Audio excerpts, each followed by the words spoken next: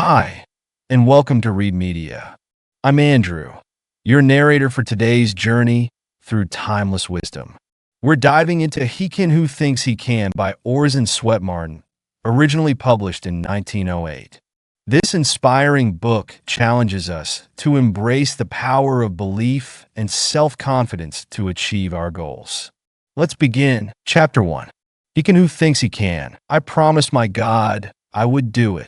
In September 1862, when Lincoln issued his preliminary Emancipation Proclamation, the sublimest act of the 19th century, he made this entry in his diary: I promised my God I would do it. Does anyone doubt that such a mighty resolution added power to this marvelous man, or that it nerved him to accomplish what he had undertaken? Neither ridicule nor caricature, neither dread of enemies nor desertion of friends, could shake his indomitable faith in his ability to lead the nation through the greatest struggle in its history. Napoleon, Bismarck, and all other great achievers had colossal faith in themselves. It doubled, trebled, or even quadrupled the ordinary power of these men. In no other way can we account for the achievements of Luther, Wesley, or Savonarola. Without this sublime faith, this confidence in her mission, how could the simple country maiden, Jeanne d'Arc, have led and controlled the French army? This divine self-confidence multiplied her power 1,000-fold, until even the king obeyed her, and she led his stalwart troops as if they were children. After William Pitt was dismissed from office, he said to the Duke of Devonshire, I am sure I can save this country, and that nobody else can. For 11 weeks, says Bancroft, England was without a minister. At length the king and aristocracy recognized Pitt's ascendancy and yielded to him the reins. It was his unbounded confidence in his ability that compelled the recognition and led to the supremacy in England of Benjamin Disraeli, the once despised Jew. He did not quail or lose heart when the hisses and jeers of the British Parliament rang in his ears. He sat down amid the jeering members, saying, You will yet hear me. He felt within him then the confidence of power that made him Prime Minister of England and turned sneers and hisses into admiration and applause. Much of President Roosevelt's success has been due to his colossal self-confidence. He believes in Roosevelt as Napoleon believed in Napoleon. There is nothing timid or half-hearted about our great president. He goes at everything with that gigantic assurance, with that tremendous confidence which half wins the battle before he begins. It is astonishing how the world makes way for a resolute soul, and how obstacles get out of the path of a determined man who believes in himself. There is no philosophy by which a man can do a thing when he thinks he can't.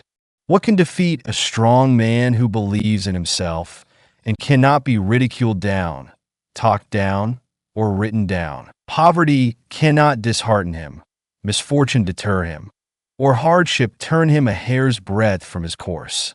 Whatever comes, he keeps his eye on the goal and pushes ahead. What would you think of a young man, ambitious to become a lawyer, who should surround himself with a medical atmosphere and spend his time reading medical books?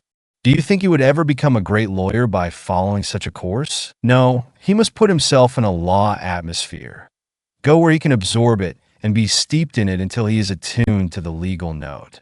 He must be so grafted upon the legal tree that he can feel its sap circulating through him. How long will it take a young man to become successful who puts himself in an atmosphere of failure and remains in it until he is soaked, saturated with the idea? How long will it take a man who depreciates himself, talks failure, thinks failure, walks like a failure and dresses like a failure, who is always complaining of the insurmountable difficulties in his way, and whose every step is on the road to failure?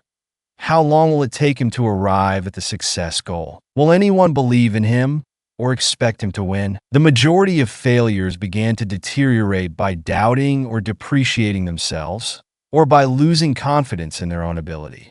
The moment you harbor doubt and begin to lose faith in yourself, you capitulate to the enemy. Every time you acknowledge weakness, inefficiency, or lack of ability, you weaken your self-confidence. And that is to undermine the very foundation of all achievement. So long as you carry around a failure atmosphere and radiate doubt and discouragement, you will be a failure. Turn about face. Cut off all the currents of failure thoughts, of discouraged thoughts. Boldly face your goal with a stout heart and a determined endeavor, and you will find that things will change for you. But you must see a new world before you can live in it. It is to what you see, to what you believe, to what you struggle incessantly to attain, that you will approximate. Trust thyself. Every heart vibrates to that iron string. I know people who have been hunting for months for a situation because they go into an office with a confession of weakness in their very manner. They show their lack of self-confidence. Their prophecy of failure is in their face, in their bearing. They surrender before the battle begins. They are living witnesses against themselves. When you ask a man to give you a position, and he reads this language in your face and manner, "Please give me a position. Do not kick me out. Fate is against me. I am an unlucky dog.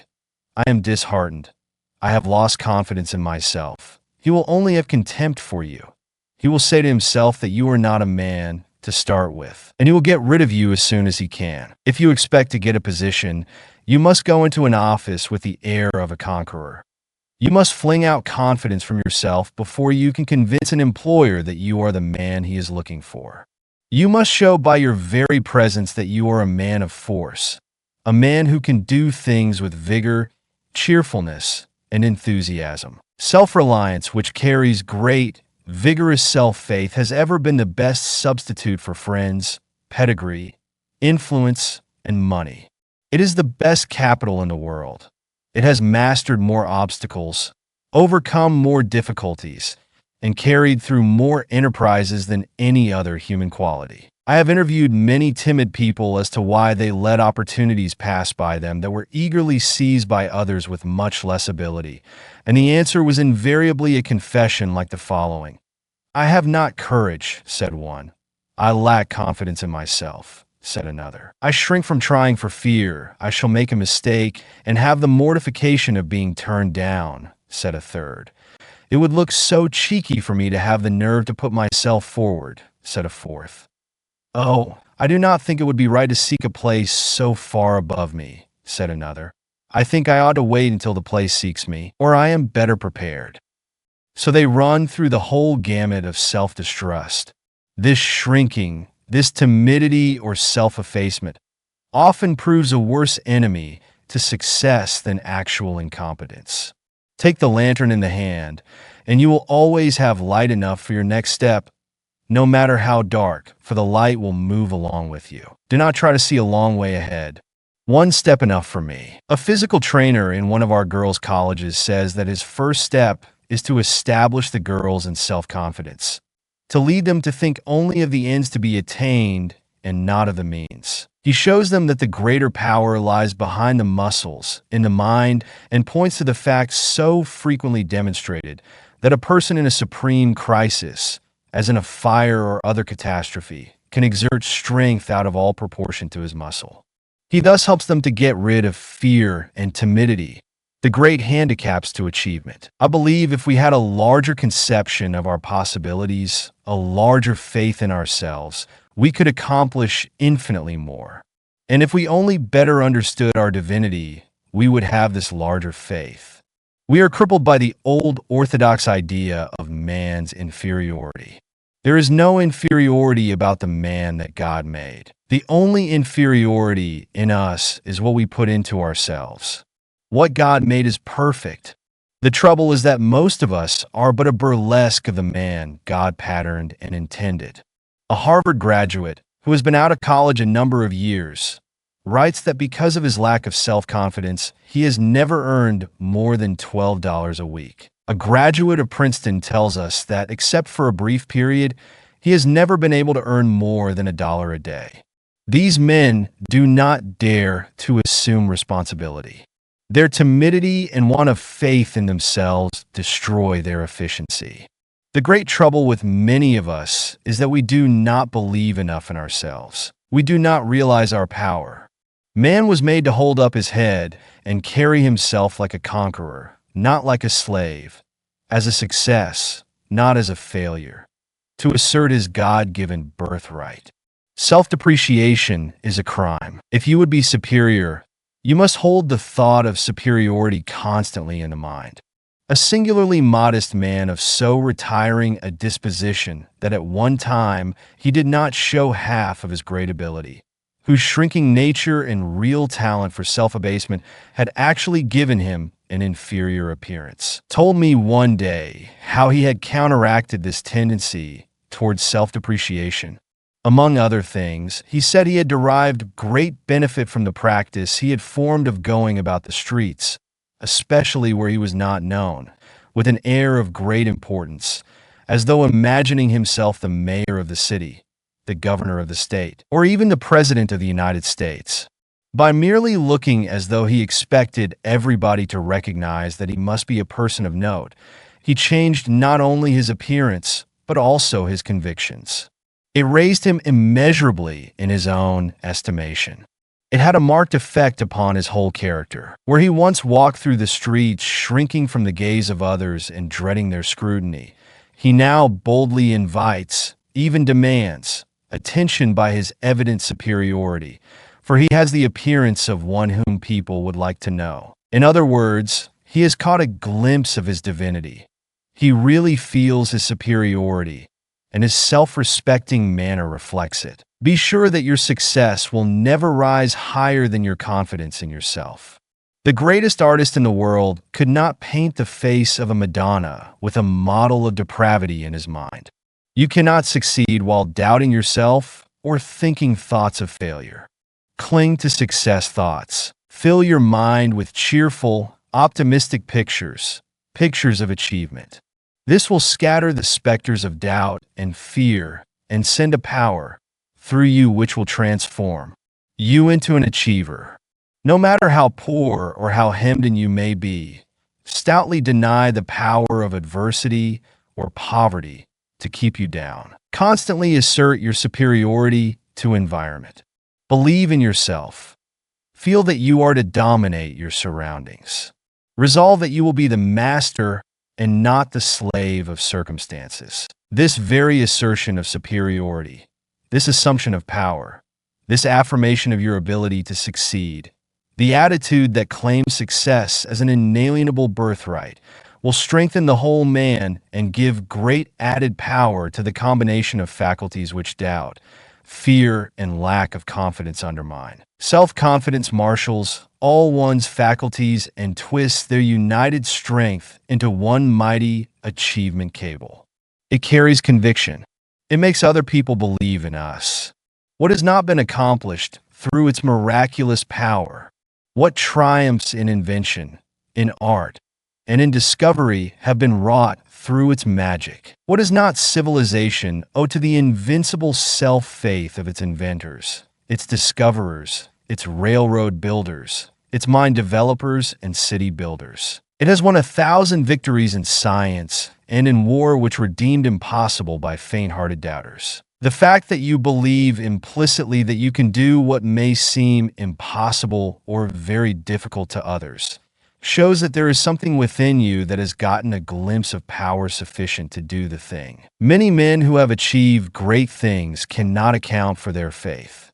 They cannot tell why they had the implicit confidence that they could do what they undertook, but the result was evidence that something within them had gotten a glimpse of latent resourcefulness, reserve power, and possibilities which would warrant that faith. And they have gone ahead, often when they could not see a ray of light, with implicit confidence that they would come out all right, because this faith told them so. It told them so because it had been in communication with something within them that was divine, that which had passed the bounds of the limited and had entered the domain of the limitless. When we begin to exercise the faculties of self-faith, self-confidence, we are stimulating and increasing the strength of the very faculties which enable us to do the thing we have set our heart on. The very exercise of faith helps us to do what we undertake, because our greater concentration develops that portion of the brain which enables us to accomplish it. Men who have left their mark on the world have often been implicit followers of their faith when they could see no light,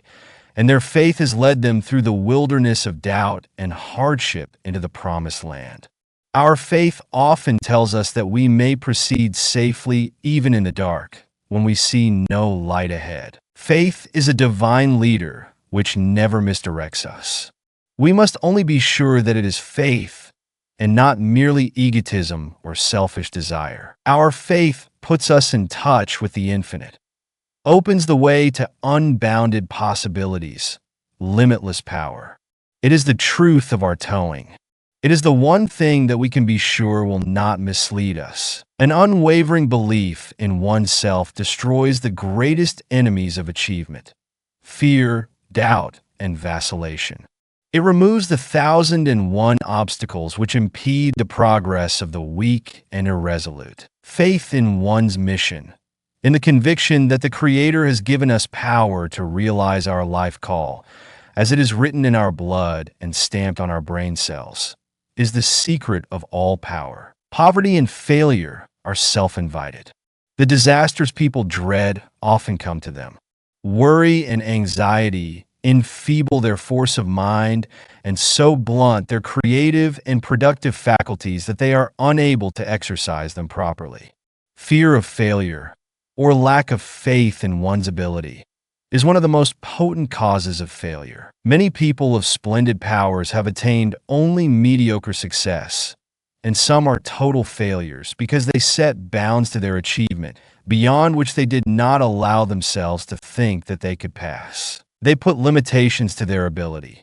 They cast stumbling blocks in their way by aiming only at mediocrity or predicting failure for themselves, talking their wares down instead of up, disparaging their business, and belittling their powers. Thoughts are forces, and the constant affirmation of one's inherent right and power to succeed will change inhospitable conditions and unkind environments to favorable ones. If you resolve upon success with energy, you will very soon create a success atmosphere and things will come your way. You can make yourself a success magnet. If things would only change, you cry. What is it that changes things? Wishing or hustling? Dreaming or working? Can you expect them to change while you merely sit down and wish them to change? How long would it take you to build a house, sitting on the foundation and wishing that it would go up? Wishing does not amount to anything unless it is backed by endeavor, determination, and grit. Webster's father was much chagrined and pained when Daniel refused a $1,500 clerkship in the Court of Common Pleas in New Hampshire, which he had worked hard to secure for him after he left college. "Daniel," he said, "don't you mean to take that office?" "No, indeed, father. Hope I can do much better than that. I mean to use my tongue in the courts, not my pen. I mean to be an actor, not a register of other men's acts." Sublime self-faith was characteristic of this giant's career. Every child should be taught to expect success and to believe that he was born to achieve, as the acorn is destined to become an oak. It is cruel for parents and teachers to tell children that they are dull or stupid, or that they are not like others of their age. They should inspire them, instead, with hope and confidence and belief in their success birthright. A child should be trained to expect great things and should believe firmly in his God-given power to accomplish something worthwhile in the world. Without self-faith, and an iron-will man is but the plaything of chance, a puppet of circumstances. With these he is a king, and it is in childhood the seeds must be sown that will make him a conqueror in life. If you want to reach nobility, you can never do it by holding the thought of inferiority, the thought that you are not as good as other people, that you are not as able, that you cannot do this, that you cannot do that. Kant philosophy never does anything but tear down. It never builds up. If you want to amount to anything in the world, you must hold up your head. Say to yourself continually, "I am no beggar. I am no pauper. I am not a failure. I am a prince. I am a king. Success is my birthright, and nobody shall deprive me of it. A proper self-esteem is not a vulgar quality. It is a very sacred one. To esteem oneself justly is to get a glimpse of the infinite's plan in us. It is to get the perfect image which the Creator had in mind when He formed us. The complete man or woman, not the dwarfed, pinched one which lack of self-esteem or of self-confidence sees. When we get a glimpse of our immortal selves, we shall see possibilities of which we never before dreamed. A sense of wholeness, of power and self-confidence will come into our lives which will transform them. When we rate ourselves properly, we shall be in tune with the infinite.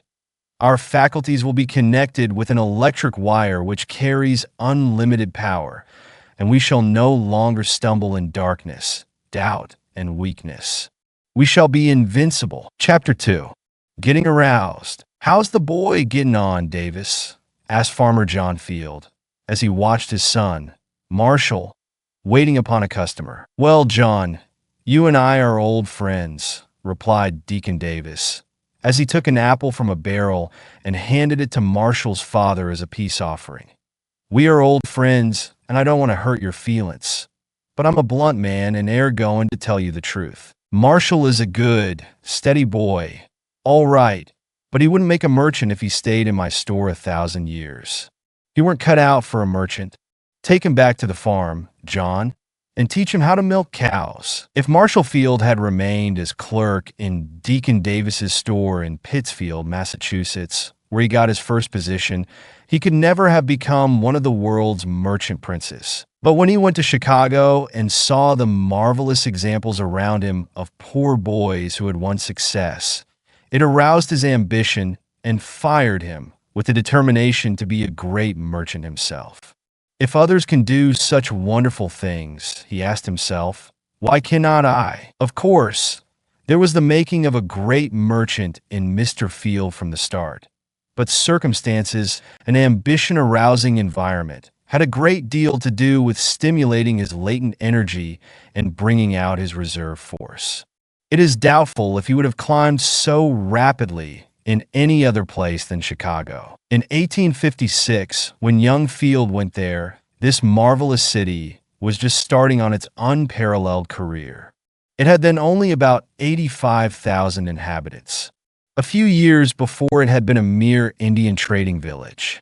But the city grew by leaps and bounds, and always beat the predictions of its most sanguine inhabitants. Success was in the air.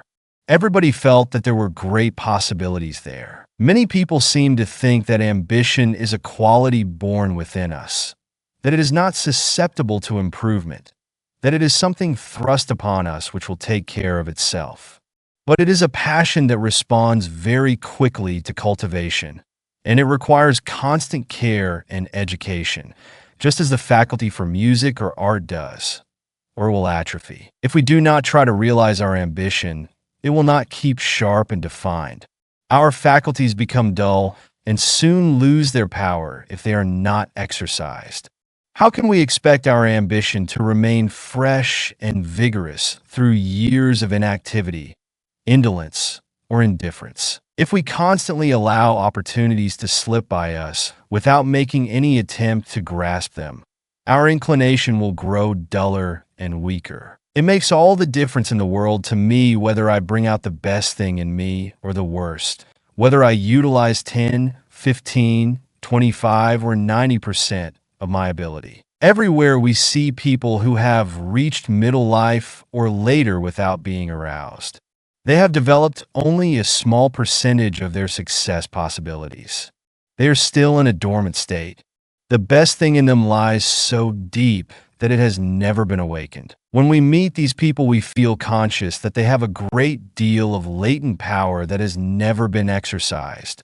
Great possibilities of usefulness and of achievement are all unconsciously going to waste within them. Some time ago, there appeared in the newspapers an account of a girl who had reached the age of 15 years, and yet had only attained the mental development of a small child.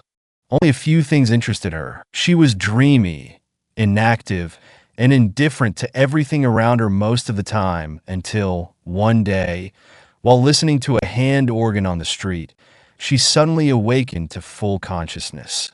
She came to herself. Her faculties were aroused, and in a few days she leaped forward years in her development. Almost in a day, she passed from childhood to budding womanhood. Most of us have an enormous amount of power, of latent force, slumbering within us, as it slumbered in this girl, which could do marvels if we would only awaken it. The judge of the municipal court in a flourishing western city, one of the most highly esteemed jurists in his state, was in middle life, before his latent power was aroused, an illiterate blacksmith. He is now 60, the owner of the finest library in his city, with the reputation of being its best-read man, and one whose highest endeavor is to help his fellow man. What caused the revolution in his life? The hearing of a single lecture on the value of education. This was what stirred the slumbering power within him, awakened his ambition, and set his feet in the path of self-development. I have known several men who never realized their possibilities until they reached middle life. Then they were suddenly aroused, as if from a long sleep, by reading some inspiring, stimulating book, by listening to a sermon or a lecture, or by meeting some friend, someone with high ideals, who understood, believed in, and encouraged them. It will make all the difference in the world to you whether you are with people who are watching for ability in you, people who believe in, encourage, and praise you, or whether you are with those who are forever breaking your idols, blasting your hopes, and throwing cold water on your aspirations. The chief probation officer of the Children's Court in New York, in his report for 1905, says, "Removing a boy or girl from improper environment is the first step in his or her reclamation." The New York Society for the Prevention of Cruelty to Children, after 30 years of investigation of cases involving the social and moral welfare of over 500,000 of children, has also come to the conclusion that environment is stronger than heredity. Even the strongest of us are not beyond the reach of our environment. No matter how independent, strong-willed, and determined our nature, we are constantly being modified by our surroundings. Take the best-born child, with the greatest inherited advantages, and let it be reared by savages, and how many of its inherited tendencies will remain? If brought up from infancy in a barbarous, brutal atmosphere, it will of course become brutal. The story is told of a well-born child who, being lost or abandoned as an infant, was suckled by a wolf with her own young ones, and who actually took on all the characteristics of the wolf, walked on all fours, howled like a wolf, and ate like one. It does not take much to determine the lives of most of us. We naturally follow the examples about us, and, as a rule, we rise or fall according to the strongest current in which we live. The poet's "I am a part of all that I have met" is not a mere poetic flight of fancy.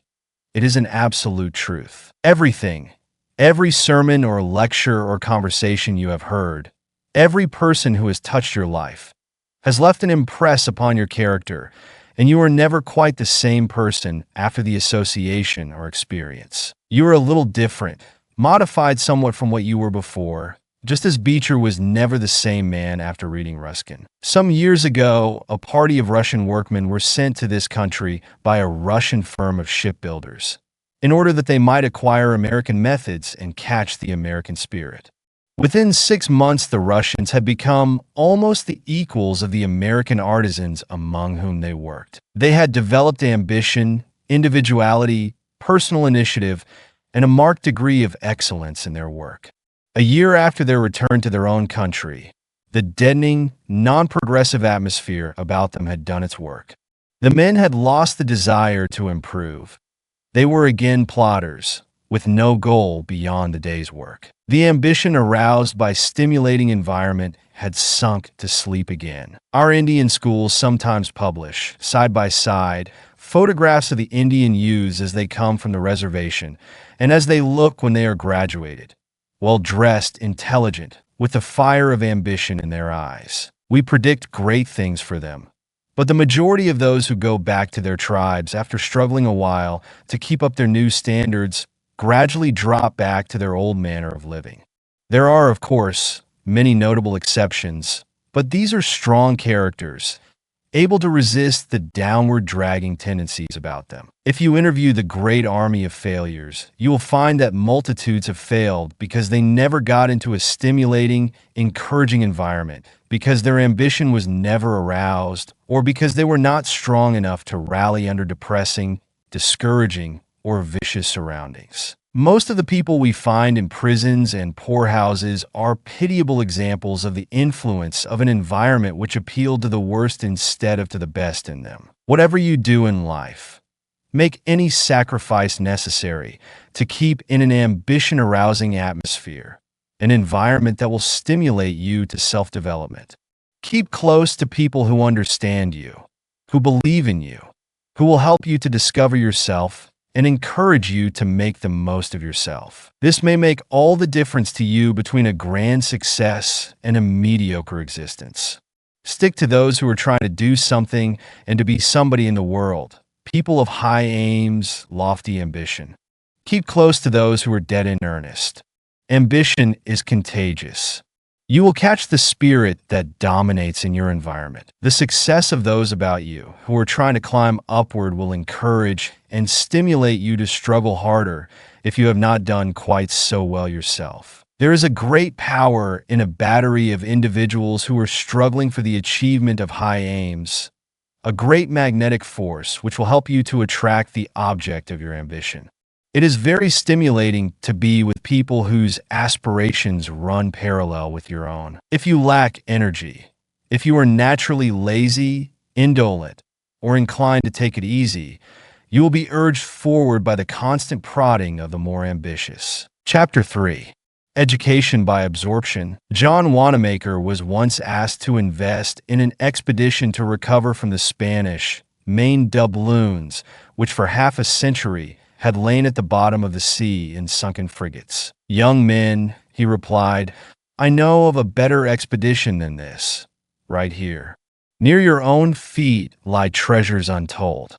You can have them all by faithful study. Let us not be content to mine the most coal, to make the largest locomotives, to weave the largest quantities of carpets. But amid the sounds of the pick, the blows of the hammer, the rattle of the looms, and the roar of the machinery, take care that the immortal mechanism of God's own hand, the mind, is still full trained for the highest and noblest service. The uneducated man is always placed at a great disadvantage. No matter how much natural ability one may have, if he is ignorant, he is discounted. It is not enough to possess ability.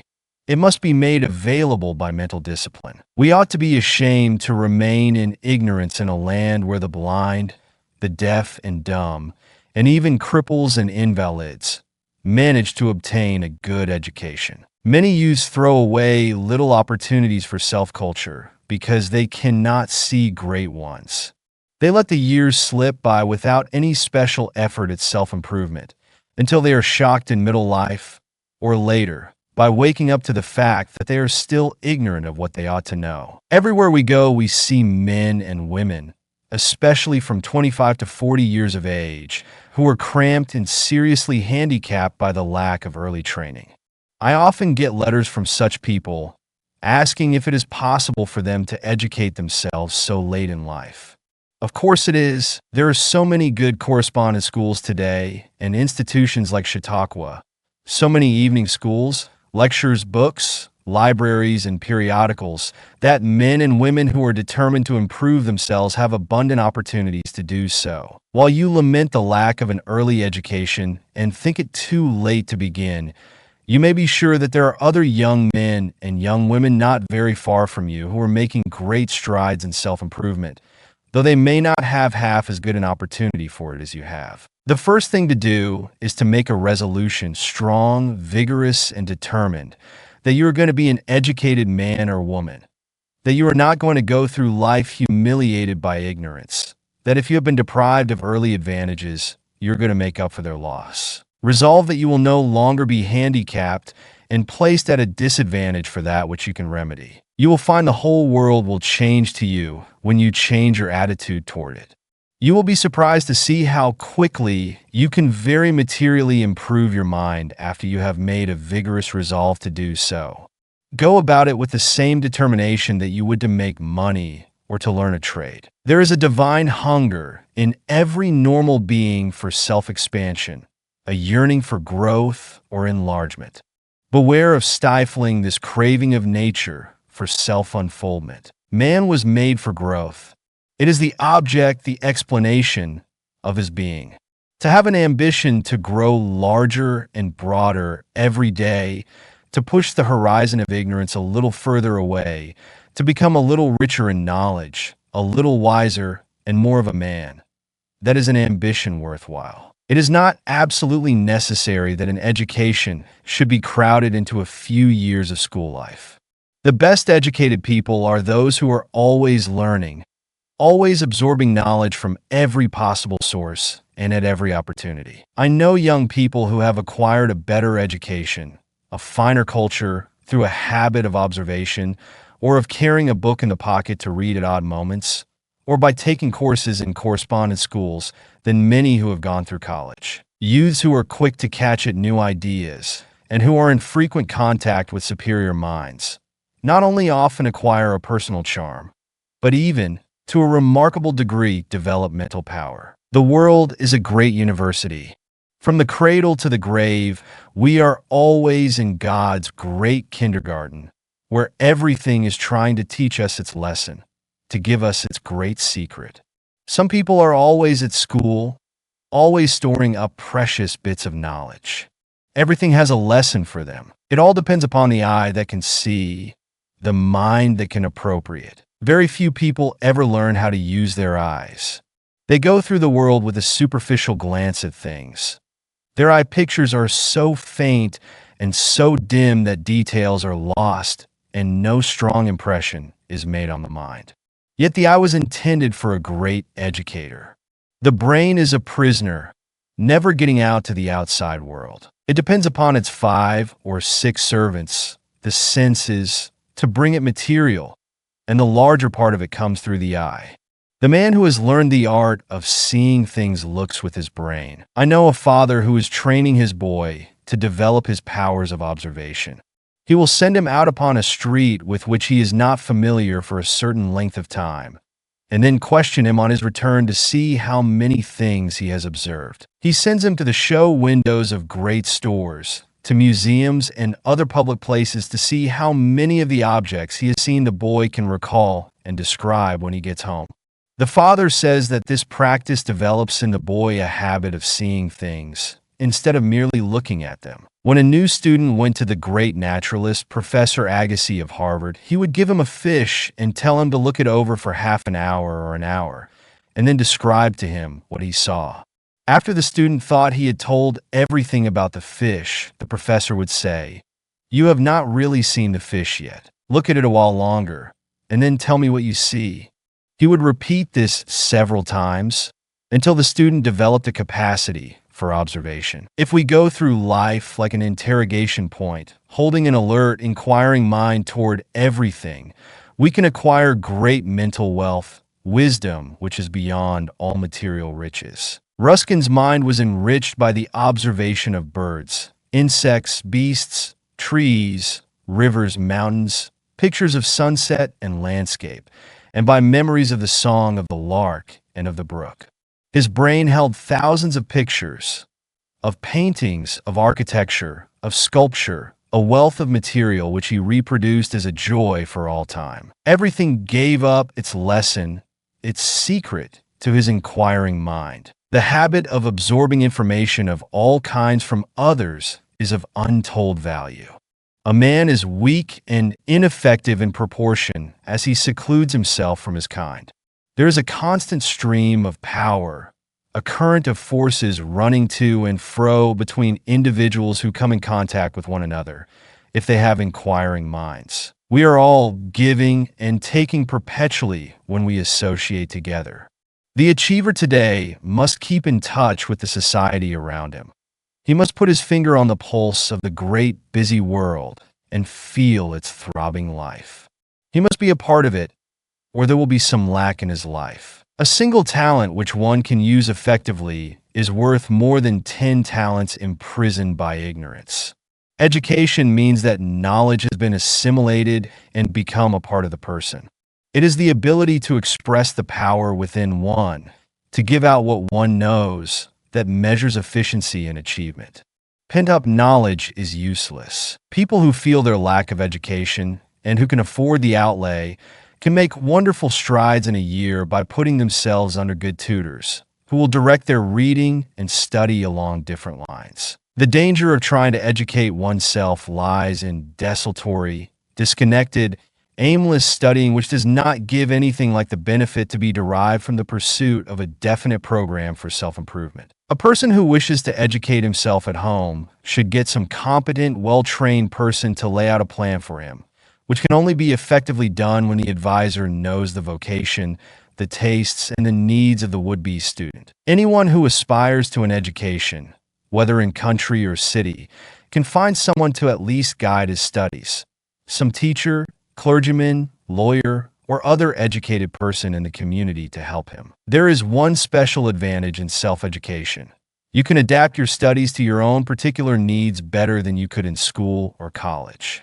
Everyone who reaches middle life without an education should first read and study along the line of his own vocation, and then broaden himself as much as possible by reading on other lines. One can take up, alone, many studies such as history, English literature, rhetoric, drawing, mathematics, and can also acquire by oneself, almost as effectively as with a teacher, a reading knowledge of foreign languages. The daily storing up of valuable information for use later in life. The reading of books that will inspire and stimulate to greater endeavor. The constant effort to try to improve oneself and one's condition in the world are worth far more than a bank account to a youth. How many girls there are in this country who feel crippled by the fact that they have not been able to go to college, and yet they have the time and the material close at hand for obtaining a splendid education, but they waste their talents and opportunities in frivolous amusements and things which do not count in forceful character building. It is not such a very great undertaking to get all the essentials of a college course at home, or at least a fair substitute for it. Every hour in which one focuses his mind vigorously upon his studies at home may be as beneficial as the same time spent in college. Every well-ordered household ought to protect the time of those who desire to study at home. At a fixed hour every evening during the long winter, there should be by common consent a quiet period for mental concentration, for what is worth while in mental discipline, a quiet hour uninterrupted by time thief callers. In thousands of homes where the members are devoted to each other and should encourage and help each other along, it is made almost impossible for anyone to take up reading, studying, or any exercise for self-improvement. Perhaps someone is thoughtless and keeps interrupting the others so that they cannot concentrate their minds. Or those who have nothing in common with your aims or your earnest life drop in to spend an evening in idle chatter. They have no ideals outside of the bread and butter and amusement questions, and do not realize how they are hindering you. There is constant temptation to waste one's evenings, and it takes a stout ambition and a firm resolution to separate oneself from a jolly, fun-loving, and congenial family circle, or happy-hearted youthful callers, in order to try to rise above the common herd of unambitious persons who are content to slide along, totally ignorant of everything but the requirements of their particular vocations. A habit of forcing yourself to fix your mind steadfastly and systematically upon certain studies, even if only for periods of a few minutes at a time, is, of itself, of the greatest value. This habit helps one to utilize the odds and ends of time which are unavailable to most people because they have never been trained to concentrate the mind at regular intervals. A good understanding of the possibilities that live in spare moments is a great success asset. The very reputation of always trying to improve yourself, of seizing every opportunity to fit yourself for something better, the reputation of being dead in earnest, determined to be somebody and to do something in the world, would be of untold assistance to you. People like to help those who are trying to help themselves. They will throw opportunities in their way.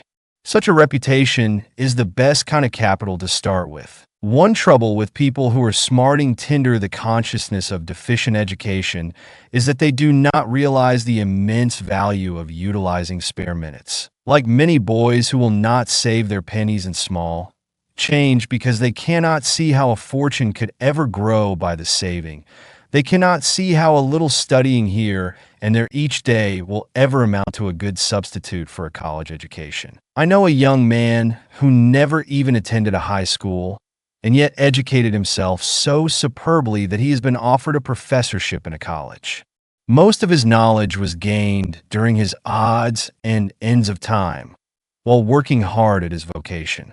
Spare time meant something to him. The correspondence schools deserve very great credit for inducing hundreds of thousands of people, including clerks, mill operatives, and employees of all kinds, to take their courses and thus save for study the odds and ends of time which otherwise would probably be thrown away. We have heard of some most remarkable instances of rapid advancement which these correspondence school students have made by reason of the improvement in their education. Many students have reaped 1,000% on their educational investment.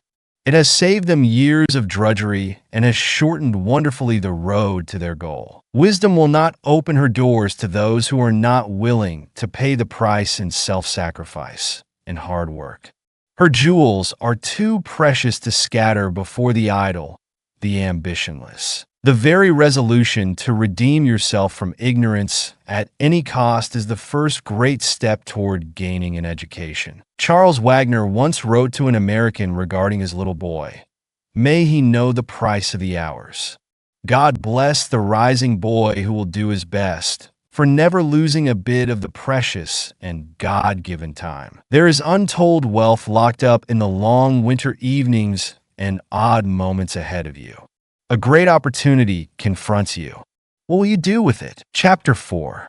Freedom at any cost. Were you to decide to risk your reputation, your material welfare, your whole future, upon some great physical or mental contest which should extend over a considerable period of time, you would begin long beforehand to train or discipline yourself for the decisive conflict.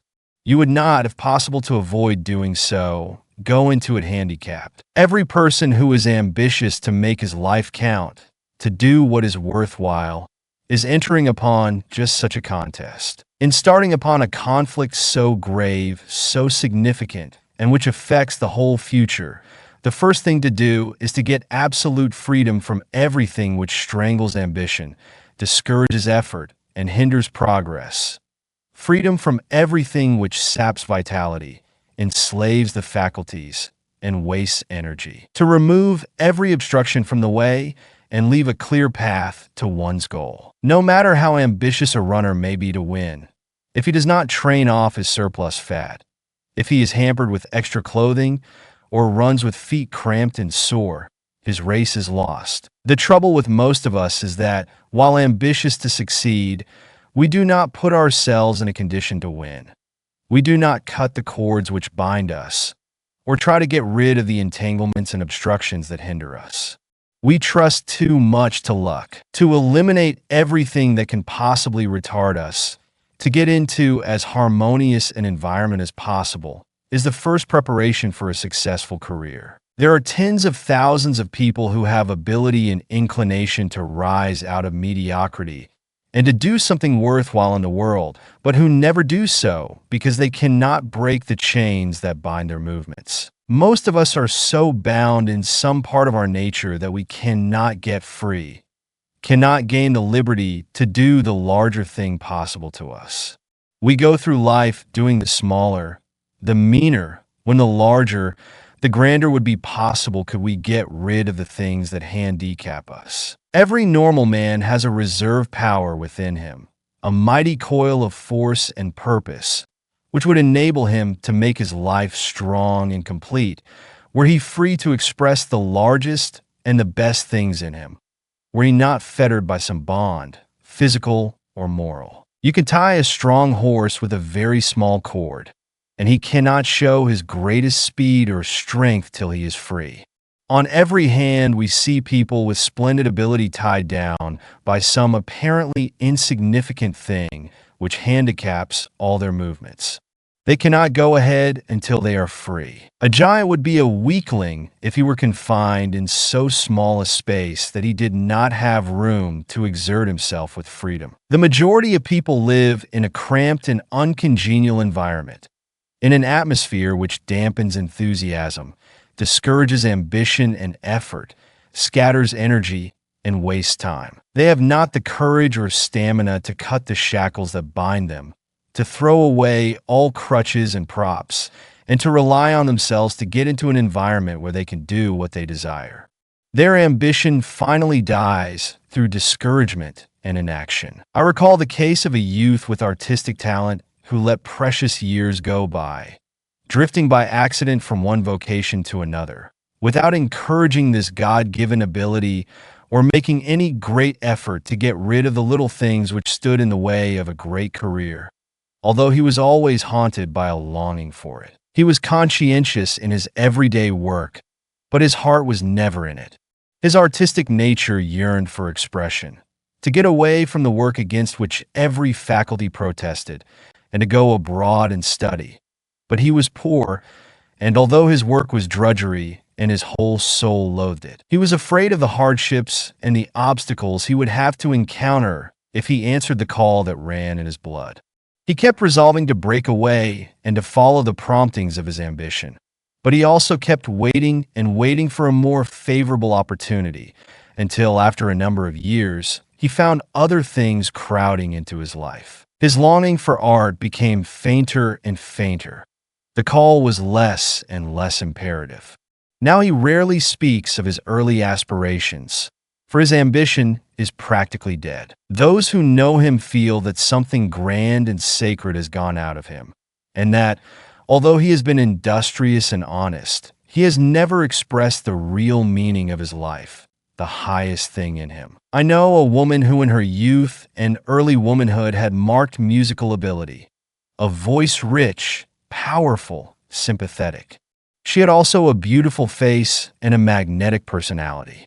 Nature had been very generous to her, and she longed to express her remarkable powers, but she was in a most discouraging environment. Her family did not understand her or sympathize with her ambition, and she finally became accustomed to her shackles and, like a prisoner, ceased to struggle for freedom.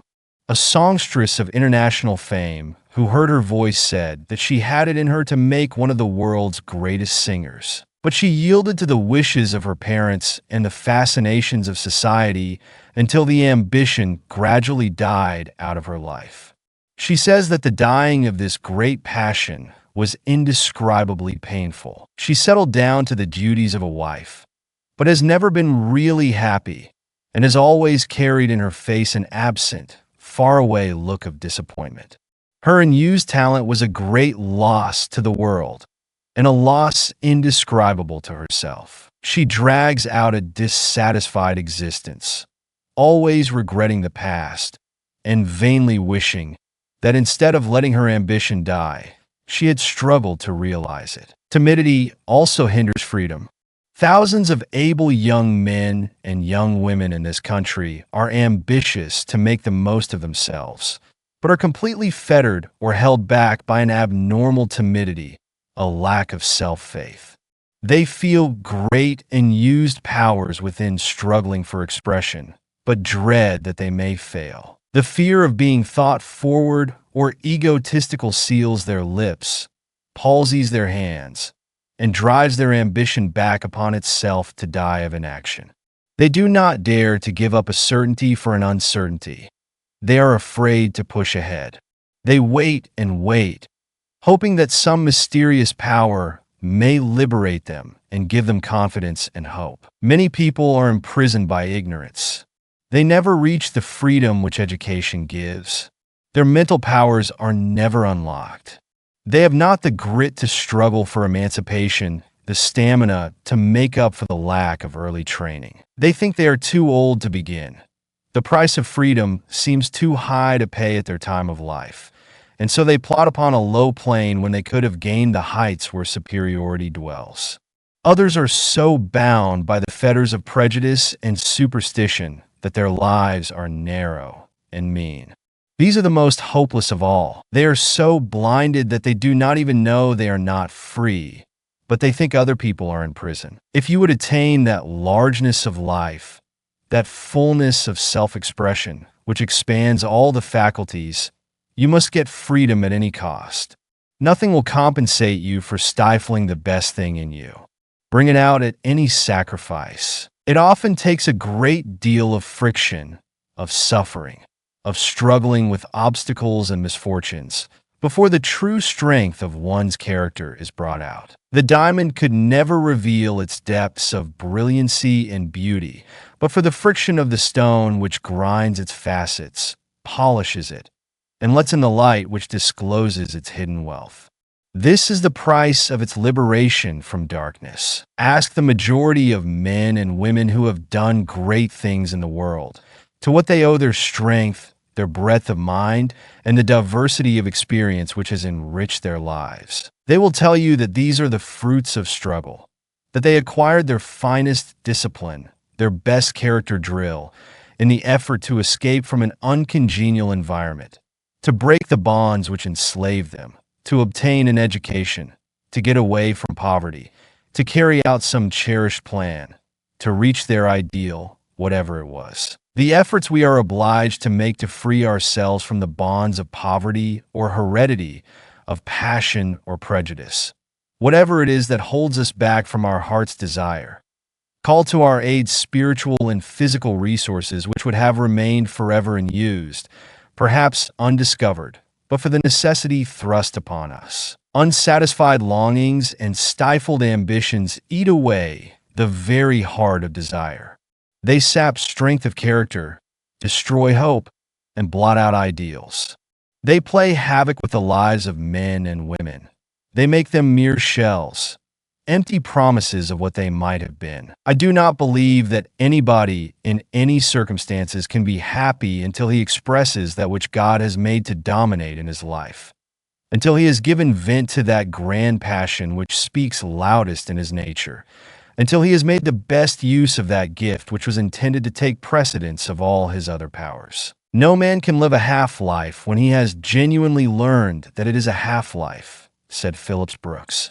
After we have gained a glimpse of a life higher and better than we have been living, we must either break the bonds that bind us and struggle towards the attainment of that which we see, or development will cease and deterioration set in. Even the longing to reach an ideal will soon die out if no effort is made to satisfy it. No one should follow a vocation, except by inevitable compulsion, which does not tend to unlock his prison house and let out the man. No one should voluntarily remain in an environment which prevents his development. Civilization owes its greatest triumphs to the struggles of men and women to free themselves from the bonds of circumstance. No man can live a full life while he is bound in any part of his nature. He must have freedom of thought as well as freedom of action to grow to his full height. There must be no shackles on his conscience, no stifling of his best powers. Be yourself. Do not lean or apologize. Few people belong to themselves. They are slaves to their creditors or to some entangling alliance. They do not do what they want to. They do what they are compelled to do, giving up their best energy to make a living so that there is practically nothing left to make a life. There are plenty of men today working for others who really have more ability than their employers, but who have been so enslaved, so entangled and faculty-bound by debt or unfortunate alliances that they have not been able to get the freedom to express their ability. Can anything compensate a promising young man for the loss of his freedom of action, his liberty of speech and conviction? Can any money pay him for cringing and crawling, sneaking and apologizing throughout his life, when it is within his power to hold up his head and without wincing look the world squarely in the face? Never put yourself in a position, no matter what the inducement, whether a big salary or other financial reward, or the promise of position or influence, where you cannot act the part of a man. Let no consideration tie your tongue or purchase your opinion. Regard your independence as your inalienable right, with which you will never part for any consideration. One talent with freedom is infinitely better than genius tied up and entangled, so that it must do everything at a disadvantage. Of what use is a giant intellect so restrained and hampered that it can only do a pygmy's work? To make the most of ourselves, we must cut off whatever drains vitality, physical or moral, and stop all the waste of life. We must cut off everything which causes friction, which tends to weaken effort, lower the ideals, and drag down the life standards. Everything which tends to kill the ambition and to make us satisfied with mediocrity. Multitudes of people, enslaved by bad physical habits, are unable to get their best selves into their work. They are kept back by a leakage of energy and vital force, resulting from bad habits and dissipation. Some are hindered by peculiarities of disposition, by stubbornness, slovenliness, meanness, revengefulness, jealousy, or envy. These are all handicaps. Others go through life galled by their chains, but without making any serious, continuous effort to emancipate themselves, care like the elephants or other wild animals chained in the menageries. At first they rebel at their loss of freedom and try hard to break away. But gradually they become accustomed to slavery and take it for granted that it is a necessary part of their existence. Then again, there are entanglements which retard the progress and nullify the efforts of many businessmen, such as debt, bad partners, or unfortunate social alliances. Comparatively few men belong to themselves or are really free. They go the way they are pushed. They waste a large part of their energy on that which does not really count in the main issue of life. Spend their lives paying for a dead horse, clearing up old debts that came from bad judgment, blunders, or foolish endorsements. Instead of putting on speed and gaining on life's road, they are always trying to make up for lost time. They are always in the rear, never in the vanguard of their possibilities. An ambitious young man, anxious to do what is right and eager to make a place for himself in the world, entangles himself in complications that thwart his life purpose and cripple all his efforts, so that, no matter how hard he struggles, he is never able to get beyond mediocrity. Hopelessly in debt, with a family to support, he cannot take advantage of the great opportunities about him as he could if he were free, if he had not risked his little savings and tied up his future earnings for years ahead. His great ambition only mocks him, for he cannot satisfy it. He is tied hand and foot, like a caged eagle. No matter how high he might soar into the ether, he must stop when he strikes the bars. The man who trusts everybody is constantly crippling himself by entangling alliances.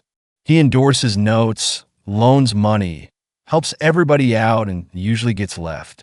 He ties up his productive ability and hampers his work by his poor judgment or lack of business sense. A most estimable man of my acquaintance was ruined financially by endorsements and loans which would have been foolish even for a boy of 15. For many years, it took every dollar he could spare from the absolute necessities of his family to pay these obligations. Our judgment was intended to preside over our mental faculties and to help us discriminate between the wise and the foolish. That man wins who keeps a level head and uses sound judgment in every transaction. Whatever you do, do not get involved. Make it a life rule to keep yourself clean and clear, with everything safeguarded. Before you go into anything of importance, think it through to the end. Make reasonably sure that you know where you are coming out. Do not risk a competence or your home and your little savings in the hope of getting something for nothing.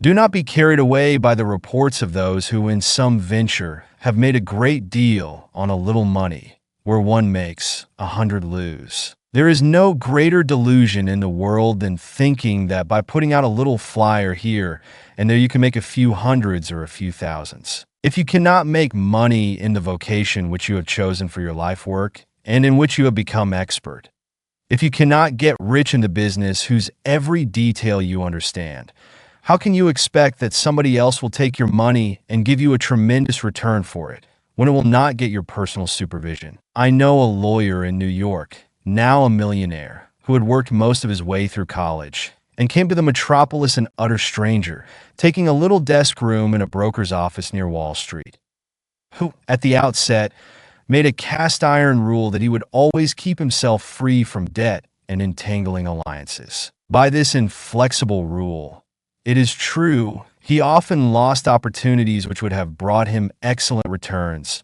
but he has never tied himself up in any transaction.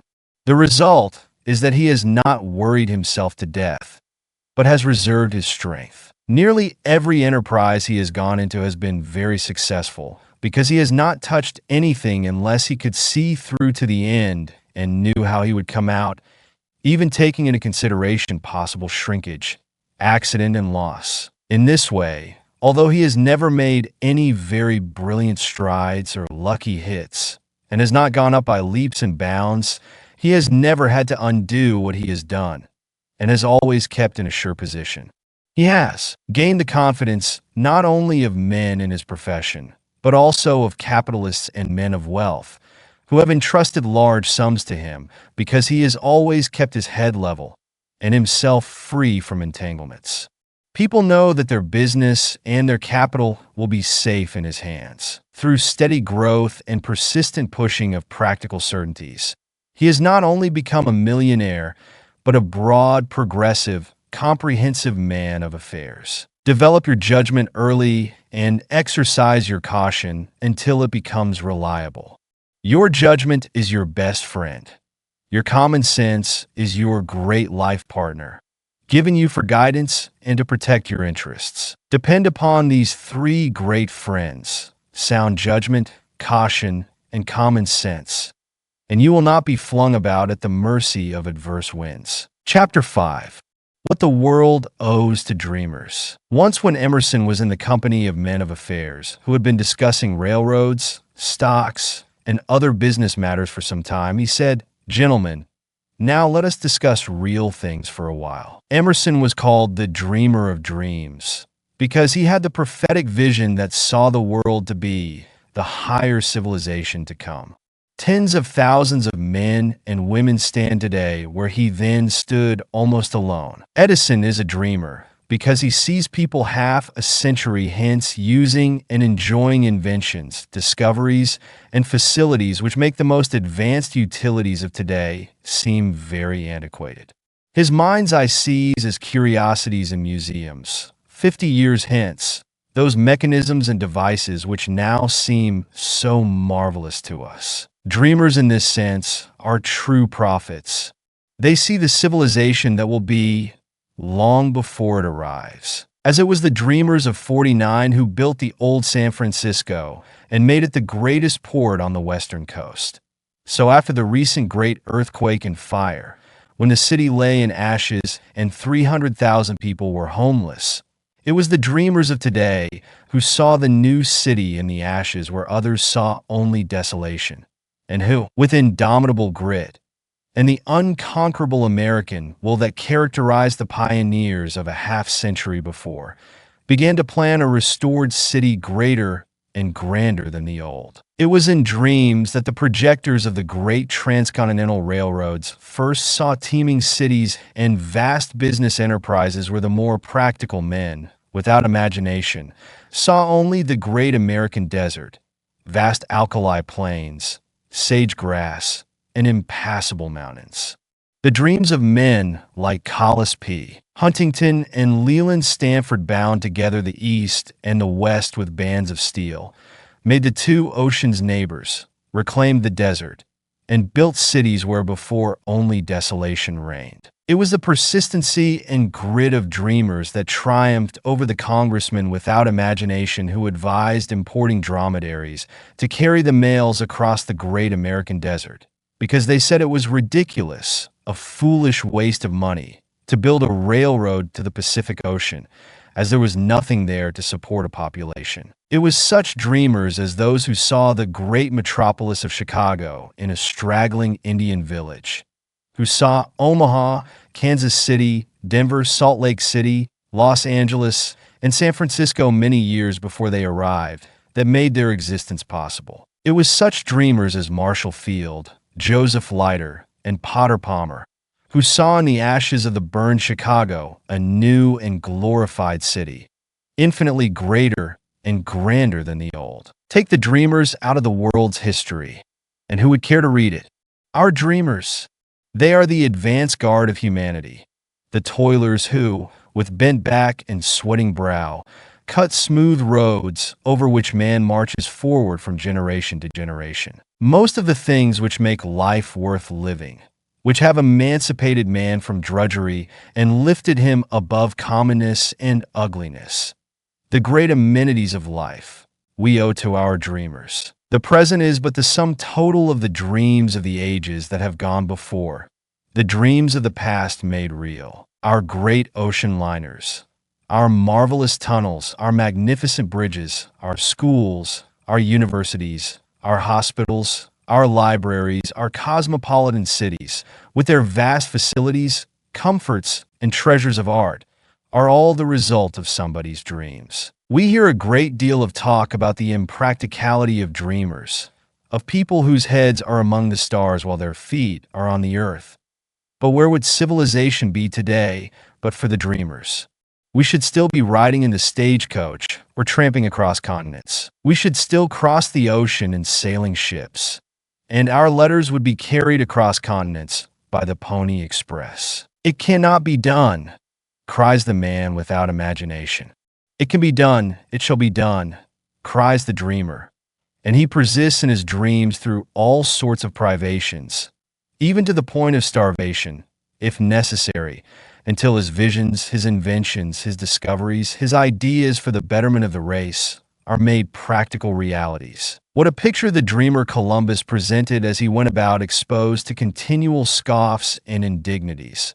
Characterized as an adventurer, the very children taught to regard him as a madman and pointing to their foreheads as he passed. He dreamed of a world beyond the seas, and in spite of unspeakable obstacles, his vision became a glorious reality. It was the men who, a quarter of a century ahead of their contemporaries, saw the marvelous hoe press and the hand press that made modern journalism possible.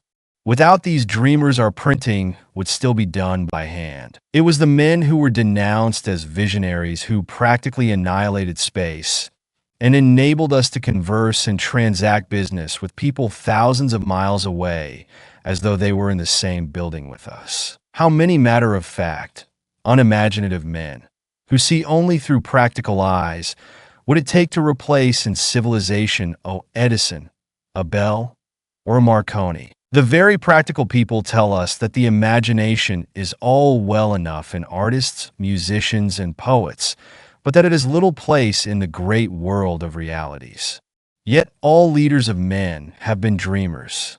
Our great captains of industry, our merchant princes, have had powerful, prophetic imaginations. They had faith in the vast commercial possibilities of our people. If it had not been for our dreamers, the American population would still be hugging the Atlantic coast. The most practical people in the world are those who can look far into the future and see the civilization yet to be, who can see the coming man emancipated from the narrowing, hampering fetters, limitations, and superstitions of the present day, who have the ability to foresee things to come with the power to make them realities. The dreamers have ever been those who have achieved the seemingly impossible. Our public parks, our art galleries, our great institutions are dotted with monuments and statues which the world has built to its dreamers, those who saw visions of better things, better days for the human race. What horrible experiences men and women have gone through in prisons and dungeons for their dreams. Dreams which were destined to lift the world from savagery and emancipate man from drudgery. The very dreams for which Galileo and other great scientists were imprisoned and persecuted were recognized as science only a few generations later. Galileo's dream gave us a new heaven and a new earth. The dreams of Confucius, of Buddha, of Socrates have become realities in millions of human lives. Christ himself was denounced as a dreamer, but his whole life was a prophecy, a dream of the coming man, the coming civilization. He saw beyond the burlesque of the man God intended, beyond the deformed, weak, deficient, imperfect man heredity had made, to the perfect man, the ideal man, the image of divinity. Our visions do not mock us. They are evidences of what is to be, the foreglimpses of possible realities. The castle in the air always precedes the castle on the earth. George Stephenson, the poor miner, dreamed of a locomotive engine that would revolutionize the traffic of the world. While working in the coal pits for sixpence a day, or patching the clothes and mending the boots of his fellow workmen to earn a little money to attend a night school, and at the same time supporting his blind father, he continued to dream. People called him crazy. His roaring engine will set the houses on fire with its sparks. Everybody cried. Smoke will pollute the air. Carriage makers and coachmen will starve for want of work. See this dreamer in the House of Commons, when members of Parliament were cross-questioning him. What, said one member, can be more palpably absurd and ridiculous than the prospect held out of locomotives traveling twice as fast as horses? We should as soon expect the people of Woolwich to suffer themselves to be fired off upon one of Congreve's rockets, as to trust themselves to the mercy of such a machine, going at such a rate. We trust that Parliament will, in all the railways it may grant, limit the speed to 8 or 9 miles an hour, which is as great as can be ventured upon. But, in spite of calumny, ridicule, and opposition, this crazy visionary toiled on for 15 years for the realization of his vision. On the 4th of August, 1907, New York celebrated the centennial of the dream of Robert Fulton. See the crowd of curious scoffers at the wharves of the Hudson River at noon on Friday, August 4th, 1807, to witness the results of what they thought the most ridiculous idea which ever entered a human brain, to witness what they believed would be a most humiliating failure of the dreams of a crank who proposed to take a party of people up the river to Albany in a steam vessel named the Clermont. Did anybody ever hear of such an absurd idea as navigating against the current of the Hudson River without sail? Scornfully, said the scoffing wiseacres. Many of them thought that the man who had fooled away his time and money on the Clermont was little better than an idiot, and that he ought to be in an insane asylum. But the Clermont did sail up the Hudson, and Fulton was hailed as a benefactor of the human race. What does the world not owe to Morse, who gave it its first telegraph? When the inventor asked for an appropriation of a few $1,000s for the first experimental line from Washington to Baltimore, he was sneered at by congressmen. After discouragements which would have disheartened most men, this experimental line was completed, and some congressmen were waiting for the message which they did not believe would ever come, when one of them asked the inventor how large a package he expected to be able to send over the wire. But very quickly the message did come, and derision was changed to praise. The dream of Cyrus W. Field, which tied 2 continents together by the ocean cable, was denounced as worse than folly. How long would it take to get the world's day-by-day news, but for such dreamers as Field? When William Murdoch, at the close of the 18th century, dreamed of lighting London by means of coal gas conveyed to buildings in pipes, even Sir Humphrey Davy sneeringly asked, "Do you intend taking the dome of St. Paul's for a gasometer?" Sir Walter Scott, too, ridiculed the idea of lighting London by smoke, but he lived to use this same smoke dream to light his castle at Abbotsford. "What?" said the wise scientists. "A light without a wick. Impossible." How people laughed at the dreamer, Charles Goodyear, who struggled with hardships for 11 long years while trying to make India rubber of practical use. See him in prison for debt, still dreaming, while pawning his clothes and his wife's jewelry to get a little money to keep his children from starving. Note his sublime courage and devotion to his vision, even when without money to bury a dead child, while his 5 other children were near starvation, and his neighbors were denouncing him as insane. Women called Elias Howe a fool and crank, and condemned him for neglecting his family to dream of a machine which has proved a blessing to millions of their sex. The great masters are always idealists, seers of visions. The sculptor is a dreamer who sees the statue in a rough block before he strikes a blow with his chisel. The artist sees a vision of the finished painting in all its perfection and beauty of coloring and form before he touches a brush to the canvas. Every palace, every beautiful structure is first the dream of the architect. It had no previous existence in reality. The building came out of his ideal before it was made real.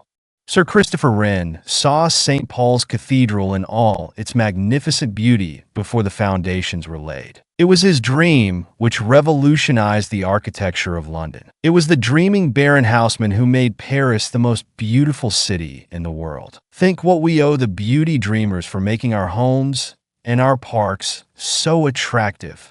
Yet there are thousands of practical men in New York today who, if they could have their way, would cut Central Park up into lots and cover it with business blocks. The achievements of every successful man are but the realized visions of his youth, his dreams of bettering his condition, of enlarging his power. Our homes are the dreams that began with lovers and their efforts to better their condition, the dreams of those who once lived in huts and in log cabins. The modern luxurious railway train is the dream of those who rode in the old stagecoach. Not more than a dozen years ago, the horseless carriage, the manufacture of which now promises to make one of the largest businesses in the world, was considered by most people in the same light as is the airship today. But there has recently been an exhibition of these dreams in Madison Square Garden, New York, on a scale so vast in the suggestiveness of its possibilities as to stagger credulity. Half a dozen years since, this invention was looked upon as a mere toy, a fad for a few millionaires. 12 years ago, there was not a single factory in America making cars for the market. 14 years ago, there were only 5 horseless vehicles in this country, and they had been imported at extravagant prices. Today, there are over 100,000 in actual use. Instead of being a toy for millionaires, the automobile is now being used in place of horses by thousands of people with ordinary incomes. This dream is already helping us to solve the problem of crowded streets. It is proving a great educator as well as a health giver by tempting people into the country. The average man will ultimately, through its full realization, practically travel in his own private car. In fact, this dream is becoming one of the greatest joys and blessings that has ever come to humanity. It was the wonderful dream and steel of Carnegie, Schwab, and their associates, together with that of the elevator creator, that made the modem city with its skyscrapers possible. What do we not owe to our poet dreamers, who, like Shakespeare, have taught us to see the uncommon in the common, the extraordinary in the ordinary? The divinest heritage of man is the capacity to dream. It matters not how much we have to suffer today, if we believe there is a better tomorrow. Even stone walls do not a prison make to those who can dream. Who would rob the poor of this dreaming faculty that takes the drudgery out of their dry, dreary occupations? Who would deprive them of the luxuries which they enjoy in their dreams of a better and brighter future, of a fuller education, of more comforts for those dear to them? There is no medicine like hope, no incentive so great, and no tonic so powerful as expectation of something better tomorrow. Dreaming is especially characteristic of the typical American. No matter how poor or what his misfortune, he is confident, self-reliant, even defiant at fate, because he believes better days are coming. The clerk can live in a store of his own which his imagination builds. The poorest factory girl dreams of a beautiful home of her own. The humblest dream of power, the ability to lift oneself instantly out of all perplexities, trials, troubles, and discordant environment, into an atmosphere of harmony and beauty and truth, is beyond price. How many of us would have heart enough, hope enough, and courage enough to continue the struggle of life with enthusiasm if our power of dreaming were taken away from us. It is this dreaming, this hoping, this constant expectancy of better things to come that keeps up our courage, lightens our burdens, and makes clear the way. I know a lady who has gone through the most trying and heart-rending experiences for many years, and yet everybody who knows her marvels at her sweetness of temper, her balance of mind, and beauty of character. She says that she owes everything to her ability to dream, that she can will lift herself out of the most discordant and trying conditions into a calm of absolute harmony and beauty, and come back to her work with a freshened mind and invigorated body. The dreaming faculty, like every other faculty, may be abused. A great many people do nothing but dream. They spend all their energies in building air castles, which they never try to make real. They live in an unnatural, delusive, theoretical atmosphere until the faculties become paralyzed from inaction. It is a splendid thing to dream when you have the grit and tenacity of purpose and the resolution to match your dreams with realities. But dreaming without effort, wishing without putting forth exertion to realize the wish, undermines the character. It is only practical dreaming that counts, dreaming coupled with hard work and persistent endeavor. Just in proportion as we make our dreams realities, shall we become strong and effective. Dreams that are realized become an inspiration for new endeavor. It is in the power to make the dream good that we find the hope of this world. Dreaming and making good, this was what John Harvard did when with his few $100s he made Harvard College possible. The founding of Yale College with a handful of books was but a dream made good. President Roosevelt owes everything to his dream of better conditions for humanity, of higher ideals. His dream of a larger, finer type of manhood, of better government, of a finer citizenship, of a larger and cleaner manhood and womanhood. The child lives in dreamland. It creates a world of its own and plays with the castles it builds. It traces pictures which are very real to it. It enjoys that which was never on sea or land, but which has a powerful influence in shaping its future life and character. Do not stop dreaming. Encourage your visions and believe in them. Cherish your dreams and try to make them real. This thing in us that aspires, that bids us to look up, that beckons us higher, is God-given. Aspiration is the hand that points us to the road that runs heavenward. As your vision is, so will your life be. Your better dream is the prophecy of what your life may be, ought to be. The great thing is to try to fashion the life after the pattern shown us in the moment of our highest inspiration, to make our highest moment permanent. We are all conscious that the best we do is but a sorry apology for what we ought to do, might do. The average man is but a burlesque of the sublime man God intended him to be. We certainly were made for something larger, grander, and more beautiful than we are. We have a feeling that what we are is out of keeping with, does not fit the larger, greater life plan which the Creator patterned for us, that it is mean, sordid, stingy, and pinched compared with the pattern of that divine man shown us in the moment of our highest vision. It is this creative power of the imagination, these dreams of the dreamers made good, that will ultimately raise man to his highest power, that will break down the barriers of caste, race, and creed, and make real the poet's vision of the Parliament of Man, the federation of the world. The golden age lies onward, not behind. The pathway through the past has led us up. The pathway through the future will lead on and higher. Chapter 6. The spirit in which you work. It ought not to be necessary to ask a man if he likes his work. The radiance of his face should tell that.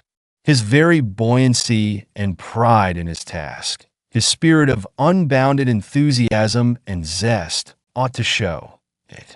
He ought to be so in love with his work that he finds his greatest delight in it, and this inward joy should light up his whole being. A test of the quality of the individual is the spirit in which he does his work.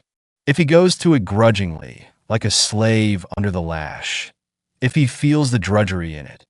If his enthusiasm and love for it do not lift it out of commonness and make it a delight instead of a bore, he will never make a very great place for himself in the world. The man who feels his life yoke galling him, who does not understand why the bread and butter question could not have been solved by one great creative act, instead of every man's being obliged to wrench everything he gets from nature through hard work. The man who does not see a beneficent design and a superb necessity in the principle that every one should earn his own living, has gotten a wrong view of life and will never get the splendid results out of his vocation that were intended for him. Multitudes of people do not half respect their work.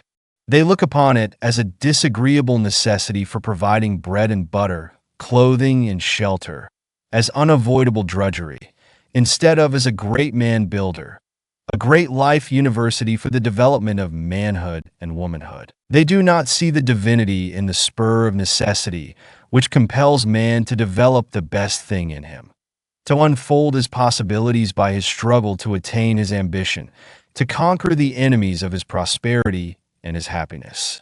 They cannot see the curse in the unearned dollar, which takes the spur out of the motive. Work to them is sheer drudgery, an unmitigated evil. They cannot understand why the Creator did not put bread ready-made on trees. They do not see the stamina, the grit, the nobility, and the manhood in being forced to conquer what they get. No one can make a real success of his life when he is all the time grumbling or apologizing for what he is doing. It is a confession of weakness. What a pitiable sight to see one of God's noblemen, made to hold up his head and be a king, to be cheerful and happy, and to radiate power, going about whining and complaining of his work, even deploring the fact that he should have to work at all. It is demoralizing to allow yourself to do a thing in a half-hearted, grudging manner. There is a great adaptive power in human nature. The mind is wonderfully adjustive to different conditions, but you will not get the best results until your mind is settled, until you are resolved not only to like your work, but also to do it in the spirit of a master and not in that of a slave. Resolve that whatever you do, you will bring the whole man to it, that you will fling the whole weight of your being into it, that you will do it in the spirit of a conqueror, and so get the lesson and power out of it which come only to the conqueror. Put the right spirit into your work. Treat your calling as divine, as a call from principle. If the thing itself be not important, the spirit in which you take hold of it makes all the difference in the world to you. It can make or mar the man. You cannot afford grumbling service or botched work in your life's record. You cannot afford to form a habit of half-doing things, or of doing them in the spirit of a drudge, for this will drag its slimy trail through all your subsequent career, always humiliating you at the most unexpected times. Let other people do the poor jobs, the botched work if they will. Keep your standards up, your ideals high. The attitude with which a man approaches his task has everything to do with the quality and efficiency of his work, and with its influence upon his character. What a man does is a part of himself. It is the expression of what he stands for. Our life work is an outpicturing of our ambition, our ideals, our real selves. If you see a man's work, you see the man. No one can respect himself or have that sublime faith in himself, which is essential to all high achievement, when he puts mean, half-hearted, slipshod service into what he does. He cannot get his highest self-approval until he does his level best. No man can do his best or call out the highest thing in him, while he regards his occupation as drudgery or a bore. Under no circumstances allow yourself to do anything as a drudge. Nothing is more demoralizing. No matter if circumstances force you to do something which is distasteful, compel yourself to find something interesting and instructive in it. Everything that is necessary to be done is full of interest. It is all a question of the attitude of mind in which we go to our task. If your occupation is distasteful, every rebellious thought, every feeling of disgust only surrounds you with a failure atmosphere which is sure to attract more failure. The magnet that brings success and happiness must be charged with a positive, optimistic, enthusiastic force. The man who has not learned the secret of taking the drudgery out of his task by flinging his whole soul into it has not learned the first principles of success or happiness. It is perfectly possible to so exalt the most ordinary business by bringing to it the spirit of a master as to make of it a dignified vocation. The trouble with us is that we drop into a humdrum existence and do our work mechanically, with no heart, no vim, and no purpose. We do not learn the fine art of living for growth, for mind and soul expansion. We just exist. It was not intended that any necessary employment should be merely commonplace. There is a great, deep meaning in it all, a glory in it. Our possibilities, our destiny are in it, and the good of the world. Why is it that most people think that the glory of life does not belong to the ordinary vocations? That this belongs to the artist, to the musician, to the writer, or to some one of the more gentle and what they call dignified professions? There is as much dignity and grandeur and glory in agriculture as in statesmanship or authorship. Some people never see any beauty anywhere. They have no soul for the beautiful. Others see it everywhere.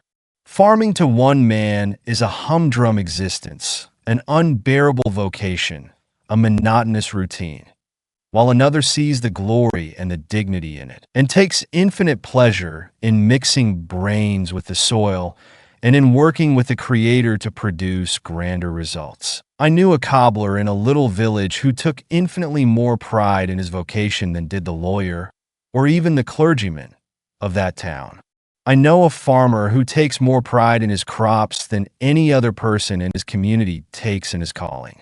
He walks over his farm as proudly as a monarch might travel through his kingdom. This true master farmer will introduce his visitor to his horses and cows and other animals as though they were important personages.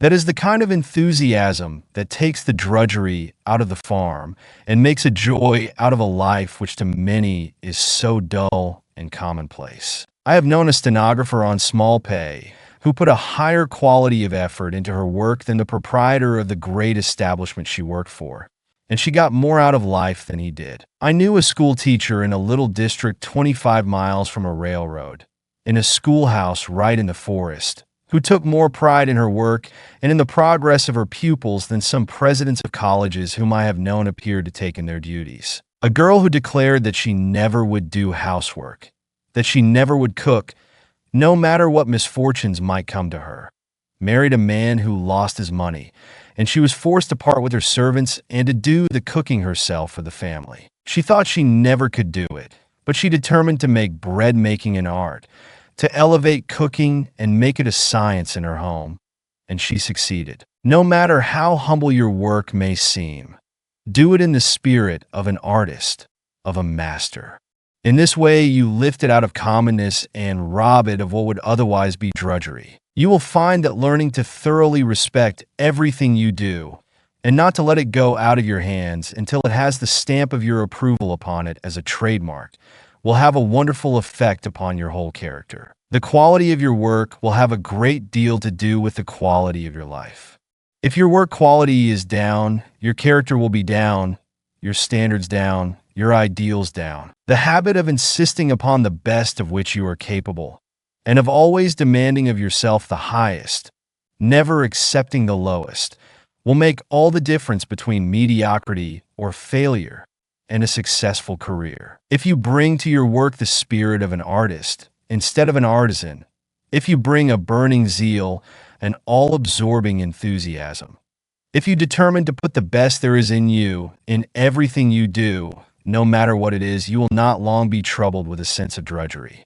Everything depends on the spirit we bring the task. The right spirit makes an artist in the humblest task, while the wrong spirit makes an artisan in any calling, no matter how high that calling may be. There is a dignity, an indescribable quality of superiority in everything we do which we thoroughly and honestly respect. There is nothing belittling or menial which has to be done for the welfare of the race. You cannot afford to give the mere dregs, the mere leavings of your energies, to your work. The best in you is none too good for it. It is only when we do our best, when we put joy, energy, enthusiasm, and zeal into our work, that we really grow. And this is the only way we can keep our highest self-respect. We cannot think much of ourselves when we are not honest in our work, when we are not doing our level best. There is nothing which will compensate you for the loss of faith in yourself, for the knowledge of your reputation for doing bungling, dishonest work. You have something infinitely higher within you to satisfy than to make a mere living, to get through your day's work as easily as possible. It is your sense of right, the demand within you to do your level best, to develop the highest thing in you, to do the square thing, to be a man. This should speak so loudly in you that the mere bread and butter question, the money-making question, should be absolutely insignificant in comparison. Start out with the tacit understanding with yourself that you will be a man at all hazards, that your work shall express the highest and the best things in you, and that you cannot afford to debase or demoralize yourself by appealing to the lowest, the most despicable, mean side of yourself by deteriorating, by botching your work. How often we see people working along without purpose, half committed to their aim, only intending to pursue their vocation until they strike snags. They intend to keep at it as long as it is tolerable, or until they find something they like better. This is a cowardly way to face a life work which determines our destiny. A man ought to approach his life task, however humble, with the high ideals that characterize a great master as he approaches the canvas upon which he is going to put his masterpiece, with a resolution to make no false moves that will mar the model that lives in his ideal. A sacred thing, this approaching the uncut marble of life. We cannot afford to strike any false blows which might mar the angel that sleeps in the stone. For the image we produce must represent our life work. Whether it is beautiful or hideous, divine or brutal, it must stand as an expression of ourselves, as representing our ideals. It always pains me to see a young person approaching his life work with carelessness and indifference, as though it did not make much difference to him how he did his work if he only got through with it and got his pay for it. How little the average youth realizes the sacredness, the dignity, the divinity of his calling. There is a higher meaning, something broader, deeper, and nobler in a vocation than making a living or seeking fame. Making a life is the best thing in it.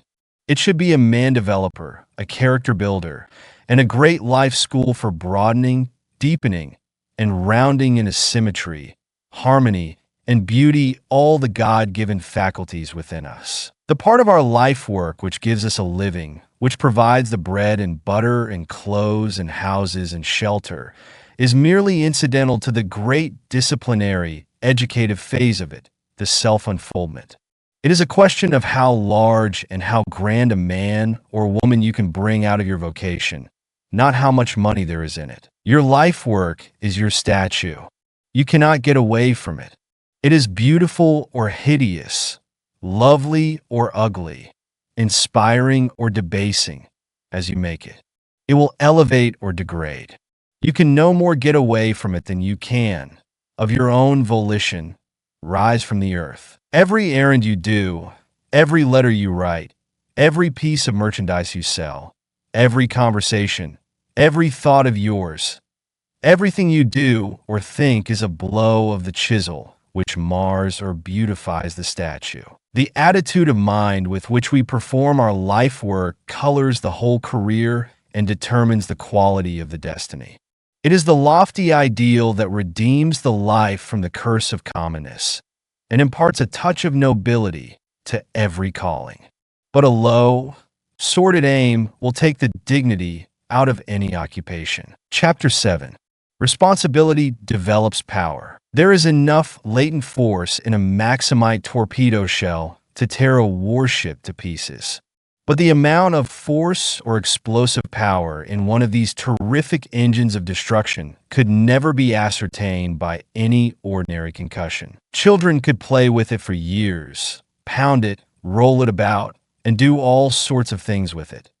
The shell might be shot through the walls of an ordinary building without arousing its terrible dynamic energy. It must be fired from a cannon with terrific force through a foot or so of steel plate armor before it meets with resistance great enough to evoke its mighty explosive power. Every man is a stranger to his greatest strength, his mightiest power, until the test of a great responsibility, a critical emergency, or a supreme crisis in his life calls it out. Work on a farm, hauling wood, working in a tannery, storekeeping, West Point, the Mexican War, doing odd jobs about town, were not enough to arouse the sleeping giant in General Grant. There is no probability that he would ever have been heard from outside of his own little community, but for the emergency of the Civil War. There was a tremendous dynamic force in the man, but it required the concussion of the great Civil War to ignite it. No ordinary occasion touched his slumbering power. No ordinary experience could ignite the powder in this giant. Under common circumstances, he would have gone through life a stranger to his own ability. Just as most of the great dynamite shells now in existence will probably never be exploded because of the lack of a war emergency great enough to explode them. Farming, wood chopping, rail splitting, surveying, storekeeping, the state legislature, the practice of law, not even the United States Congress, furnished occasions great enough, resistance strong enough, to ignite the spark of power, to explode the dynamic force in Abraham Lincoln. Only the responsibility of a nation in imminent peril furnished sufficient concussion to ignite the giant powder in perhaps the greatest man that ever trod the American continent. There is no probability that Lincoln would have gone down in history as a very great man, but for the crisis of the Civil War. The nation's peril was the responsibility thrust upon him, which brought out the last ounce of his reserves, his latent power of achievement, the resources which he never would have dreamed he possessed but for this emergency. Some of the greatest men in history never discovered themselves until they lost everything but their pluck and grit, or until some great misfortune overtook them and they were driven to desperation to invent a way out of their dilemma. Giants are made in the stern school of necessity. The strong, vigorous, forceful, stalwart men who have pushed civilization upward are the products of self-help. They have not been pushed or boosted, but they have fought every inch of the way up to their own loaf. They are giants because they have been great conquerors of difficulties, supreme masters of difficult situations.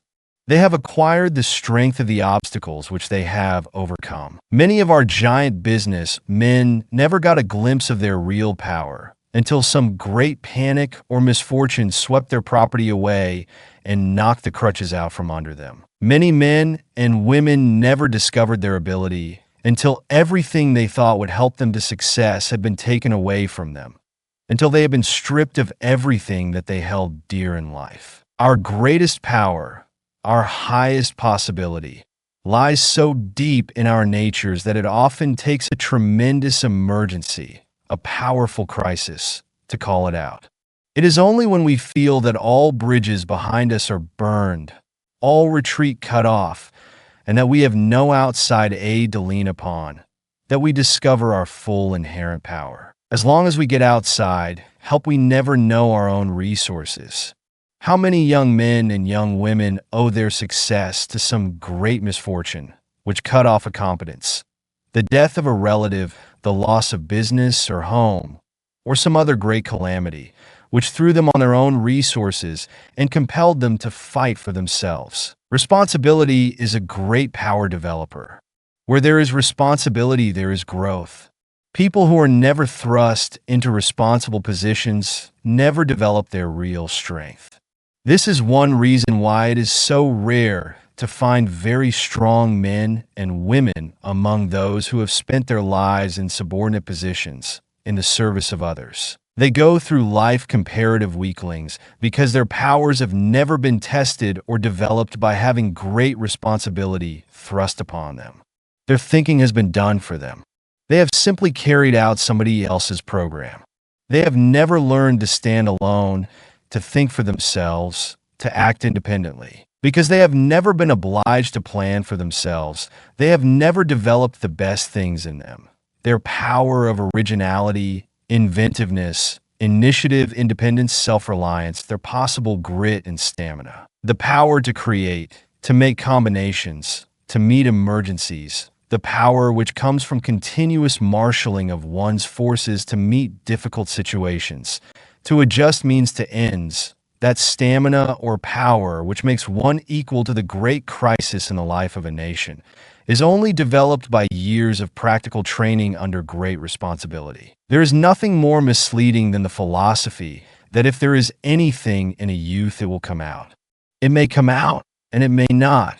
It depends largely upon circumstances, upon the presence or absence of an ambition-arousing, a grit-awakening environment. The greatest ability is not always accompanied by the greatest confidence or the greatest ambition. There is at this moment enough power latent in the clerks or ordinary employees in almost any of our business houses to manage them as well as, or better than they are being managed today, if the opportunity and necessary emergency to call out this dynamic force should arise. But how can clerks who remain behind counters, measuring cloth, selling shoes or hosiery, year in and year out, ever know what latent power for organization, what executive ability or initiative they possess?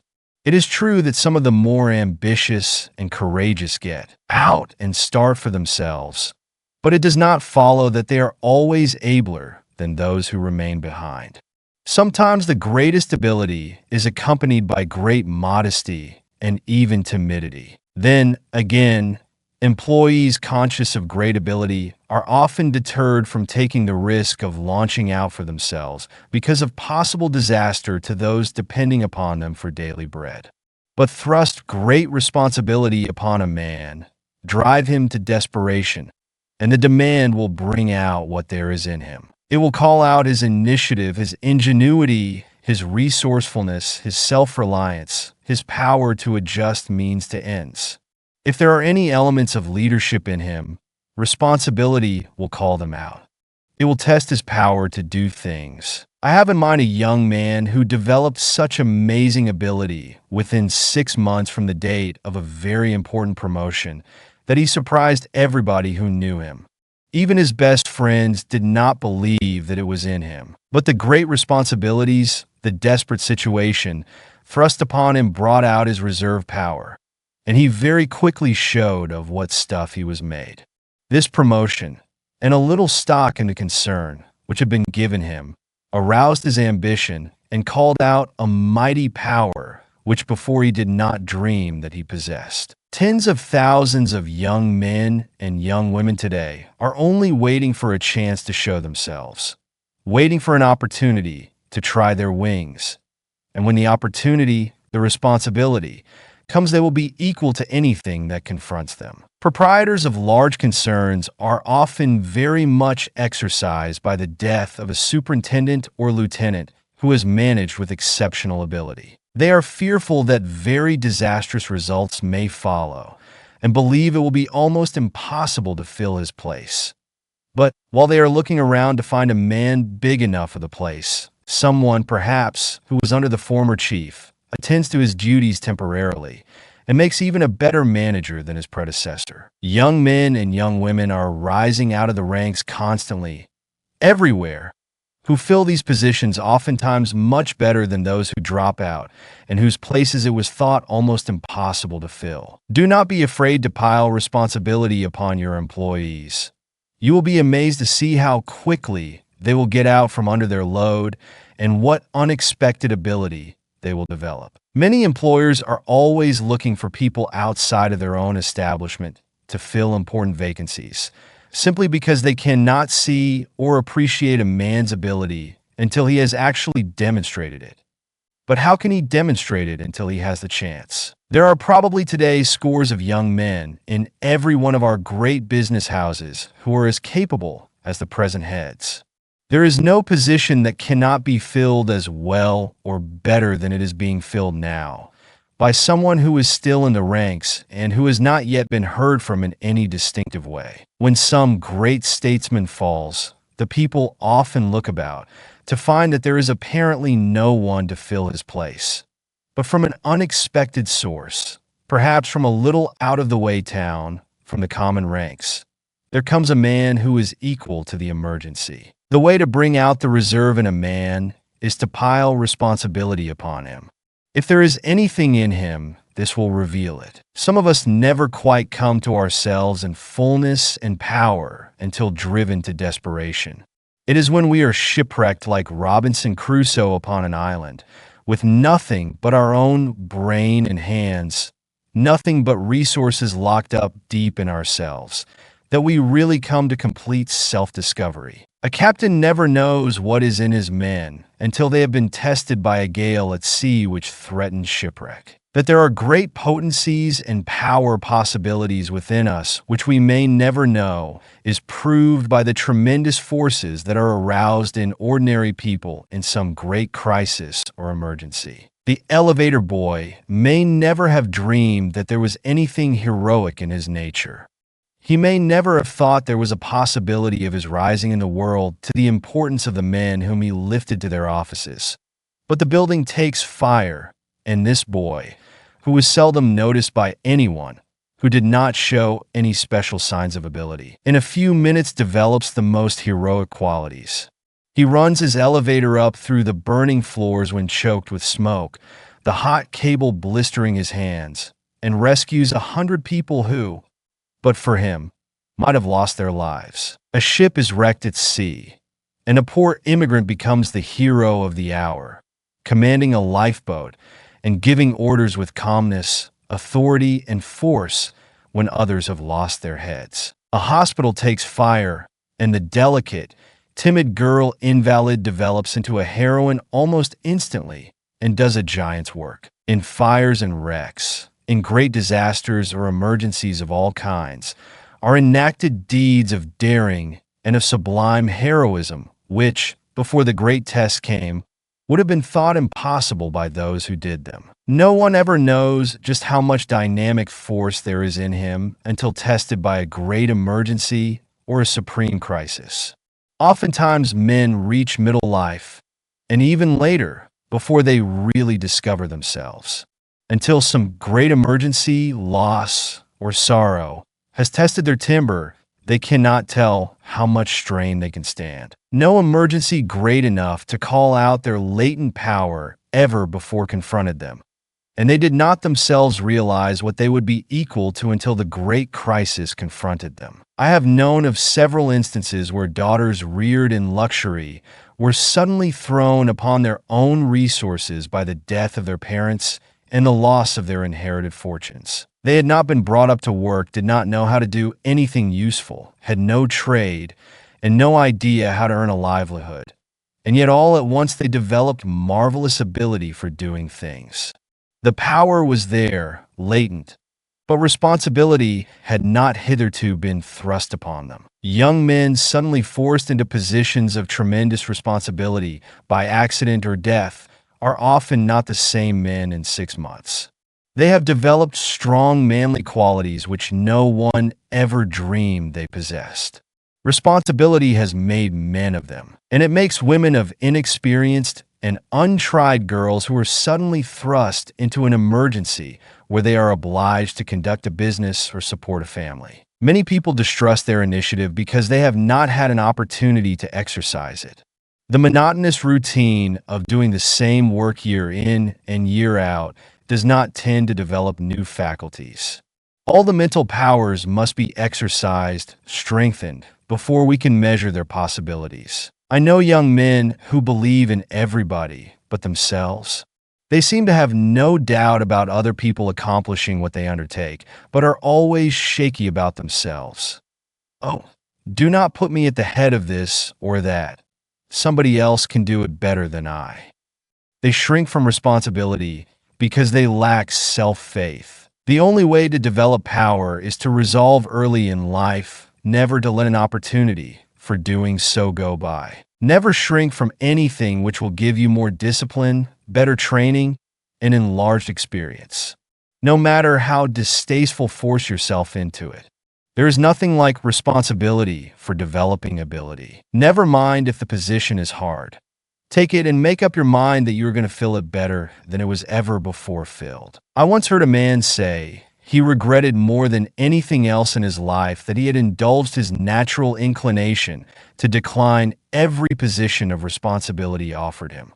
He was naturally so shy that any position which attracted attention or gave him the least publicity was distasteful to him. His magnificent possibilities remain undeveloped because he has never had that responsibility which calls out one's reserves and develops his latent powers. Many a time he thought he would change his course and made up his mind never to let another opportunity for self-development go by him unimproved. But the habit of delaying until he should be better prepared got such a hold of him that he could not change. The result is that although he is a man of recognized power, with a superb mind, his life has been an extremely quiet one, very tame and unimportant compared with what it would have been had he made it a rule to thrust himself into every position of responsibility which would have called out the best in him. Many people never discover themselves or know their possibilities because they always shrink from responsibility. They lease themselves to somebody else and die with their greatest possibilities unreleased, undeveloped. Personally, I believe it is the duty of every young person to have an ambition to be independent, to be his own master, and to resolve that he will not be at somebody else's call all his life. Come and go at the sounding of a gong or the touch of a bell. That he will at least belong to himself.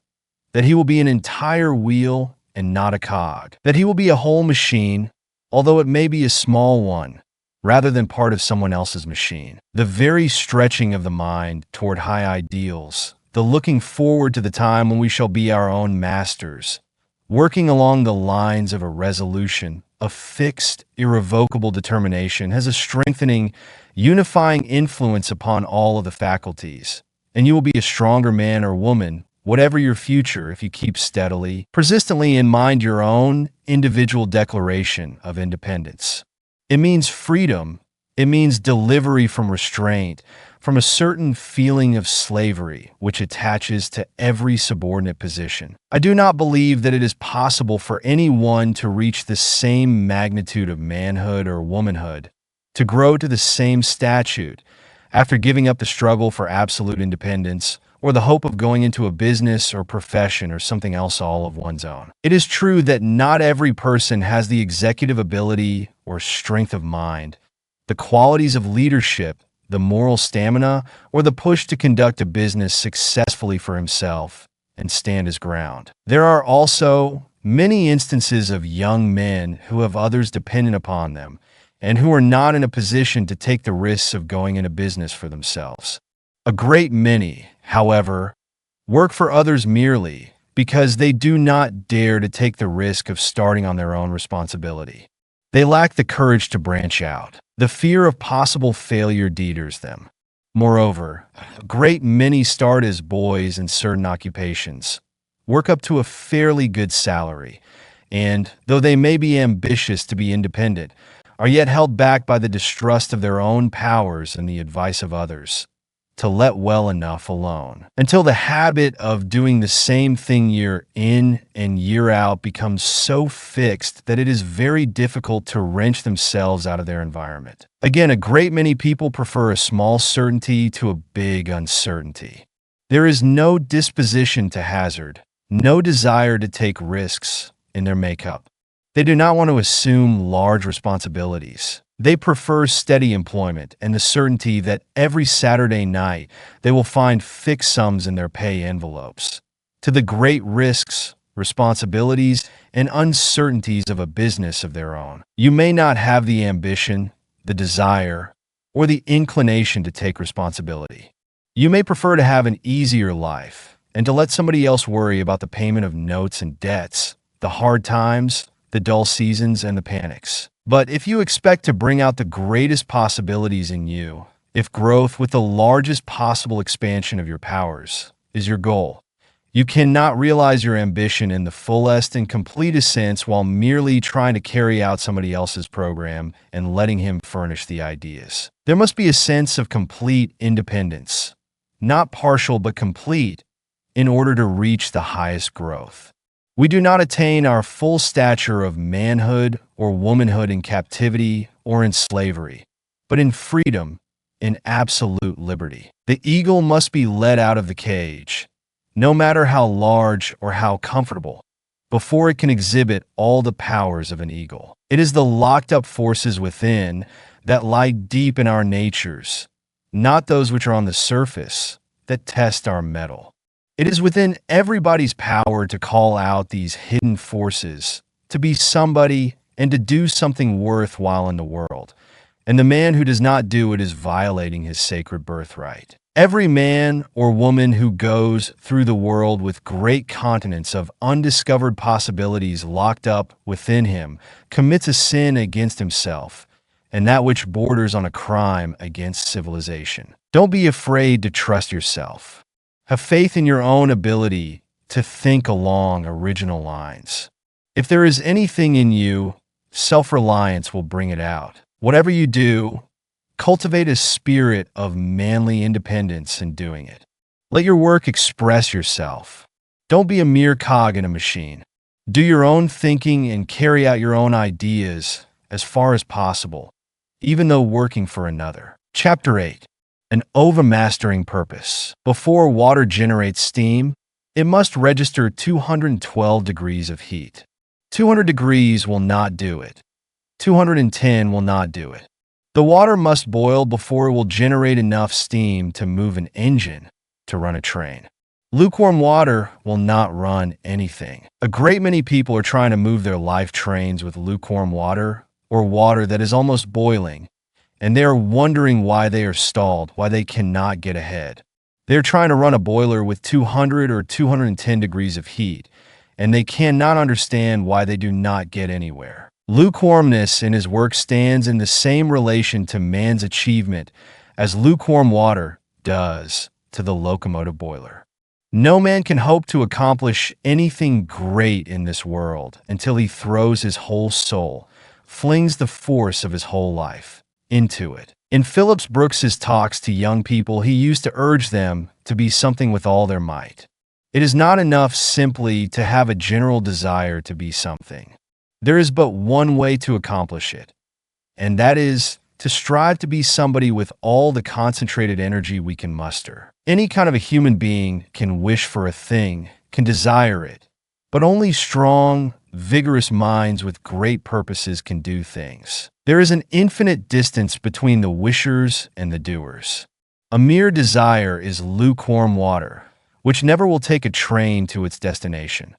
The purpose must boil, must be made into live steam to do the work. Who would ever have heard of Theodore Roosevelt outside of his immediate community if he had only half committed himself to what he had undertaken, if he had brought only a part of himself to his task? The great secret of his career has been that he has flung his whole life, not a part of it, with all the determination and energy and power he could muster in everything he has undertaken. No dilly-dallying, no faint-hearted efforts, no lukewarm purpose for him. Every life of power must have a great master purpose which takes precedence of all other motives.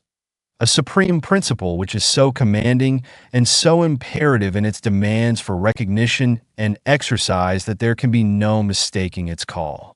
Without this, the water of energy will never reach the boiling point.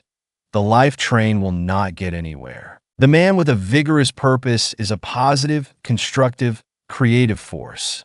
No one can be resourceful, inventive, original, or creative without powerful concentration. And the undivided focusing of the mind is only possible along the line of the ambition, the life purpose. We cannot focus the mind upon a thing we are not interested in and enthusiastic about. A man ought to look upon his career as a great artist looks upon his masterpiece, as an outpicturing of his best self, upon which he dwells with infinite pride and a satisfaction which nothing else can give. Yet many people are so loosely connected with their vocation that they are easily separated from it. I know young men who seem anxious to get on in their careers, but in a single evening, they could be induced to give up their calling for something else. They are always wondering whether they are in the right place or where their ability will count most. They lose heart when they strike obstacles, or they become discouraged when they hear of someone else who has made a success in some other line and wonder if they had not better try something in the same line. If one is so loosely attached to his occupation that he can be easily induced to give it up, you may be sure that he is not in the right place. If nature has called you to a position, if the call runs in your blood, it is a part of your life and you cannot get away from it. It is not a separate thing from yourself. It exists in every brain cell, every nerve cell, every blood corpuscle contains some of it. You can no more get away from it than a leopard can get away from his spots. So when a young man asks me if I do not think he had better make a change, I feel very certain that he is not in the place God called him to, for the thing he was made for is as much a part of his real being as his temperament. It is nearer to him than his heartbeat, closer than his breath. There is a photograph of the thing he was made for in every cell in his body. He cannot get away from it. The thing which will make the life distinctive, which will make it a power, is the one supreme thing which we want to do and feel that we must do.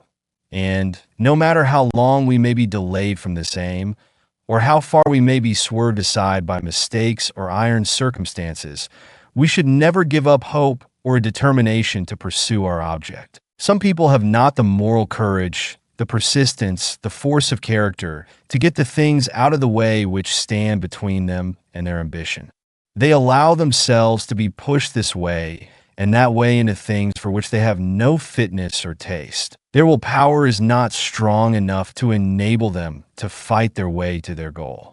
They are pushed aside by the pressure about them and do the things for which they have little or no liking or adaptation. If there is anything in the world a person should fight for, it is freedom to pursue his ideal, because in that is his great opportunity for self-expression, for the unfoldment of the greatest thing possible to him. It is his great chance to make his life tell in the largest, completest way, to do the most original, distinctive thing possible to him. If he does not pursue his ideal, does not carry out his supreme aim, his life will be more or less of a failure. No matter how much he may be actuated by a sense of duty, or how much he may exert his willpower to overcome his handicap. There is great power in a resolution that has no reservation in it, a strong, persistent, tenacious purpose which burns all bridges behind it, clears all obstacles from its path, and arrives at its goal, no matter how long it may take, no matter what the sacrifice or the cost. The inspiration of a great, positive aim transforms the life and revolutionizes a shiftless, ambitionless, dissipated, good-for-nothing man as if some divine energy had worked in him. Even as love sometimes transforms a slovenly, purposeless, coarse man into a clean, methodical, diviner being. When the awakening power of a new purpose, a resolute aim, is born in a man, he is a new creature. He sees everything in a new light. The doubts, the fears, the apathy, the vicious temptations which dogged his steps but yesterday, the stagnation which had blighted his past life, all vanish as if by magic. They are dispelled by the breath of a new purpose. Beauty and system take the place of unsightliness and confusion. Order reigns in the place of anarchy. All his slumbering faculties awaken to activity. The effect of this new ambition is like the clarifying change made by a waterway in a stagnant, swampy district. The water clarifies as soon as it begins to move, to do something. Flowers spring up in place of poisonous weeds, and vegetation, beauty, birds and song make joyous the once miasmic atmosphere. Chemists tell us that when a compound is broken up and an atom is released from the attraction of other atoms, it takes on new energy and immediately seeks combination with another free atom. But the longer it remains alone, the weaker it becomes.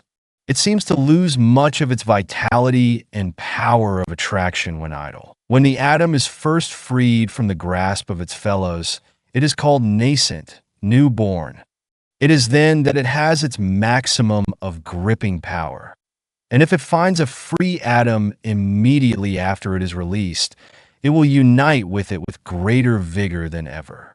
The power seems to go out of it if it delays its union with another atom. Mythology tells us that Minerva, the goddess of wisdom, sprang complete, full-orbed, full-grown from Jupiter's brain. Man's highest conception, his most effective thought, most inventive and resourceful ideas, and grandest visions spring full-orbed, complete, with their maximum of power, spontaneously from the brain. Men who postpone their visions, who delay the execution of their ideas, who bottle up their thoughts to be used at a more convenient time, are always weaklings. The forceful, vigorous, effective men are those who execute their ideas while they are full of the enthusiasm of inspiration. Our ideas, our visions, our resolutions come to us fresh every day because this is the divine program for the day, not for tomorrow. Another inspiration: new ideas will come tomorrow. Today we should carry out the inspiration of the day. A divine vision flashes across the artist's mind with lightning-like rapidity, but it is not convenient for him to seize his brush and fasten the immortal vision before it fades. He keeps turning it over and over in his mind. It takes possession of his very soul, but he is not in his studio, or it is not convenient to put his divine vision upon canvas, and the picture gradually fades from his mind. A strong, vigorous conception flashes into the brain of the writer, and he has an almost irresistible impulse to seize his pen and transfer the beautiful images and the fascinating conception to paper. But it is not convenient at the moment, and while it seems almost impossible to wait, he postpones the writing. The images and the conception keep haunting him, but he still postpones. Finally, the visions grow dimmer and dimmer, and at last fade away and are lost forever. There's a reason for all this. Why do we have these strong, vigorous impulses, these divine visions of splendid possibilities? Why do they come to us with such rapidity and vigor, such vividness and suddenness? It is because it is intended that we shall use them while fresh, execute them while the inclination is hot. Our ideas, our visions are like the manna of the wilderness, which the Israelites were obliged to gather fresh every day. If they undertook to hoard it, it became stale, the nourishment evaporated, the life went out of it. They could not use old manna. There is something about allowing a strong resolution to evaporate without executing it that has a deteriorating influence upon the character. It is the execution of a plan that makes stamina. Almost anybody can resolve to do a great thing. It is only the strong, determined character that puts the resolve into execution. If we could only make our highest moments permanent, what splendid things we should do in life, and what magnificent beings we should become. But we let our resolutions cool, our visions fade until it is more convenient to execute them, and they are gone. There is no easier way in which one can hypnotize or deceive himself than by thinking that because he is always making great resolutions, he is doing something worthwhile or carrying them out. I know a man who would feel insulted if anyone were to intimate that he had not been a hard worker and had not accomplished a great deal in life. And yet, although he is an able man, his whole life has been spent in jumping out of one thing and into another so quickly that one could scarcely see the change. Yet every time you see him, he carries his head high. He is as enthusiastic and optimistic as though his whole life had been one triumphant march. His enthusiasm is intense, but it fades away just as quickly as it came. The very fact that he always lives in the clouds, is always dreaming of the great things he is going to do, seems to convince him that he actually does them. But he never stays at one thing long enough to reach effectiveness. His whole life has been spent in starting things brilliantly and enthusiastically. Few men have ever begun so many things as he, or completed so few. The putting off habit will kill the strongest initiative. Too much caution and lack of confidence are fatal enemies of initiative. How much easier it is to do a thing when the purpose impels us, when enthusiasm carries us along, than when everything drags in the postponement. One is drudgery, the other delight. Hungering and striving after knowledge ts what makes a scholar. Hungering and striving after virtue is what makes a saint. Hungering and striving after noble action is what makes a hero and a man. The great successes we see everywhere are but the realization of an intense longing, a concentrated effort. Everyone is gravitating toward his aim just in proportion to the power and intensity of his desire and his struggle to realize it. One merely desires to do this or that, or wishes he could, or would be glad if he could. Another knows perfectly well that if he lives, he is going to do the thing he sets his heart on, if it is within the limits of human possibility. We do not hear him whining, because nobody will pay his way to college. He does not say he wishes he could go. He says, I'm going to prepare myself for a great life work. I have faith in my future. I have made a vow to myself to succeed, and I am going to do so on a broad gauge plan. I'm not going to start out half-equipped, half-fitted.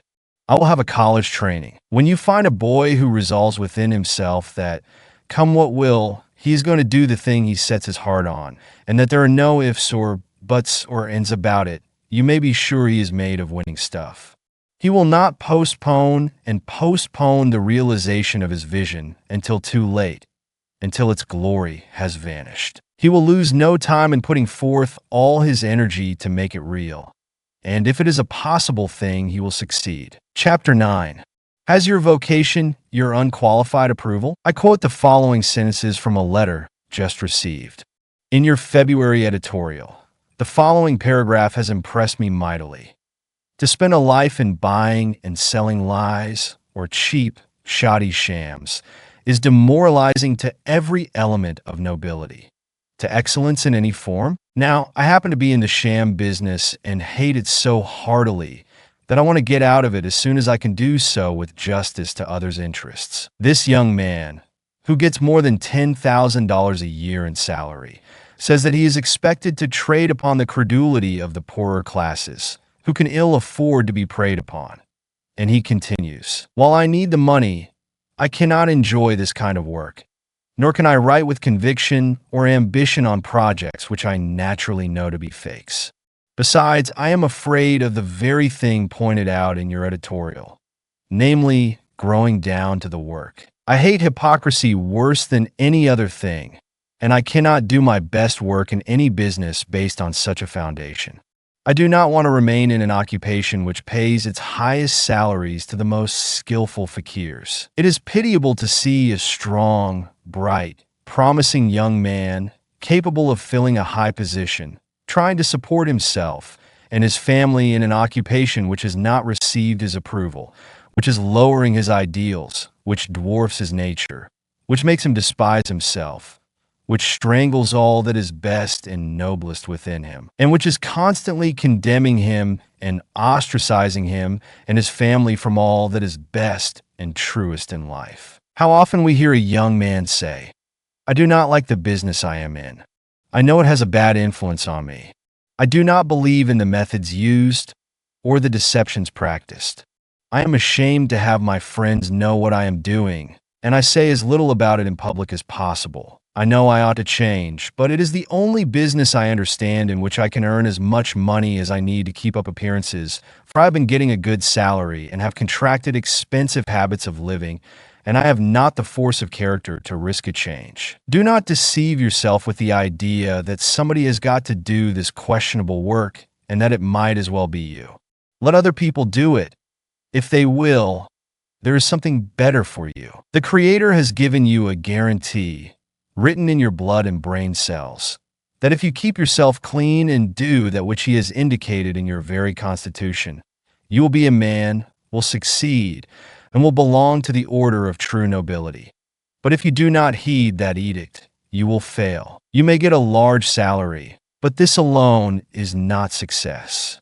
If the almighty dollar is dragging its slimy trail all through your career, if money-making has become your one unwavering aim, you have failed, no matter how much you have accumulated. If your money smells of the blood of the innocent, if there is a dirty dollar in it, if there is a taint of avarice in it, if envy and greed have helped in its accumulation, if there is a sacrifice of the rights and comforts of others in it, if there is a stain of dishonor on your stocks and bonds, or if a smirched character looms up in your pile, do not boast of your success, for you have failed. Making money by dirty work is bad business. Gild it how we will. There are 1,000 indications in you that the Creator did not fit you for what is wrong, but only for the right. Do the right, and all nature, all law, and all science will help you, because the attainment of rectitude is the plan of the universe. It is the very nature of things. Reverse it, and all these forces are pledged to defeat you. To the young men who have written for advice, let me say that if you are making money by forcing yourself by sheer willpower to do what you loathe, what does not engage your whole heart, or that into which you cannot fling your entire being because you fear that it is not quite right, you can do 1,000 times better in an occupation which has your unreserved, unqualified consent. If you refuse to smirch your ability, no matter what the reward, you will thereby increase your success power 1,000-fold. The very fact that you can come out of a questionable situation boldly and take a stand for the right, regardless of consequences, will help you immeasurably. The greater self-respect, increased self-confidence, and the tonic influence which will come from the sense of victory will give you the air of a conqueror instead of that of one conquered. Nobody ever loses anything by standing for the right with decision, with firmness, and with vigor. You have a compass within you, the needle of which points more surely to the right and to the true than the needle of the mariner points to the pole star. If you do not follow it, you are in perpetual danger of going to pieces on the rocks. Your conscience is your compass, given you when you were launched upon life's high seas. It is the only guide that is sure to take you safely into the harbor of true success. What if a mariner should refuse to steer by the pointing of his compass, declaring it to be all nonsense that the needle should always point north, and should pull it around so that it would point in some other direction, fasten it there, and then sail by it? He would never reach port in safety. It takes only a little influence, just a little force, to pull the needle away from its natural pointing. Your conscience compass must not be influenced by greed or expediency. You must not trammel it. You must leave it free. The man who tampers with the needle of his conscience, who pulls it away from its natural love, and who tries to convince himself that there are other standards of right, other stars as reliable as the pole star of his character, and proposes to follow them in some questionable business, is a deluded fool who invites disaster. Every little while I meet young men who dislike to tell me what their vocation is. They seem ashamed of what they are doing. One young man I met some time ago very reluctantly told me that he was a bartender in a large saloon. I asked him how long he had been there, and he said about 6 years. He said he hated the business. It was degrading, but that he was making pretty good money, and just as soon as he could get enough laid up so that he could afford it, he was going to quit and go into something else. Now, this young man had been deceiving himself for years by thinking that he was doing pretty well and that he would soon leave the business. There is something very demoralizing to the whole nature in doing that against which the better self protests. An effort to reconcile the ideal with that which we cannot respect is fatal to all growth. This is the reason why men shrivel and shrink instead of expanding when they are out of place. A man does not grow when a large part of him is entering its protest against his work. A volunteer makes a better soldier than a drafted man. A great many young men try to justify themselves and check inward protests by the perpetual self-suggestion that it is better to keep on, for the present, in questionable occupations, because the great financial reward will put them in position to do better later. This is a sort of sedative to the conscience to keep it quiet until they can afford to listen to it. Do not deceive yourself by the expectation of making clean money in a dirty occupation. Do not deceive yourself, either, by thinking that you can elevate a bad business or make it respectable. Many a man has been thus dragged down to his ruin. Some occupations are so demoralizing, brutalizing, and hardening that even a Lincoln could not make them respectable. If what you are doing is wrong, stop it. Have nothing to do with it. If you are in doubt, or if you suspect that you are warping your conscience, give yourself the benefit of the doubt. Take no chances with it. Leave it before it is too late. Long familiarity with a bad business will make it seem right to you. If it is very profitable, it will at last hush your doubts and blunt your moral faculties. It will make you feel that there is compensation in pursuing it, at least until capital is accumulated for something else. Besides, the philosophy of habit is that every repetition of an act makes it more certain that it will be repeated again and again, quickly making the doer a slave. In spite of the protests of your weakened will, the trained nerves continue to repeat the acts even when you abhor them. What you at first choose, at last compels you. You are as irrevocably chained to your deeds as the atoms are chained by gravitation. So, my friends, when you are thinking of engaging in an occupation which is a little questionable and which does not get the complete consent of your faculties, do not forget this tremendous gripping power of habit, which when you may wish to change, will pull like a giant to get you back into the old rut. You have no right to choose an occupation which calls into play your inferior qualities. The lying, cunning, overreaching, scheming, long-headed, underhanded qualities. Those which covet and grasp and snatch and never give, while all that is noblest in you shrivels and dies. If you have already made a wrong choice, why should you remain in an occupation which does not have your unqualified approval, or in one of which you are ashamed, and in which you have to stretch your conscience every day to make deceitful statements and false representations to influence purchasers unduly, to induce them by a smooth manner and a lying tongue to do that which you know is not for their advantage, and for which you will reproach yourself afterwards? Why should you desecrate your manhood and pervert your ability in a contemptible occupation, when there are so many clean, respectable vocations which are searching for your ability and hunting for your talent? You say that it is hard for you to change. Of course it is hard to jog along in humdrum toil for the sake of being honest when acquaintances all around are getting rich by leaps and bounds. Of course it takes courage to refuse to bend the knee to questionable methods, lies, schemes, and fraud when they are so generally used. Of course it takes courage to tell the exact truth when a little deception or a little departure from the right would bring great temporary gain. Of course it takes courage to refuse to be bribed when it could be covered up by a little specious mystification. Of course it takes courage to stand erect when by bowing and scraping to people with a pull you can get inside information which will make you win what you know others must lose. Of course it takes courage to determine never to put into your pocket a dirty dollar, a lying, deceitful dollar, a dollar that drips with human sorrow, or a dollar that has made some poor gullible wretch poorer, or has defeated another's cherished plans, or robbed him of ambition or education. But this is what character is for. This is what manhood means. This is what backbone and stamina were given us for. To stand for the right and oppose the wrong, no matter what the results. Wear threadbare clothes if necessary. Live on one meal a day in a house with bare floors and bare walls, if you must, but under no circumstances ever consent to prostitute your manhood or to turn your ability to do an unclean thing. Dig trenches, carry a hod, work as a section hand on a railroad, shovel coal.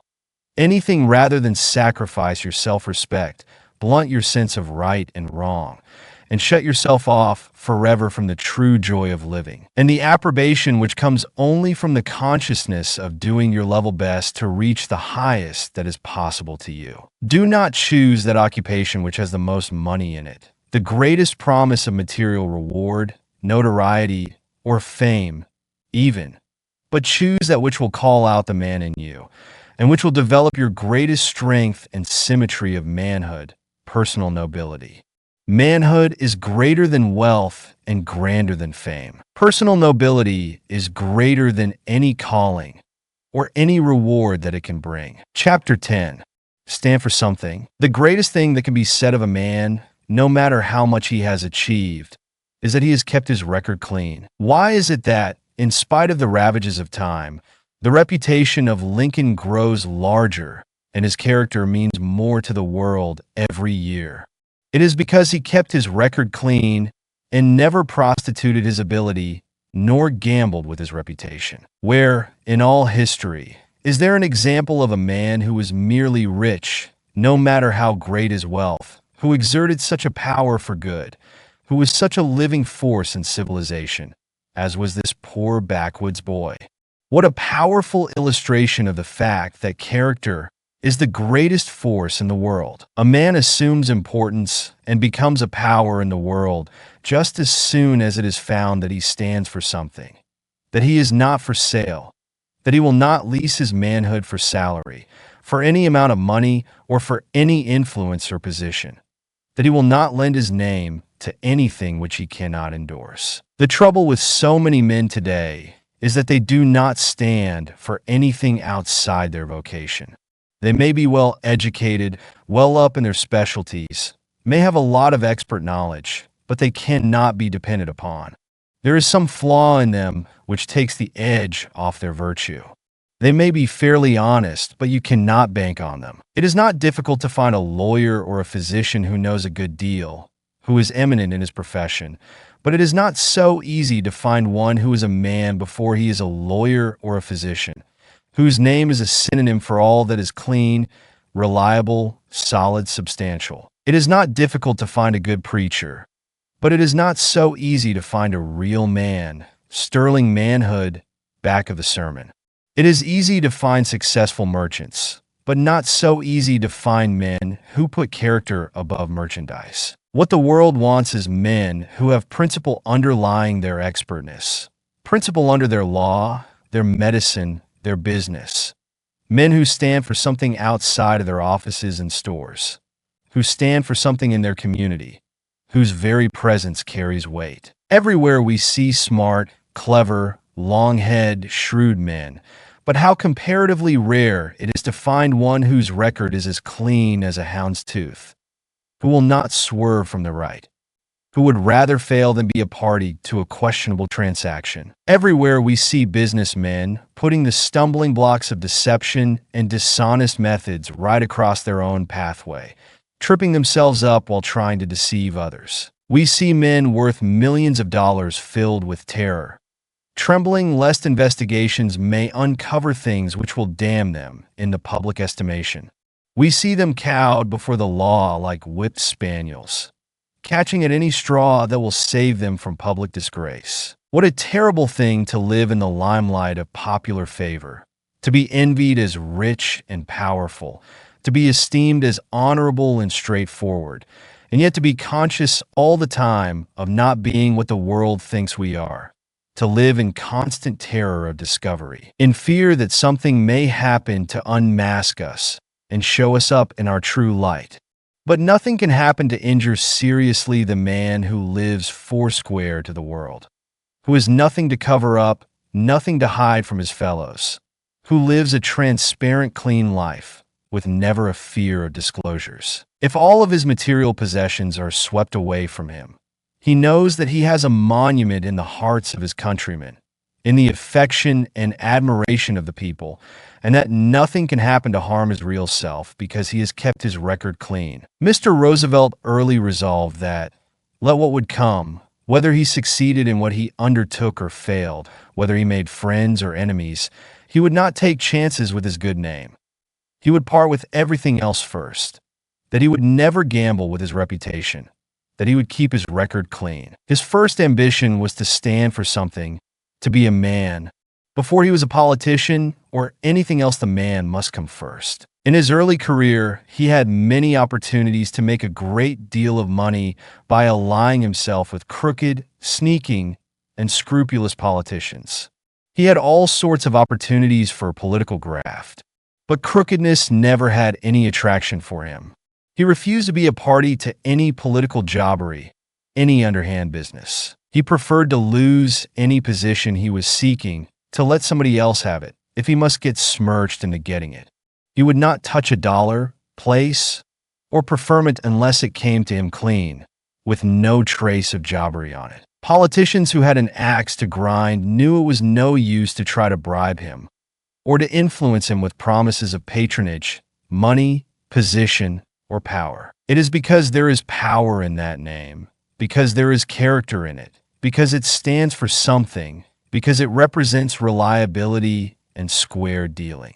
Think of what the name of Tiffany, of Park and Tilford, or any of the great names which stand in the commercial world as solid and immovable as the Rock of Gibraltar, are worth. Does it not seem strange that young men who know these facts should try to build up a business on a foundation of cunning, scheming, and trickery, instead of building on the solid rock of character, reliability, and manhood? Is it not remarkable that so many men should work so hard to establish a business on an unreliable, flimsy foundation, instead of building upon the solid masonry of honest goods, square dealing, reliability? A name is worth everything until it is questioned, but when suspicion clings to it, it is worth nothing. There is nothing in this world that will take the place of character. There is no policy in the world, to say nothing of the right or wrong of it, that compares with honesty and square dealing. In spite of, or because of all the crookedness and dishonesty that is being uncovered, of all the scoundrels that are being unmasked, integrity is the biggest word in the business world today. There never was a time in all history when it was so big, and it is growing bigger. There never was a time when character meant so much in business, when it stood for so much everywhere as it does today. There was a time when the man who was the shrewdest and sharpest and cunningest in taking advantage of others got the biggest salary.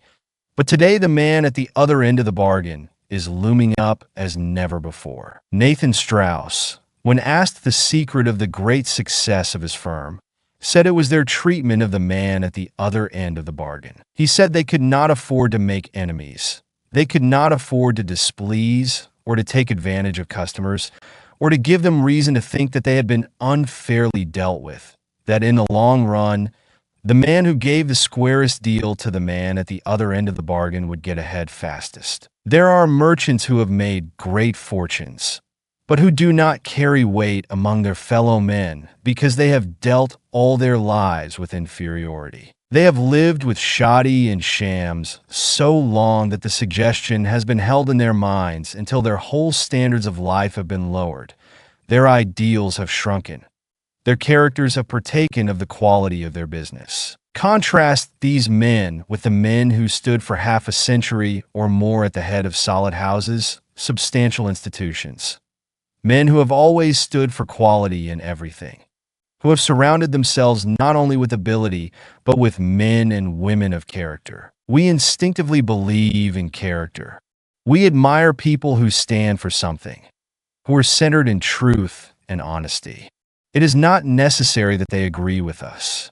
We admire them for their strength, the honesty of their opinions, the inflexibility of their principles. The late Carl Schurz was a strong man and antagonized many people. He changed his political views very often, but even his worst enemies knew there was one thing he would never go back on, friends or no friends, party or no party, and that was his devotion to principle as he saw it. There was no parleying with his convictions. He could stand alone, if necessary, with all the world against him. His inconsistencies, his many changes in parties and politics, could not destroy the universal admiration for the man who stood for his convictions. Although he escaped from a German prison and fled his country, where he had been arrested on account of his revolutionary principles. When but a mere youth, Emperor William I had such a profound respect for his honesty of purpose and his strength of character that he invited him to return to Germany and visit him, gave him a public dinner, and paid him great tribute. Who can estimate the influence of President Eliot in enriching and uplifting our national ideas and standards through the thousands of students who go out from Harvard University? The tremendous force and nobility of character of Phillips Brooks raised everyone who came within his influence to higher levels. His great earnestness in trying to lead people up to his lofty ideals swept everything before it. One could not help feeling while listening to him and watching him that there was a mighty triumph of character, a grand expression of superb manhood. Such men as these increase our faith in the race, in the possibilities of the grandeur of the coming man. We are prouder of our country because of such standards. It is the ideal that determines the direction of the life. And what a grand sight, what an inspiration are those men who sacrifice the dollar to the ideal. The principles by which the problem of success is solved are right and justice, honesty and integrity. And just in proportion as a man deviates from these principles, he falls short of solving his problem. It is true that he may reach something. He may get money, but is that success? The thief gets money, but does he succeed? Is it any honester to steal by means of a long head than by means of a long arm? It is very much more dishonest because the victim is deceived and then robbed, a double crime. We often receive letters which read like this: I'm getting a good salary, but I do not feel right about it somehow. I cannot still the voice within me that says, wrong, wrong, to what I am doing. Leave it, leave it. We always say to the writers of these letters, do not stay in a questionable occupation, no matter what inducement it offers. Its false light will land you on the rocks if you follow it. It is demoralizing to the mental faculties, paralyzing to the character, to do a thing which one's conscience forbids. Tell the employer who expects you to do questionable things that you cannot work for him unless you can put the trademark of your manhood, the stamp of your integrity, upon everything you do. Tell him that if the highest thing in you cannot bring success, surely the lowest cannot. You cannot afford to sell the best thing in you, your honor, your manhood, to a dishonest man or a lying institution. You should regard even the suggestion that you might sell out for a consideration as an insult. Resolve that you will not be paid for being something less than a man, that you will not lease your ability, your education, your inventiveness, your self-respect for salary to do a man's lying for him, either in writing advertisements, selling goods, or in any other capacity. Resolve that, whatever your vocation, you're going to stand for something, that you are not going to be merely a lawyer, a physician, a merchant, a clerk, a farmer, a congressman, or a man who carries a big money bag, but that you're going to be a man first, last, and all the time. Chapter 11. Happy? If not, why not? We have seen many painful examples during the past few months of the failure of wealth to produce happiness. We have seen that a fortune without a man behind it does not stand for much. The X-rays of public investigation have revealed some ghastly spectacles of a number of rich men who were in positions of great responsibility and trust at the beginning of the recent financial panic. Some have committed suicide. Others have died from the effects of the disgrace which they had brought upon themselves and their families. And still others have suffered tortures, not so much because of their wrongdoings, as from the fear of disclosure. A few months ago, these men were supposed to possess the things which make men happy. They had what all the world is seeking so strenuously, money. They lived in palatial homes and were surrounded with luxuries. And yet, the moment misfortune came, what they called happiness fled as though it had the wings of a bird. These men felt secure because they had that which most people are struggling so hard to get. They had supposed themselves so firmly entrenched in the wherewithal of life, so buttressed by their solid investments, that nothing could shake them. But almost in the twinkling of an eye, their foundations slipped from under them, their reputations vanished. And instead of being the big men they thought they were, they not only found that they were nobodies, but also that their happiness had flown with their reputations. Happiness is not such a transient visitor as that. If these men had had the genuine article, no panic could have shaken it, no fire burned it out, no ocean swallowed it up. Real happiness is not a fluttering, fly-away unreality. It is not superficial. It does not live in things. It does not depend upon money. It inheres in character, in personality. It consists in facing life the right way, and no one who faces it the wrong way, no matter how much money he may have, can ever be happy. The trouble with many of the men who went down in the panic was that they put the emphasis upon the wrong thing. Man is built upon the plan of honesty, of rectitude, the divine plan. When he perverts his nature by trying to express dishonesty, chicanery, and cunning, of course he cannot be happy. The very essence of happiness is honesty, sincerity, truthfulness. He who would have real happiness for his companion must be clean, straightforward, and sincere. The moment he departs from the right, she will take wings and fly away. What a pitiable thing it is to see the human race chasing the dollar, material things, trying to extract happiness, to squeeze joy out of money alone. How little people realize that the very thing they are hunting lives in themselves or nowhere. That if they do not take happiness with them, they may hunt the earth over without finding it. Happiness is a condition of mind. It is a fundamental principle, and he who does not understand the principle cannot possibly be happy. All the misery and the crime of the world rest upon the failure of human beings to understand the principle that no man can really be happy until he harmonizes with the best thing in him, with the divine, and not with the brute. No one can be happy who tries to harmonize his life with his animal instincts. The God, the good, in him is the only possible thing that can make him happy. Real happiness cannot be bribed by anything sordid or low. Nothing mean or unworthy appeals to it. There is no affinity between them.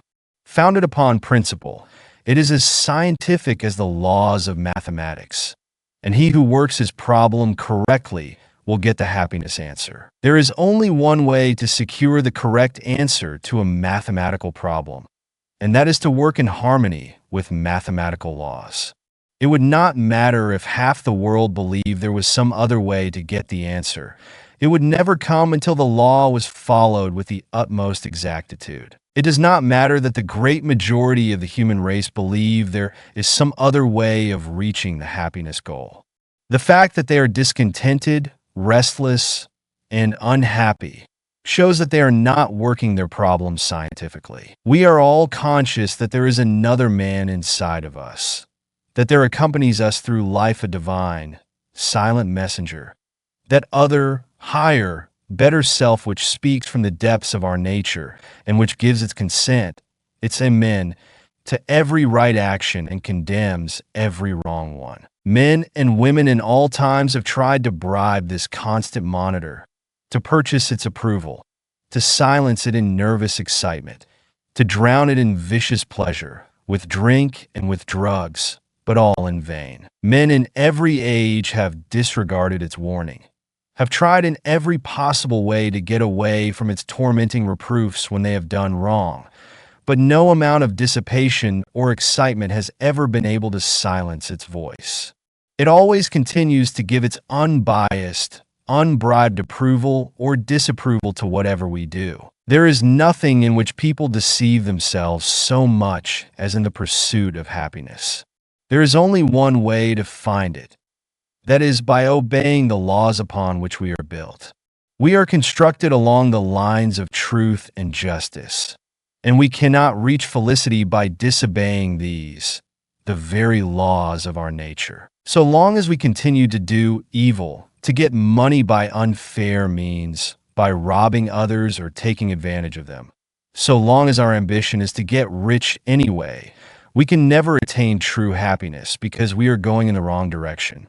We are introducing discord into our natures, encouraging the very opposite to what we are seeking. It is just as impossible for a person to reach the normal state of harmony while he is practicing selfish, grasping methods, as it is to produce harmony in an orchestra with instruments that are all jangled and out of tune. To be happy, we must be in tune with the infinite within us, in harmony with our better selves. There is no way to get around it. The idea that we can practice wrong in our vocations, in our dealings with men, or in our pleasures, and then periodically seek forgiveness in our prayers or through our churches.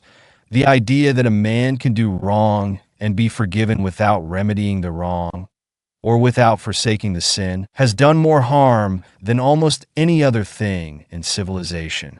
A clear conscience, a clean life, the elimination of selfishness, jealousy, envy, and hatred are necessary to all high enjoyment. One trouble with many of us is that we try to make happiness too complicated an affair. But happiness really flees from complication, ceremony, and pretense. Nature has fixed her everlasting edict against complicated living. You can never force pleasure. It must be natural. It must come from sane living. Real happiness is so simple that most people do not recognize it.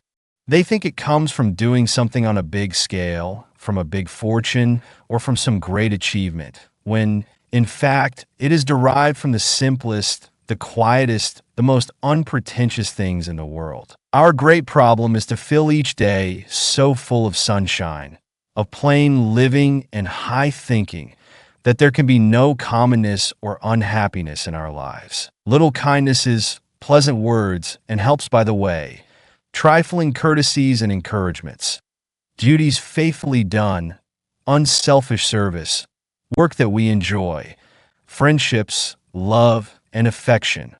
All these are simple things, yet they are what constitute happiness. The great sanitariums, the noted springs of the world, are crowded with rich people, sent there by their physicians to get rid of the effects of complicated living. They tried to force their pleasures and came to grief. Not long ago, I dined in the home of a very rich man, and it took 2.5 hours to serve the dinner. There were 13 courses, made up of the richest kinds of food, and many of them absolutely incompatible with one another. In addition to this, there were 7 kinds of wine. Think of anyone being healthy or happy living upon such a diet. What are the enjoyments of the average rich? Is there anything more vapid, insipid, unsatisfying than the chasing after that indefinite, mysterious something which they call happiness? That will-o'-the-wisp which is always beckoning them on, but ever eluding their grasp. That rainbow which recedes as they approach. They may enjoy the titillation of the nerves for a moment, the temporary excitement and exhilaration which come from even vicious pleasures. But what of it all? It is only animal enjoyment. Nothing but regret, disappointment, and disgust follow. There is within every normal person a strong desire to do something and to be something in the world, and every idler knows that he is violating the fundamental demand of his nature, that he is really cheating himself out of a very sacred prize, the getting of which would mean more to him than everything else in the world. I have talked with idle, rich young men who said they knew that it was all wrong for them to refuse to do their part of the world's work, that it was a mistake for them not to enter into the activities of life and struggle for a prize which the Creator had fitted them to take, but that the paralyzing effect of not being obliged to work had undermined their inclination. Recently, a rich young man was asked why he did not work. "I do not have to," he said. "Do not have to" has ruined more young men than almost anything else. The fact is, nature never made any provision for the idle man. Vigorous activity is the law of life. It is the saving grace, the only thing that can keep a human being from retrograding. Activity along the line of one's highest ambition is the normal state of man, and he who tries to evade it pays the penalty in deterioration of faculty, in paralysis of efficiency. Do not flatter yourself that you can be really happy unless you are useful. Happiness and usefulness were born twins. To separate them is fatal. It is as impossible for a human being to be happy who is habitually idle as it is for a fine chronometer to be normal when not running. The highest happiness is the feeling of well-being which comes to one who is actively employed in doing what he was made to do, carrying out the great life purpose patterned in his individual bit. The practical fulfilling of the life purpose is to man what the actual running and keeping time are to the watch. Without action, both are meaningless. There is no tonic like that which comes from doing things worthwhile. There is no happiness like that which comes from doing our level best every day, everywhere. No satisfaction like that which comes from stamping our superiority, putting our royal trademark upon everything which goes through our hands. Man was made to do things. Nothing else can take the place of achievement in his life. Real happiness without achievement of some worthy aim is unthinkable. One of the greatest satisfactions in this world is the feeling of enlargement, of growth, of stretching upward and onward. No pleasure can surpass that which comes from the consciousness of feeling one's horizon of ignorance being pushed farther and farther away, of making headway in the world, of not only getting on, but also of getting up. Happiness is incompatible with stagnation. A man must feel his expanding power lifting, tugging away at a lofty purpose, or he will miss the joy of living. The discords, the bickerings and divorces, the breaking up of rich homes, and the resorting to all sorts of silly devices by many rich people in their pursuit of happiness prove that it does not dwell within them, that happiness does not abide with low ideals, with selfishness, idleness, and discord. It is a friend of harmony, of truth and beauty, of affection and simplicity. Multitudes of men have made fortunes, but have murdered their capacity for enjoyment in the process. How often we hear the remark, "He has the money, but cannot enjoy it." A man can have no greater delusion than that he can spend the best years of his life coining all of his energies into dollars, neglecting his home, sacrificing friendships, self-improvement, and everything else that is really worthwhile for money, and yet find happiness at the end. If a man coins his ability, his opportunities into dollars, and during all the years he is accumulating wealth neglects the cultivation of the only faculties which are capable of appreciating the highest happiness, he cannot effectively revive his atrophied brain cells. His enjoyment, after he makes his money, must come from the exercise of the same faculties which he has employed in making it. He cannot undo the results of a life habit after he retires from business. If you have not kept alive your ability to appreciate the beautiful, the good, and the true, you will be as surprised to find that it has left you as Darwin was when, in middle life, he discovered all at once that he had lost his power to appreciate Shakespeare and music. We ought to be able to get a good living, even to make fortunes, and yet have a jolly good time every day of our lives. This idea of being a slave most of the time and of only occasionally enjoying a holiday is all wrong. Every day should be a holiday, a day of joy and gladness, a day of supreme happiness. And it would be if we lived sanely, if we knew the secret of right thinking and normal living. Isn't it strange that so few people ever think of making happiness a daily duty? That they should put this everlasting emphasis upon their vocations, on money-making, and let the thing for which they really live come incidentally or without planning. The making of a life should be emphasized infinitely more than the making of a living. Few people ever learn the art of enjoying the little things of life as they go along. Yet it is the little, everyday enjoyments and satisfactions that count most in a lifetime. Almost every person I know is living in anticipation, not in reality. He is not actually living the life he has always looked forward to or expected to attain, but is just getting ready to live, just getting ready to enjoy it. When he gets a little more money, a little better house, a little more of the comforts of life, a little more leisure, a little more freedom from responsibility, he will then be ready to enjoy life. It is a rare thing to find a person who can truthfully say, I am really living. This is the life I have been striving for, the life that I have looked forward to as being as near my ideal as I am likely to find in this world. It is a great thing, so, to cultivate the art of happiness that we can get pleasure out of the common experiences of every day. The happiness habit is just as necessary to our best welfare as the work habit, or the honesty or square dealing habit. No one can do his best, his highest work, who is not perfectly normal, and happiness too a fundamental necessity of our being. It be an indication of health, of sanity, of harmony.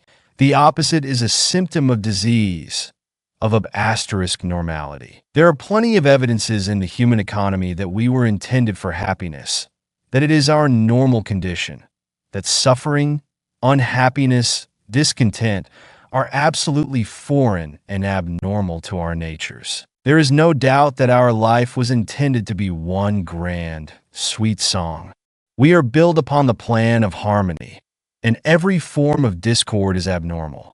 There is something wrong when any human being in this world, tuned to infinite harmonies and beauties that are unspeakable, is unhappy and discontented. One of the most inexplicable mysteries that has ever puzzled the selfish rich is their failure to find happiness where they had expected to find it.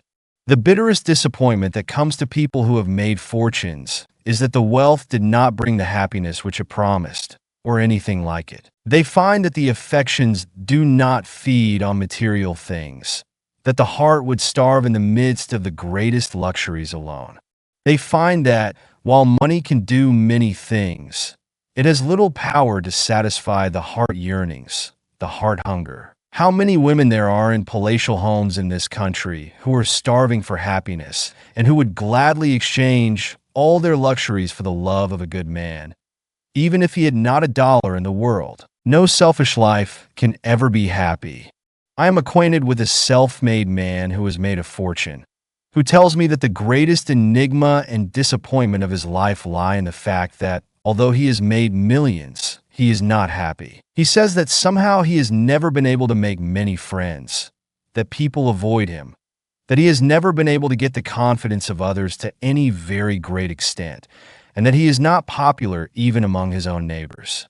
He cannot understand why he is not happy, for he tells me he has tried very hard to find happiness. The trouble with him is that he has always done everything with reference to himself. He did not mean to be selfish, but the whole passion of his life has been to make money, because he thought that would bring everything else that is desirable. He has chosen his friends for their ability to advance his interests, and has considered every step in life with reference to the effect it would have upon him. What is there in it for me? Seems to have been the interrogation point in his life. Now, happiness is a reflection, an echo, a part of what we do and think. It does not depend upon our material possessions. Thoreau's cabin at Walden Pond cost only $31, and yet Thoreau was rich and happy because he had a rich mind. It is as impossible for the selfish, greedy, grasping thought, the thought always centered upon one's own interest, to produce a happy state of mind as it is for thistle seeds to produce wheat. But if we sow helpfulness, kindness, unselfishness, we shall reap a harvest of satisfaction, harmony, and happiness. Selfishness and real happiness never go together. They are fatally antagonistic. An inordinate ambition, a desire to get ahead of others, a mania to keep up appearances at all hazards, whether we can afford it or not. All these things feed selfishness, that corrosive acid which eats away our possible enjoyment and destroys the very sources of happiness. The devouring ambition to get ahead of others in money-making, to outshine others socially, develops a sordid, grasping disposition which is the bane of happiness. No man with greed developed big within him can be happy. Neither contentment, satisfaction, serenity, affection, nor any other member of the happiness family can exist in the presence of greed. It is as impossible for a man who has been dishonest, who has gotten his wealth by crushing others, and by taking advantage of them, to be happy as it is for a person really to enjoy himself while walking with pebbles in his shoes, or while constantly being nettled with pinpricks. No man can be happy who is conscious of being a drone, of shirking his share in the great world's work, who knows that he is taking all the good things he can get hold of in life's great granary, put there by the toilers, and is putting nothing back. A debauched mind that has departed from the principles of right thinking and right living has incapacitated itself for real enjoyment. The only way to get the happiness that is worthwhile is to live a straight, clean, pure, honest, useful life. There is no power in the universe that can make a human being happy along any other lines. Straightforward, honest work, a determined endeavor to do one's best, an earnest desire to scatter flowers instead of thorns, to make other people a little better off, a little happier because of our existence. These are the only recipes for real happiness. No man can be happy when he despises his own acts, when he has any consciousness of wrong, whether of motive or act. No man can be happy when he harbors thoughts of revenge, jealousy, envy, or hatred. He must have a clean heart and a clean conscience, or no amount of money or excitement can make him happy. Chapter 12. Originality. No human being ever yet made a success trying to be somebody else, even if that person was a success. Success cannot be copied, cannot be successfully imitated. It is an original force, an individual creation. Every man will be a failure just in proportion as he gets away from himself and tries to be somebody else and to express somebody else instead of himself. Power comes from within or from nowhere. Be yourself. Listen to the voice within. There is room for improvement in every profession, in every trade, and in every business. The world wants men who can do things in new and better ways. Don't think because your plan or idea has no precedent, or because you are young and inexperienced, that you will not get a hearing. The man who has anything new and valuable to give to the world will be listened to and will be followed. The man of strong individuality, who dares to think his own thought and originate his own method, who is not afraid to be himself, and is not a copy of someone else, quickly gets recognition. Nothing else will attract the attention of an employer or the rest of the world so quickly as originality and unique ways of doing things, especially if they are effective. Blaze your own way, make your own path, or you will never make any impression on the world. It is striking originality that attracts attention. The world admires the man who has the courage to lift his head above the crowd, who dares to step to the front and declare himself. Never before was originality so much at a premium. The world makes way for the man with an idea. It is the thinker, the man with original ideas and new and up-to-date methods, who is the real productive force in a community. He is wanted everywhere, but there is very little demand for human machines. The world is full of followers, leaners, and taggers, who are willing to walk in old trails and to have their thinking done for them. But it is seeking the man with original force who leaves the beaten track and pushes into new fields, the physician who departs from the precedent of those who have gone before him, the lawyer who conducts his case in an original way, the teacher who brings new ideas and methods into the schoolroom, and the clergyman who has the courage to proclaim the message which God has given to him, not that given to some other man who has put it into a book. The world wants preachers who get their sermons out of life, not out of a library. There are 1,000 people who will do faithfully what they are told, to one who can lay out a program or execute it, 1,000 who can only follow, to one who can lead.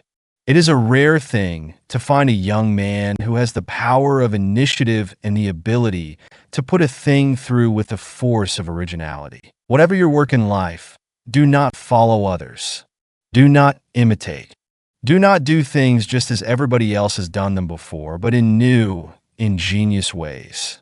Show the people in your specialty that precedents do not cut much of a figure with you, and that you will not make your own program. Resolve that Whether you accomplish much or little in the world, it shall be original, your own. Do not be afraid to assert yourself in a bold, individual way. Originality is power, life. Imitation is death. Do not be afraid to let yourself out. You grow by being original, never by copying, by leading, never by following. Resolve that you will be a man of ideas, always on the lookout for improvement. Think to some purpose.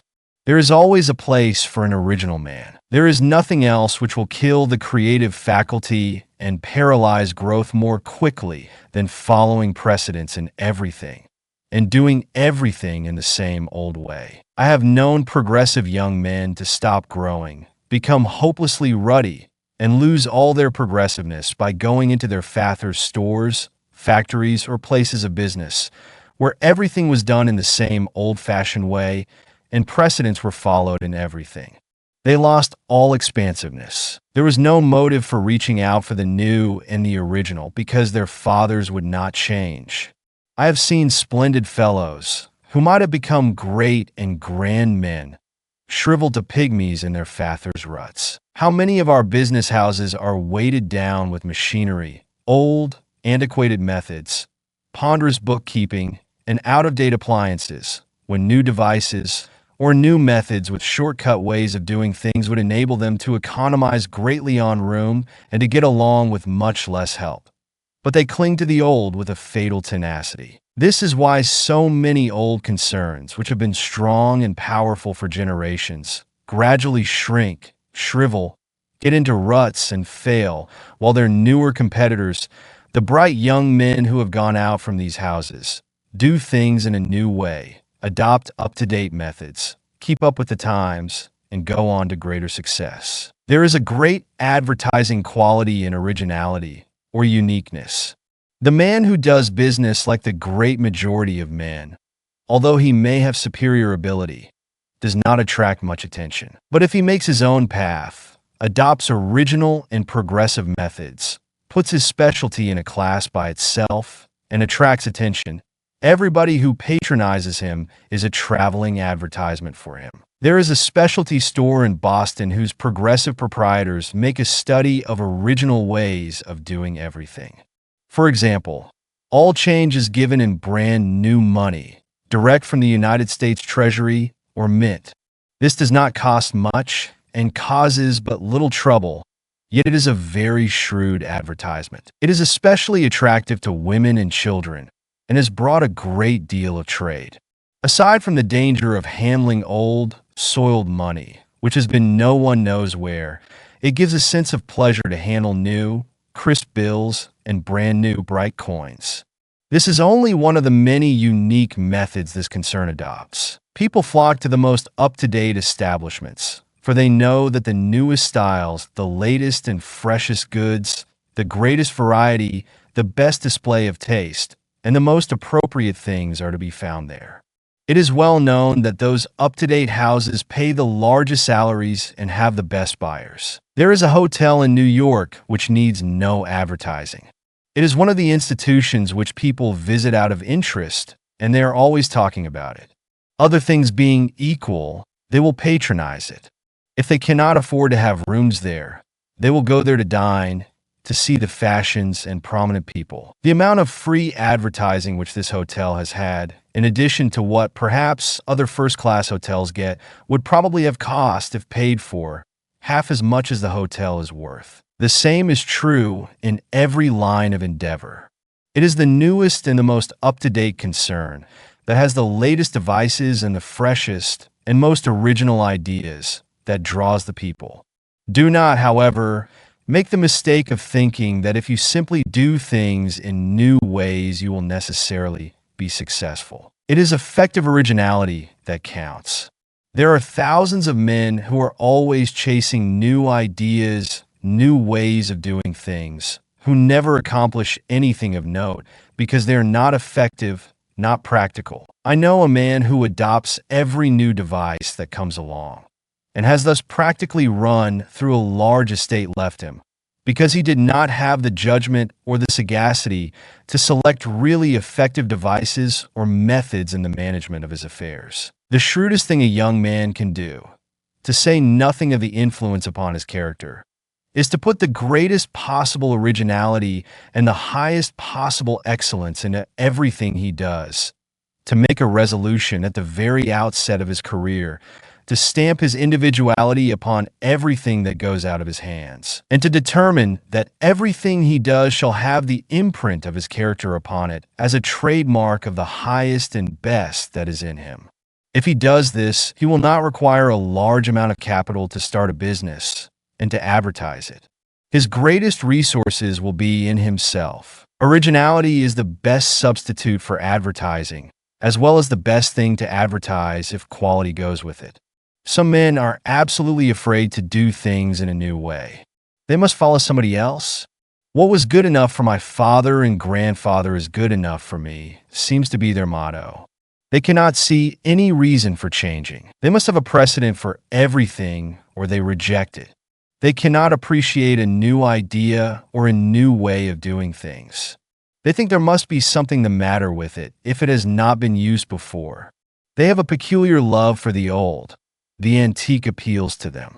They think the value of things lies in their age. These people with hidebound intellects stand in the way of progress. Every town has these precedent men in the same old-sized stores with the same old, out-of-date show windows, the same methods of displaying goods, the same old, cumbersome systems in the counting room. They are progress-proof. New ideas frighten them. The precedent man is always nonplussed, embarrassed by anything new, or when confronted with a condition which requires something original. He must get hold of something which has been used before, or he is powerless. Many people think it is unfortunate to be unlike others in their personalities. They are always afraid of being thought peculiar or eccentric. Yet the Creator never made two things alike, nor any two people alike. Nature breaks her mold at every new birth. Great characters always have strong individuality and originality, characteristics which mark them from the crowd. To be eccentric is not to be weak, but more often it is a sign of strength. Lincoln had eccentricities, but they were inseparable from his great character. Eccentricities, which do not make a person disagreeable or repulsive, are often advantageous rather than disadvantageous. What is more monotonous than a dead level, insipid character that has no strongly marked features which individualize it? We all love a great nature, a strong, vigorous, rugged personality which impresses us with power, something colossal which looms above us and inspires us with awe and admiration, such as we feel when standing under some mighty mountain cliff towering above us into the clouds. We do not wish the rugged crags smoothed off. They add to the peak's sublimity. They suggest majesty and power. Why should we want to plane off the eccentricities of a great character or the individuality which characterizes him and distinguishes him from all others? We believe in the original man or woman who does not remind us of others, who makes a new, strong, vigorous, and lasting impression upon us, who does not imitate or follow, who makes his own program, who acts upon his own judgment, who leans upon nobody, and who does not ask advice, but acts fearlessly, boldly, independently. We know there is force there that can do things, that can achieve a reserve power that makes its possessor a master. Fearlessness is a quality absolutely necessary to great achievement. Courage always accompanies force. It is a marked quality of the original man. Imitators are timid, weak. Do not be afraid of being original. Be an independent, self-reliant, new man, not just one more individual in the world. Do not try to be a copy of your grandfather, your father, or your neighbor. That is as foolish as for a violet to try to be like a rose, or for a daisy to ape a sunflower. Nature has given each a peculiar equipment for its purpose. Every man is born to do a certain work in an original way. If he tries to copy some other man, or to do some other man's work. He will be an abortion, a misfit, a failure. Do not imitate even your heroes. Scores of young clergymen attempted to make their reputations by imitating Beecher. They copied his voice and conversation, and imitated his gestures and his habits. But they fell as far short of the great man's power as the chromo falls short of the masterpiece. Where are those hundreds of imitators now? Not one of them has ever made any stir in the world. The world puts its ban upon all imitations.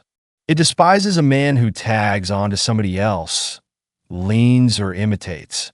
He is always classed as a weakling without force, power, or individuality. We hear a great deal about the dangers of the one-man power in our great corporations. People say that they should be managed by large committees or boards of directors, that too much power should not be put into the hands of one man. But there is one original, dominating character in every committee, on every board of directors, who towers above all the others and ultimately rules. It is impossible to get away from the domination of a strong, original, forceful character. Just be yourself. The consciousness that you are not another in the slightest degree, that there is no suggestion of being a copy of somebody else about you, is a great power in itself. It increases your confidence. The very reputation of being original buttresses you in any community. It helps you to have people say, after talking with you, "There, I met an original man today who did not even remind me of anybody else I have ever seen." It is refreshing to talk with a man who never reminds you of others, who uses no cant, who is not the slave of precedent, who walks on his own legs, who has no use for crutches, and who never leans. A man of force who radiates power. Why try to be somebody else? To be yourself, or to express yourself with originality and power, is the greatest thing you can do. You cannot be another if you try. It only makes you unnatural and ridiculous, and robs you of the power which comes from self-expression, from being yourself. The more you differ from another man by nature, the more ridiculous you will make yourself by attempting to imitate him. Real strength inheres in personality. Chapter 13. Had money but lost it. A prominent New York lawyer of wide experience says that, in his opinion, 99 out of every 100 of those who make money or inherit it lose it sooner or later. What a spectacle! Everywhere in this land of plenty, of inexhaustible resources and unlimited opportunity, where every man ought to be a king, to see God's noblemen living like European peasants because they never learned to do business in a business way. How many thousands of good, honest men and women there are in this country who have worked very hard and made all sorts of sacrifices of comfort and luxury in order to lay up something for the future, and yet have reached middle life or later without having anything to show for it.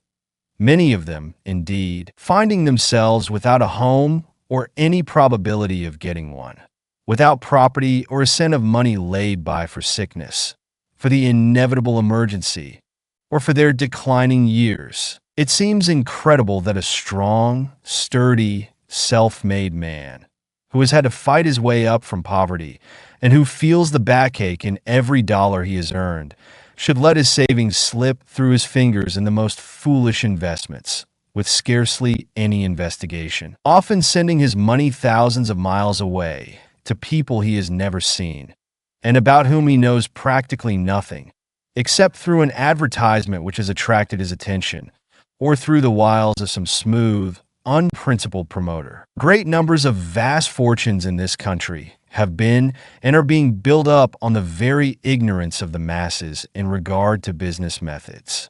The schemers bank on it that it is easy to swindle people who do not know how to protect their property. They thrive on the ignorance of their fellows. They know that a shrewd advertisement, a cunningly worded circular, a hypnotic appeal will bring the hard earnings of these unsuspecting people out of hiding places into their own coffers. For the sake of your home, for the protection of your hard earnings, for your peace of mind, your self-respect, your self-confidence, whatever else you do, do not neglect a good, solid business training and get it as early in life as possible. It will save you from many a fall, from 1,000 embarrassments, and perhaps from the humiliation of being compelled to face your wife and children and confess that you have been a failure. It may spare you the mortification of having to move from a good home to a poor one, of seeing your property slip out of your hands, and of having to acknowledge your weakness and your lack of foresight and thoughtfulness, or it may prevent your being made the dupe of sharpers. Many men who once had good stores of their own are working as clerks, floor walkers, or superintendents of departments in other people's stores just because they risked and lost everything in some venture. As they now have others depending on them, they do not dare to take the risks which they took in young manhood to get a new start, and so they struggle along in mediocre positions, still mocked with ambitions which they have no chance to gratify.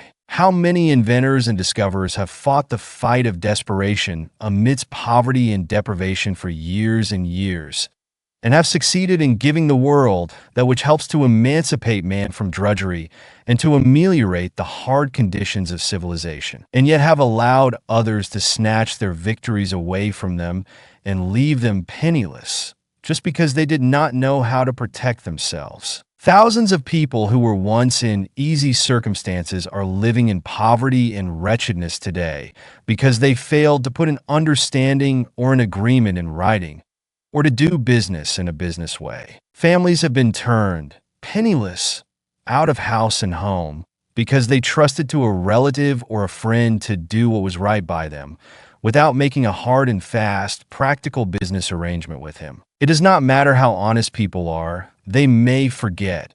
And it is so easy for misunderstandings to arise that it is never safe to leave anything of importance to a mere oral statement. Reduce it to writing. It costs but little in time or money. And when all parties interested are agreed, that is the best time to formulate the agreement in exact terms. This will often save lawsuits, bitterness, and alienations. How many friendships have been broken because understandings were not put in writing? Thousands of cases are in the courts today for this reason, and a large part of lawyers' incomes is derived from them. Many people have a foolish idea that others, especially friends or relatives, will be sensitive and think their honesty questioned if they are asked to put their proposition or agreement or understanding in writing. It is not a question of confidence. It is a question of business, and business should be done in a business way, so that in case of death or some other unforeseen event, every possibility of complication or misunderstanding will be eliminated. The very people you may think will be sensitive or offended because you are so exacting will really think more of you for your straightforward business methods and your carefulness in avoiding misunderstanding. Many a cultured girl has been thrown suddenly on her own resources by the failure or the death of her father, and has found herself wholly incapable of administering his affairs or of earning a living. Many women, their husbands having died suddenly, are left with large business responsibilities, which they are utterly unfit to assume. They are at the mercy of designing lawyers or dishonest businessmen, who well know that they are mere babies in their hands when it comes to important transactions. Business talent is as rare as a talent for mathematics.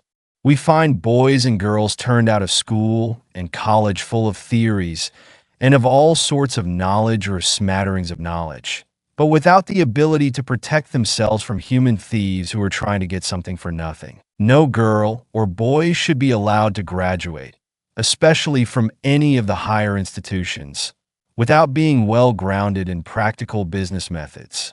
Parents who send their children out in life without seeing that they are well versed in ordinary business principles do them an incalculable injustice. I have heard a young woman boast that she did not know anything about money matters and had no desire to. She said that she had no idea of the value of a dollar, that she could spend all the money she could get, but that it was distasteful to her to discuss economy. Many such women object to any common sense consideration of the financial question. They think it is not necessary for them to know anything about money from the purely business point of view, as they consider that phase of life belongs wholly to their fathers or brothers or husbands. An instructive example of the result of such spirit and ignorance I found in a lady who had lost her property through a lack of business knowledge. She told me that she knew nothing whatever about business. She had never known the value of money. Her husband died and left her with a large property, and it was her custom to sign any paper or document that her lawyer or agents presented to her, usually without reading. The people who had charge of her property knew that she knew nothing about business and took advantage of her ignorance. They got her property away from her, and she did not have enough left even to conduct a legal fight to get it back. Thousands of girls are sent out into the world with what is called finished educations, who cannot even give a proper receipt for money, to say nothing of drawing a promissory note, a draft, or a bill, or understanding the significance and importance of business contracts. Such a woman presented a check for payment to the paying teller of her bank. He passed it back to her with the request that she be kind enough to endorse it. The lady wrote on the back of the check, "I have done business with this bank for many years, and I believe it to be all right. Mrs. James B. Brown." A society woman in New York presented a check for payment at a bank, and the teller told her that it was not signed. "Oh, do they have to be signed?" she responded. "What an awful lot of red tape there is about the banking business. I know of a lady whose husband made a deposit for her in a bank and gave her a checkbook so that she could pay her bills without calling on him for money. One day, she received a notice from the bank that her account was overdrawn. She went to the bank and told the teller that there must be a mistake about it because she still had a lot of checks left in her book. She knew so little about business methods that she thought she could keep drawing any amount until the checks were all gone. This sounds ridiculous and almost incredible, yet the very girl who laughs at it may make even more absurd blunders. Many an accomplished woman, when given a pen and asked to sign an important document drawn up by an attorney or a long-headed businessman, will sign it without reading it or even asking to be informed of its contents, only to learn afterwards by disastrous results that she has signed away her property and turned herself out of her home. Only a short time ago, I read of a lady who had won a suit involving about $20,000. New evidence, however, was brought forward, which caused the court immediately to reverse its decision. It was proved that the lady had sworn falsely. She was perfectly innocent of any such intention, but she had sworn that she had never signed her name to a certain document. The document was produced, and, to her utter astonishment, she saw her signature affixed to it. She acknowledged at once that the signature was hers, although she had just sworn that she had never signed the paper in question. It appeared that, during her husband's lifetime, whenever papers were to be signed, he told her where to write her name, and she did as she was told, without having the slightest idea of the contents of the papers. Many people have come to grief by giving full power of attorney to their lawyer or business agent. Very few impractical people, especially women, understand the significance of a full power of attorney, which authorizes the person so empowered to deal with your property in all respects as if it were his own, or as if he had for the time being assumed your personality. He may sign your name to any instrument. He may bind you to anything he pleases. He may draw money from your bank. He may impersonate you in all business transactions. In short, as far as business arrangements are concerned, he stands practically and legally for yourself. This is a tremendous power to place in the hands of another, and people should be very careful to whom they assign it. It should never be conferred on any person but one whose honesty is above suspicion, and whose knowledge of business and of men and affairs has been tried and proved. Oh, I signed a paper giving full power of attorney to my lawyer before I went abroad. I trusted everything to him, and when I came back, practically everything was gone. My business affairs were so complicated that I have not had the money to fight the man I trusted. This was, in brief, the story of one man's wrecked finances, as he told it to me. Women will often pay out large sums of money and never think of asking for a receipt, especially if they are dealing with friends or people they know well. Intelligent women, however, ought to know that our government is a good example of how we should do business. It does not doubt President Roosevelt's honesty, and yet he must sign a voucher for his salary, just the same as the cheapest government employee. The justices of the United States Supreme Court, who are considered to be the soul of honor and are the final arbiters of all great questions, must also sign a receipt for their salaries. If every child in America had a thorough business training, tens of thousands of promoters, long-headed, cunning schemers who have thriven on the people's ignorance would be out of an occupation. I believe that the business colleges are among the greatest blessings in American civilization today, because through their teaching they have been the means of saving thousands of homes and have made happy and comfortable tens of thousands of people who might otherwise be living in poverty and wretchedness. This ignorance of practical business principles is very common among professional men. I know clergymen, journalists, authors, doctors, teachers, men in every profession who are constantly subjected to serious embarrassment by their incapacity in business matters. Some of them do not know how to interpret the simplest business forms. Not long ago, a Harvard graduate, occupying a very important position as a teacher, went to the president of a commercial school and asked him to give him some lessons on how to handle money, notes, etc. He said that when he went to his bank and asked them how much money he had there, they laughed at him, and that when a bank draft came to him, he did not know what to do with it. Nothing will stand you in better stead in the hard, cold, practical, everyday world than a good, sound business education.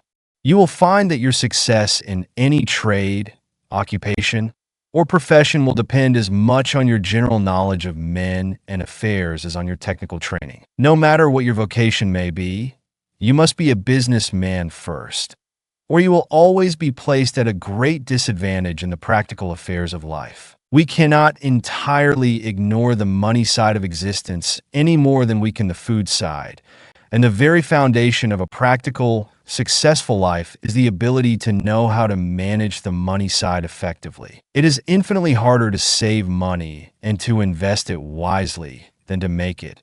And if even the most practical men who have had a long training in scientific business methods, find it a difficult thing to hold on to money after they make it, what is likely to happen to people who have had practically no training in business methods? Chapter 14.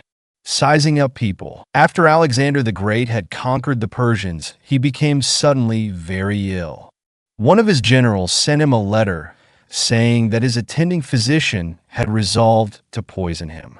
He read the letter without the slightest sign of emotion and put it under his pillow. When the physician came and prepared medicine, Alexander said he would not take it just then, but told him to put it where he could reach it, and at the same time gave him the letter from his general. Alexander raised himself on his elbow and watched the physician's face with the most searching scrutiny, looking into his very soul. But he did not see in it the slightest evidence of fear or guilt. He immediately reached for the medicine bottle and, without a word, drank its contents. The amazed physician asked him how he could do that after receiving such a letter. Alexander replied, "Because you are an honest man." Alexander was a remarkable student of human nature. He knew men and the motives which actuated them. He could read the human heart as an open book. The art of all arts for the leader is this ability to measure men, to weigh them, to size them up, to estimate their possibilities, to place them so as to call out their strength and eliminate their weakness. This is the epitaph which Andrew Carnegie has chosen for himself. Here lies a man who knew how to get around him men much cleverer than himself. People wonder how a Morgan, a Harriman, a Ryan, a Wanamaker can carry on such prodigious enterprises. The secret lies in their ability to project themselves through a mighty system, and to choose men who will fit the places they are put in, men who can carry out their employer's program to the letter. Marshall Field was always studying his employees and trying to read their futures.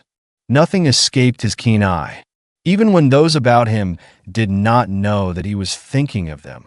He was taking their measure at every opportunity.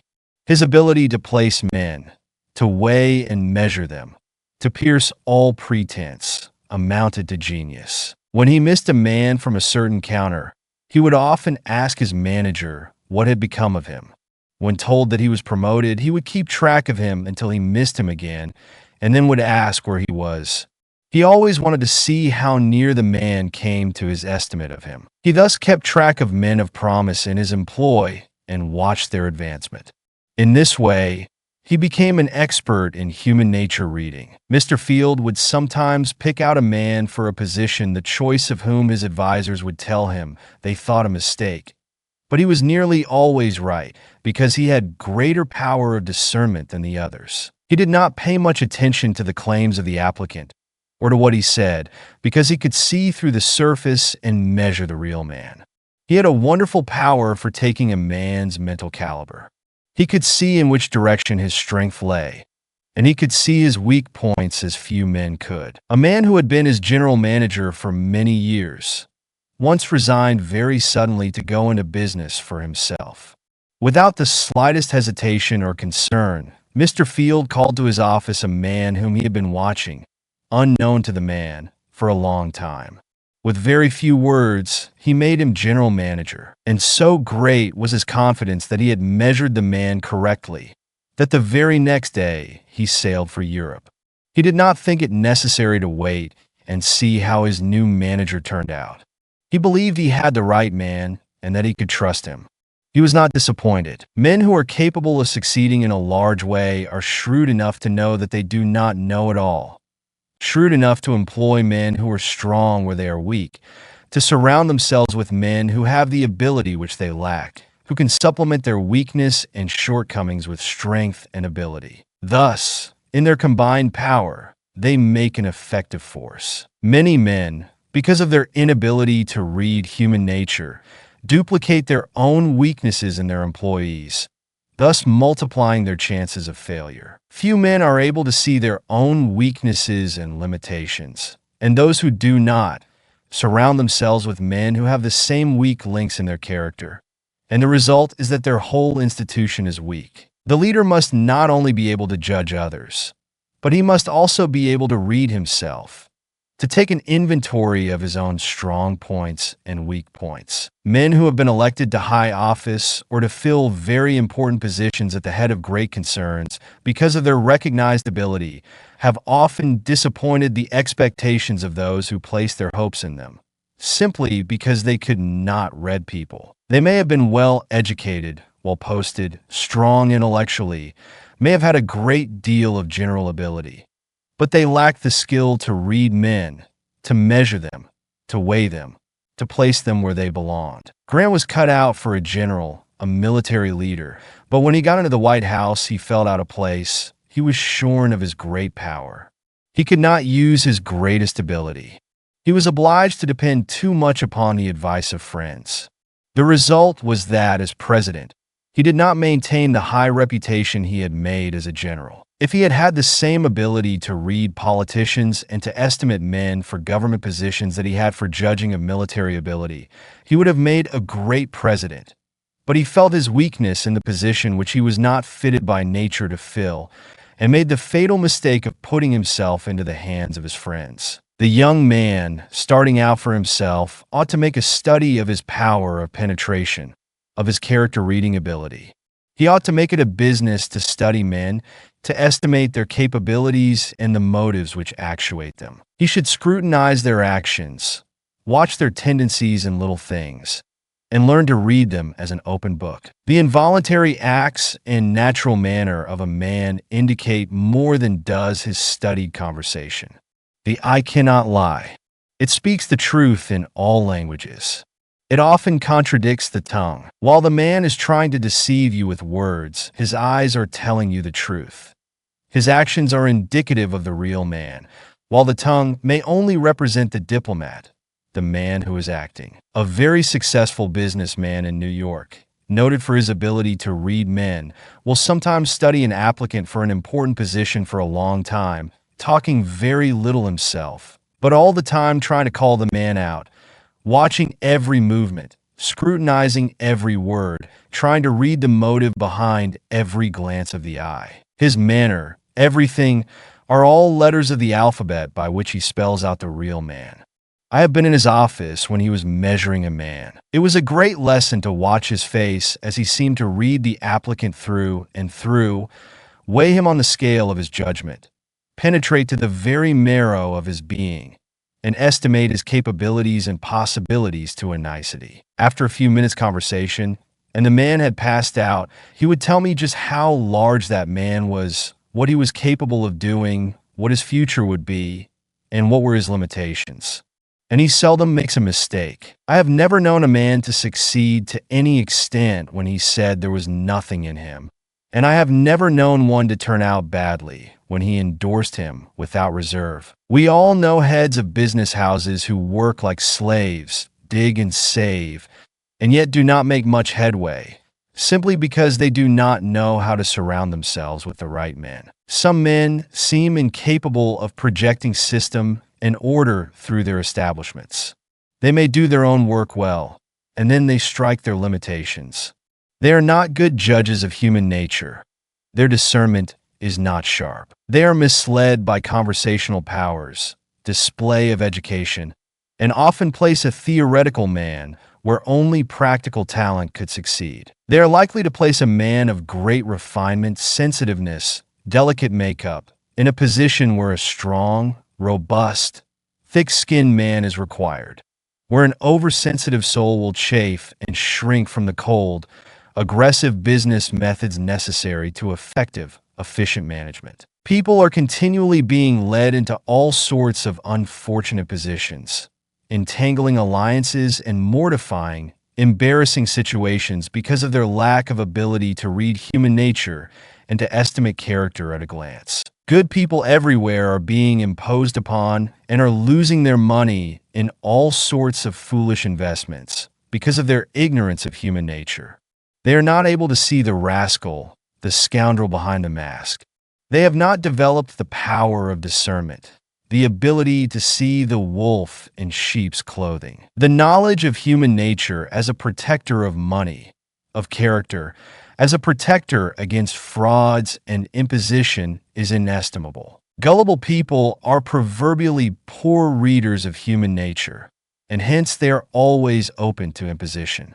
Oily, cunning promoters are keen observers of human nature, and they can tell very quickly when they strike a good-natured, large-hearted professor, scholar, clergyman, or artist who knows very little about business matters and who trusts everybody. They know that if they can only get an opportunity, they can very quickly make such a man believe almost anything. They know he will be an easy prey to their wiles and their keener knowledge of men. These promoters would not think of tackling a shrewd, level-headed businessman for their nefarious schemes, because he is too keen, too sharp, too good a judge of human nature. Such a man would be likely to penetrate the mask and see the real motive beneath the oily, honeyed words, the smooth, seductive manner. The ability to read people at sight is a great business asset. Expertness in reading human nature is just as valuable to a young lawyer as a knowledge of law. It is as valuable to a physician as a knowledge of medicine. The man who can read human nature, who can size up a person quickly, who can arrive at an accurate estimate of character, no matter what his vocation or profession, has a great advantage over others. With some men, the power to read people or right amounts to an instinct. They look through all pretenses. They tear off all masks.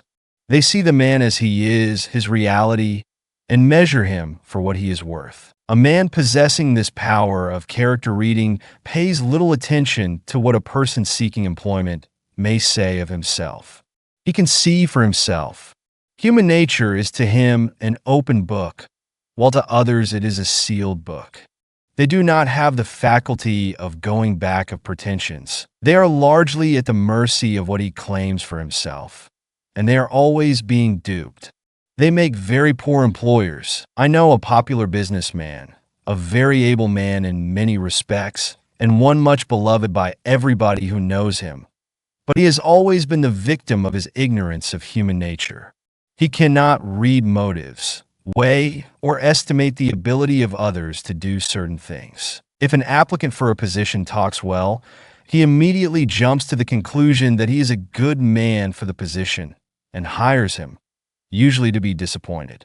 He has a great weakness for clergymen who have lost their positions through failing health or for other reasons, and also for ex-teachers and professors. The result is that he has a lot of impractical people about him who know nothing of progressive, scientific business building. It is an education in itself to form the habit of measuring, weighing, estimating the different people we meet, for in this way we are improving our own powers of observation, sharpening our perspective faculties, improving our judgment. The ability to read human nature is a cultivable quality, and we have a great opportunity in this country, with its conglomerate population, to study the various types of character. What a wonderful school most of us are in practically all of the time, especially in large cities, where we are constantly coming in contact with strangers.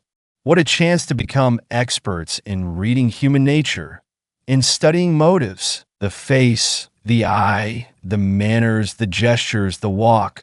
All these are hieroglyphics which, if we can only decipher them, spell out the character. Sometimes a single glance of the eye, when one is unconscious, will give you a glimpse into his innermost soul and reveal secrets which he would never dare to utter with his tongue. The facial expression and the manner, especially when people are off their guard or unconscious that they are being watched, are great revealers of character. You will find as you become an expert in face study, in reading character, human nature, that you will develop marvelous skill in seeing things which you never noticed before. You will be able to protect yourself from the promoter, the insinuating man who is trying to persuade you into something which may not be to your benefit, but which will be to his. You will be able to discriminate between friendship and duplicity. You will be able to protect yourself from 1,000 annoyances and embarrassments and humiliations which might cripple your career. How many people are living in poverty, are wretched, homeless today because they could not read human nature and were robbed of their property and their rights? To discern the difference between the false and the true, to place the right values upon men, to emphasize the right thing in them, to discriminate between the genuine and the pretended, is an accomplishment which may be worth infinitely more to you than a college education without this practical power, and may make all the difference to you between success and failure, happiness and misery. Chapter 15. Does the world owe you a living? A 15-year-old LD bellboy was arrested in Cleveland for stealing $8. When asked in court why he stole, he said, "Because the world owes me a living." No doubt the youth had heard this many times from older lips. When the armies of Louis XIV were devastated in Flanders, the monarch exclaimed, "Has God forgotten all that I have done for him?" A vast number of people seem to think that God and the world are under great obligations to them, and that the world owes them a living without any return service from them. Not long ago, I heard a young woman say that she did not consider that she owed the world anything, that she was thrust into it without being consulted, that she proposed to get out of it what she could with as little effort as possible, and that she did not feel under the slightest obligation to the past. Did you ever think, my idle friend, what you really owe the world for the privilege of living in it? Did you ever think that all the civilizations of the globe have been working for you through all the ages up to the present moment, and that you are reaping the harvest of all the hardworking, sacrificing, suffering, drudging hours that have preceded you? Can you look the workers of the world in the face and tell them that you intend to have all the benefits of their labor, to enjoy all the good things of the world without doing anything to compensate for them? The man who does not feel his heart throb with gratitude every day of his life for being born in the very golden age of the world, and who does not feel that he owes a tremendous debt to the past, to all the people who have struggled and striven and sacrificed before him, is not made of the right kind of stuff. In other words, he is not a man, and he ought to be treated as a drone, a thief of other men's labors. Everything that has gone before you enters into your life and time. You enjoy the sum of all the past every moment of your life. Think of the untold thousands who have laid down their lives to make possible the comforts, the blessings, and the immunities you now enjoy. Think of the rivers of blood that have been spilt, of the thousands who have perished or lived in the misery of prison and dungeon to purchase the liberties of speech and freedom of action which you enjoy today. How many lives have been lived in solitude and misery in order to develop sciences which are today beacon lights of the world? And think what multitudes of people are engaged in producing, manufacturing, and forwarding your clothing, your furniture, your food, the tropical fruits on your table, the foreign textiles, the bric-a-brac, and all the things which come from foreign lands to minister to your comfort and convenience. You buy an orange on the street for 2 or 3 cents, but did you ever think of what it has cost to bring it to you? Did you ever think of the number of people who have aided in its production and its transportation so that you might buy it for a few pennies? You get a yard of cotton cloth for 10 cents, but did you ever think of the toil and the hardships of the poor people in the South, of the operatives in the mill, the packers, shippers, and clerks who have handled and rehandled, and shipped it by steamship and railroad that you might buy it for a song? Suppose these people who say that they owe the world nothing were obliged to make all the comforts and luxuries they enjoy. How long would it take them to produce even a lead pencil, a sheet of writing paper, a jackknife, a pair of spectacles, a pair of shoes, or a suit of clothes, representing an untold amount of drudgery and sacrifice? There is toil, struggle, and sacrifice in everything you purchase, everything you enjoy. How many thousands of people have worked like slaves to make it even possible for you to ride on a railroad or on a steamship? And how many lives have been sacrificed in order to reach the perfection and safety attained by modern trains and steamers, and to enable you to enjoy the comforts and luxuries which they provide? Wherever you go, tens of thousands of people have been preparing the way and getting things ready, guarding against danger, saving you trouble and drudgery. And yet you say that you do not consider yourself in debt to the world. If all the workers and all the wealth of the world today had been employed for thousands of years for your special benefit, to prepare for your reception upon the earth, they could not have provided the comforts, the conveniences, the facilities, the immunities, the luxuries which you found waiting for you when you were born, and for which you gave not even a penny or a thought. And yet you say that the world owes you this and the other, and that you owe it nothing. Did you ever think, my idle friend, that there are some things which are not purchasable with money? Do not deceive yourself by thinking that you will get something for nothing. All the laws of the universe are fighting such a theory. You must open an account with the world personally. No one else can pay the debt you owe. Whatever money or advantages your father or anyone else gets by his own efforts, nature has stamped untransferable. The law of the universe recognizes only one legal tender, and that is personal service. Whatever you get of real value, you must pay for. The things that are done for you are delusions. You are a personal debtor to the world. When you were born, civilization opened an account with you. On one side of the ledger you find John Smith, debtor to all the past ages for the sum total of the results of the toil of the men and the women who have lived and toiled before him.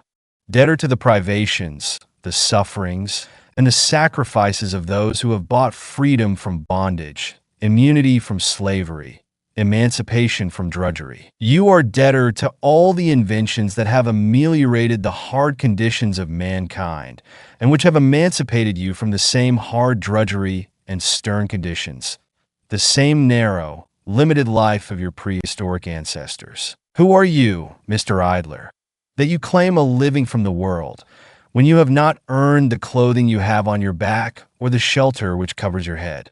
Why should tens of thousands of people drudge and endure hardships and privations to produce all of the useful things, the beautiful things, the luxuries for you to enjoy without effort? You say the world owes you a living. What if the sheep should refuse to furnish its wool to cover your lazy back? The earth refused to produce the crops to fill your lazy stomach. The army of laborers refuse to let you take all the good things out of the world's great granary without putting anything back. What would become of you who have never lifted your finger to learn a trade or to prepare yourself for a career or to do work of any kind?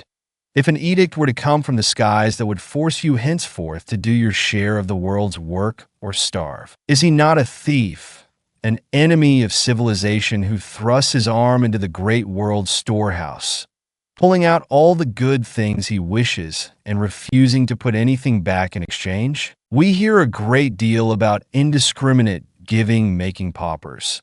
But what shall we say about the giving of fortunes to youth who have never been taught that they should give anything in return for all they receive? What are the chances of growth in character, in sturdy manhood, for the boy who knows that a fortune is waiting for him when he is 21 and who is told every day that his father is rich and that he is a fool to work, that he should just make a business of having a good time? What are the chances of his developing a rugged, sturdy independence, resourcefulness, originality, inventiveness, and all the other qualities that make for vigorous manhood? It is cruel, little less than criminal, to leave vast fortunes to youth without stamina of character, a superb, practical training, or the experience or wisdom to use them wisely. Things are so arranged in this world that happiness as a profession must ever be a failure.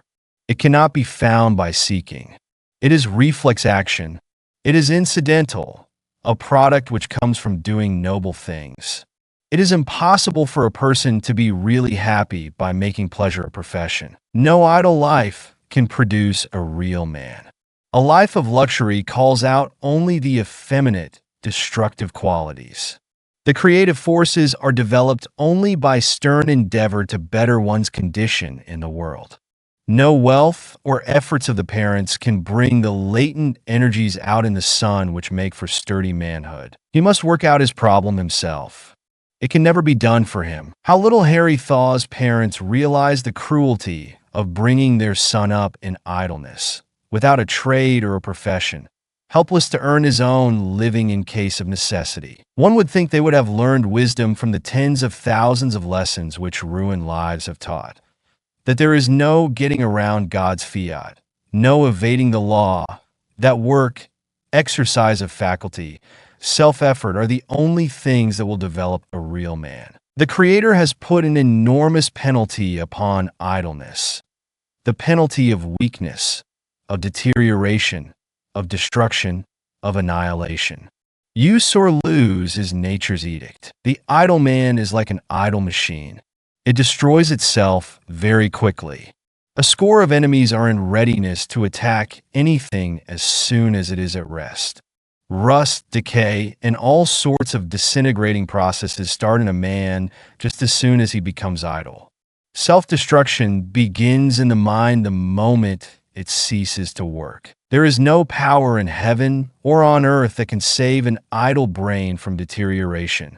No power that can make a man strong and vigorous unless he obeys the natural laws of his life, written in his very constitution. Work, steady, persistent, with a purpose, with zeal, with enthusiasm, with a love for it, is the only thing that can save a man from the disgrace of being a nobody. Work is the inexorable law of growth.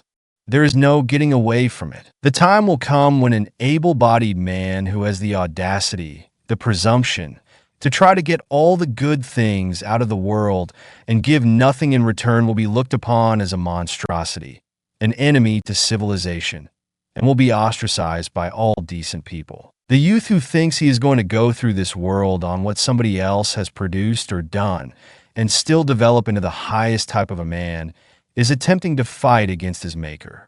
The very laws of the universe have made it forever impossible. Leave this vast, living, complicated machine idle.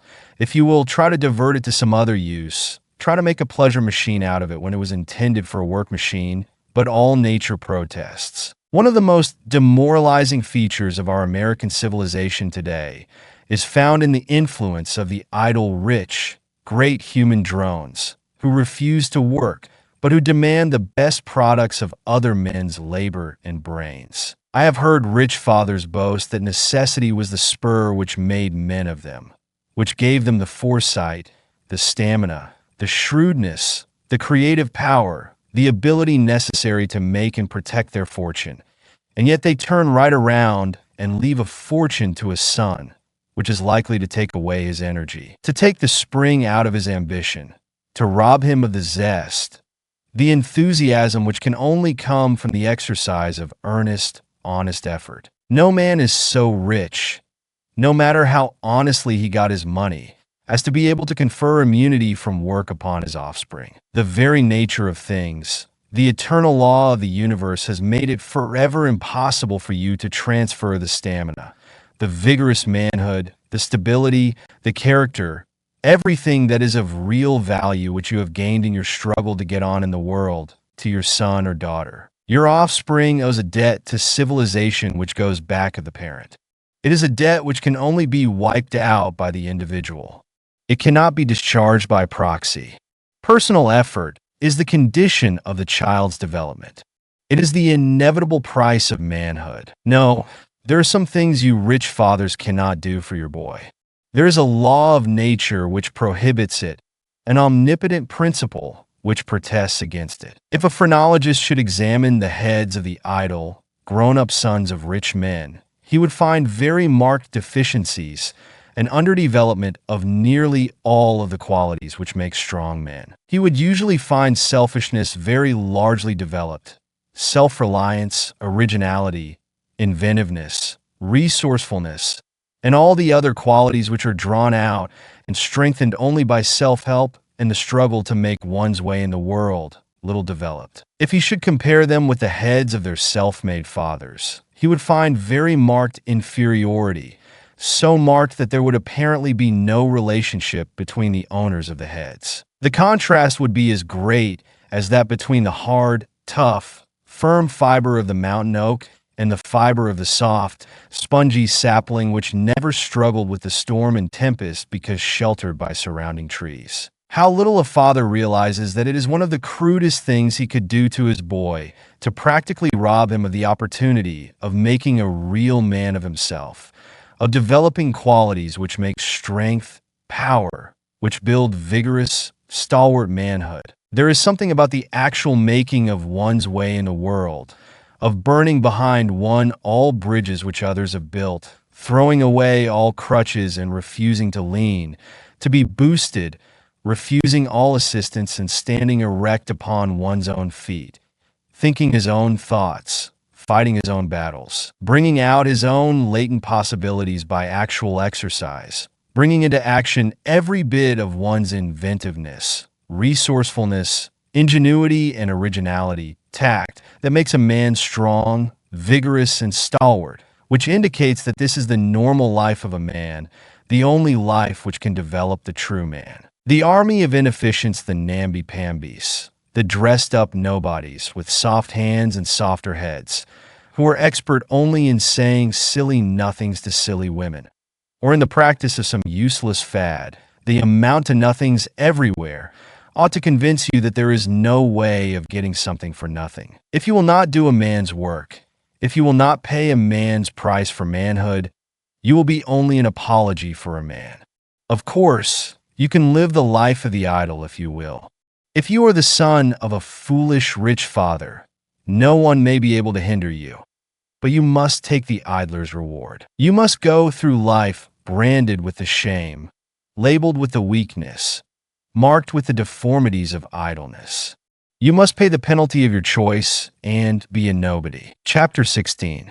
What has luck done for you? Fortune brings in some boats that are not steered. People may say what they will about there not being any such thing as luck or chance, but we must all admit there is such a thing. We must all concede that things over which a man has no control, unforeseen happenings, or events with which he has had nothing to do and on which he had not calculated, often change the whole course of his career.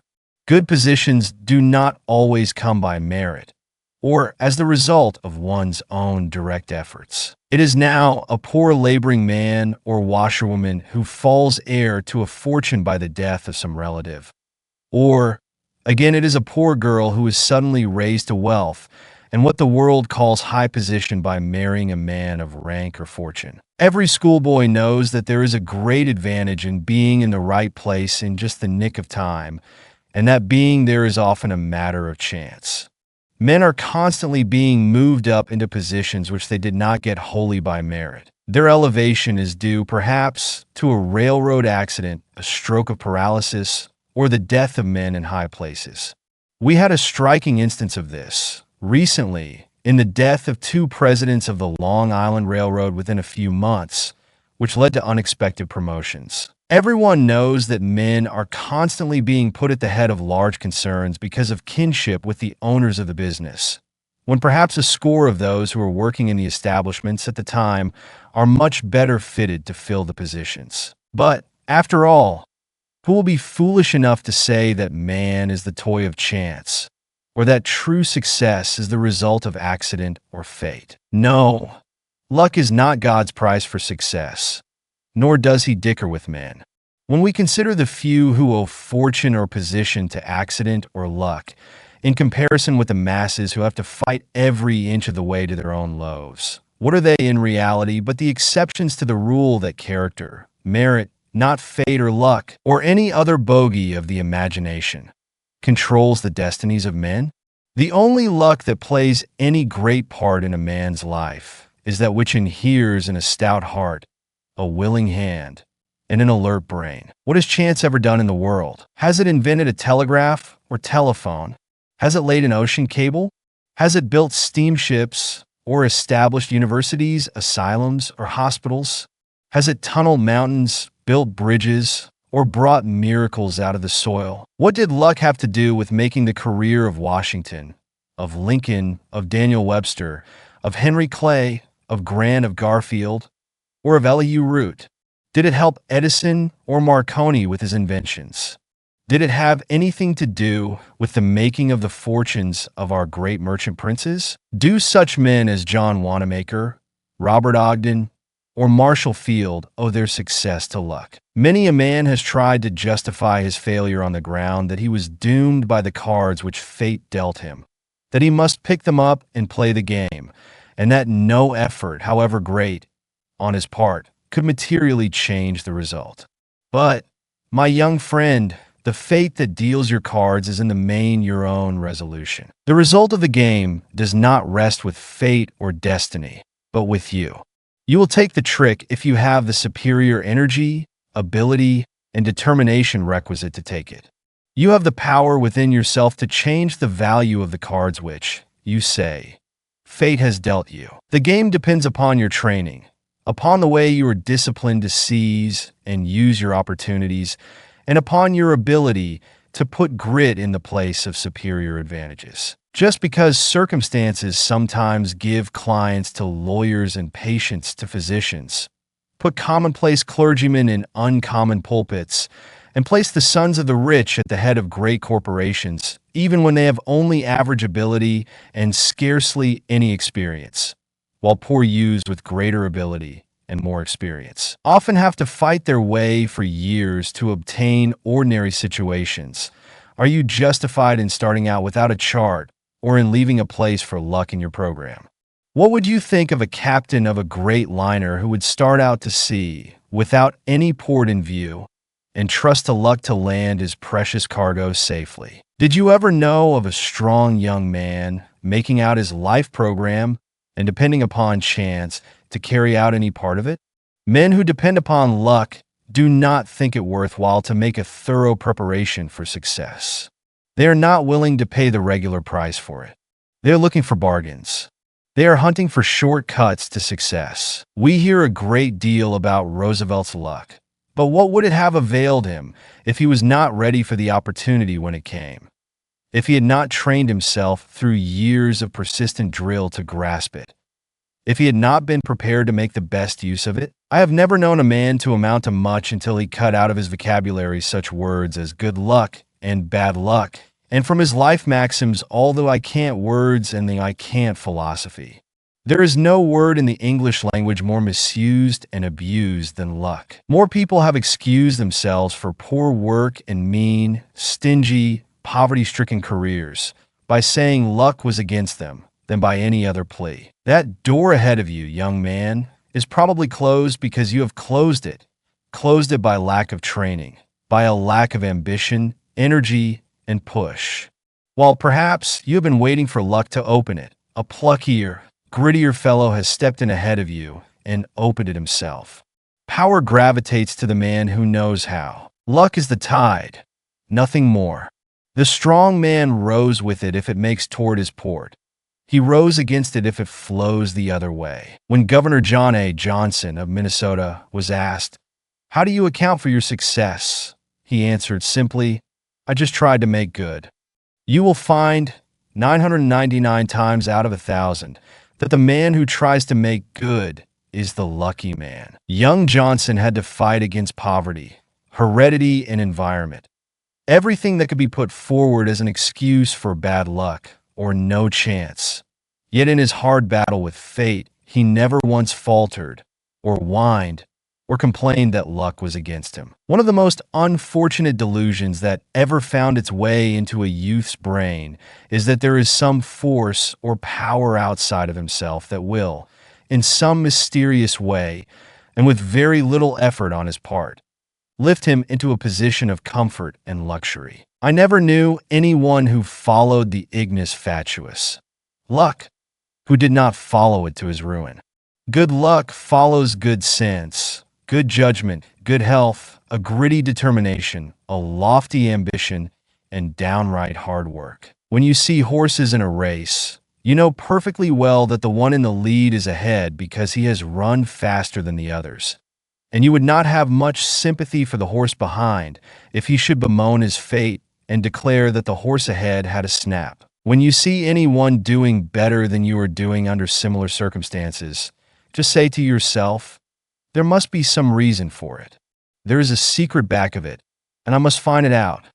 Do not try to ease your conscience or lull your ambition by pleading hard luck for yourself or good fortune for another. Napoleon said that God is always on the side of the strongest battalions.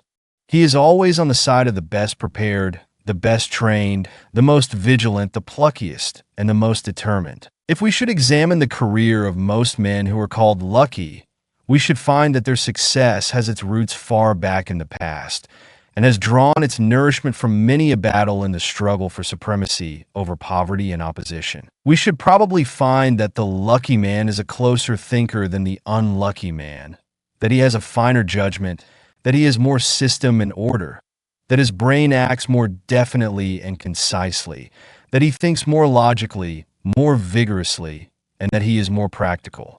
Life is not a game of chance. The Creator did not put us where we would be the sport of circumstances, to be tossed about by a cruel fate, regardless of our own efforts. Chapter 17. Success with a flaw. Just now, the American people are receiving some painful lessons in practical ethics, said President Nicholas Murray Butler recently. They are having brought home to them, with severe emphasis, the distinction between character and reputation. Of late, we have been watching reputations melt away like snow before the sun. Put bluntly, the situation which confronts the American people today is due to the lack of moral principle. Never before in the history of our country have the American people received a greater shock to their faith in human nature than during the past year, by the exposure of the diabolical methods practiced by men in high places upon an admiring and unsuspecting people. A tiny flaw sometimes cuts the value of an otherwise $1,000 diamond down to $50 or less. The defect is not noticeable to the average person. It is only the fatal magnifying glass that will detect it, and yet its presence is a perpetual menace to the commercial value of the stone. A great many human diamonds which, a little while ago, were thought to be flawless brilliance of the first water, and which dazzled the financial and social world, when the microscope of official scrutiny was turned upon them, were found to contain great ugly flaws. A United States senator, 70 years of age, was recently sentenced to serve a term in prison, besides paying a fine, for his connection with great land frauds. Still another senator and several representatives have been indicted for crooked work in connection with their exalted positions. Congressmen have been convicted of land frauds and Army officers of peculation. The exposure of post office contracts and the notorious cotton statistics leak, not long ago, showed that minor officials had sold themselves to manufacturers and Wall Street brokers. Think of the men at the head of great public trusts juggling with sacred funds, not only taking for themselves, from the hard-earned savings of the poor, salaries 2 or 3 times as great as that of the President of the United States, but also giving enormous salaries to a large number of their relatives out of these same sacred funds of those who have struggled for years to make possible a better condition for those who should survive them. Think of their paying out hundreds of thousands of dollars for secret services of a suspicious nature, and using trust funds to effect stock manipulations for private gain. Was there ever before such a shameful story spread before Americans? Were people ever before so mercilessly betrayed by men they looked up to, admired, and implicitly trusted? Never before has there been such colossal stealing carried on so brazenly and openly by men in high positions. Some of these men, when they appeared in public a year ago, were applauded to the echo. Wherever they went, they were followed by admiring crowds. Some months ago, I saw one of them, a man who has been for many years a great public favorite, at a reception in the White House. He was pointed out by guests and seemed to attract almost as much attention as the president himself. People seemed to regard it as a great honor to be introduced to him. Now he would hardly dare to appear before an audience for fear of being hissed. What a humiliation for those whose names have been household words for a quarter of a century or more to be asked to withdraw from trusteeships or directorships in institutions which perhaps worked for years to secure these men, on account of their great influence and high reputations. What is there left worth living for when a man has lost the finest, the most sacred thing in him, and when he has forfeited the confidence and respect of his fellow men? Is there any quality which inheres in dollars that can compensate for such a loss? Is there anything which ought to be held more precious than honor, or more sacred than the esteem and confidence of friends and acquaintances? The man who has nothing which he holds dearer than money or some material advantage is not a man. The brute has not been educated out of him. The abler a man and the more money he has, the more we despise him if he has gotten that money dishonestly, because of the tremendous contrast between what he has done and what he might have done. What the world demands of you, whatever your career, whether you make money or lose it, whether you are rich or poor, is that you be a man. It is the man that gives value to achievement. You cannot afford success with a flaw in it. You cannot afford to have people say of you, Mr. Blank has made money, but there is a stain on it. It is smirched. It has cost him too much. He exchanged his manhood for it. Every human being has it within his power to keep the foundation under him, his manhood, absolutely secure under all circumstances. Nothing can shake that but himself. The citadel can never be taken until he himself surrenders the keys. Calumny, detraction, slander, or monetary failure cannot touch this sacred thing. Every man, whether in private or public life, should so carry himself before the world that he will show in his very face and manner that there is something within him not for sale, something so sacred that he would regard the slightest attempt to debauch it as an unpardonable insult. He should so carry himself that no one would even dare to suggest that he could be bought or bribed. Who was so corrupt during the Civil War that he would have dared to attempt to bribe Abraham Lincoln?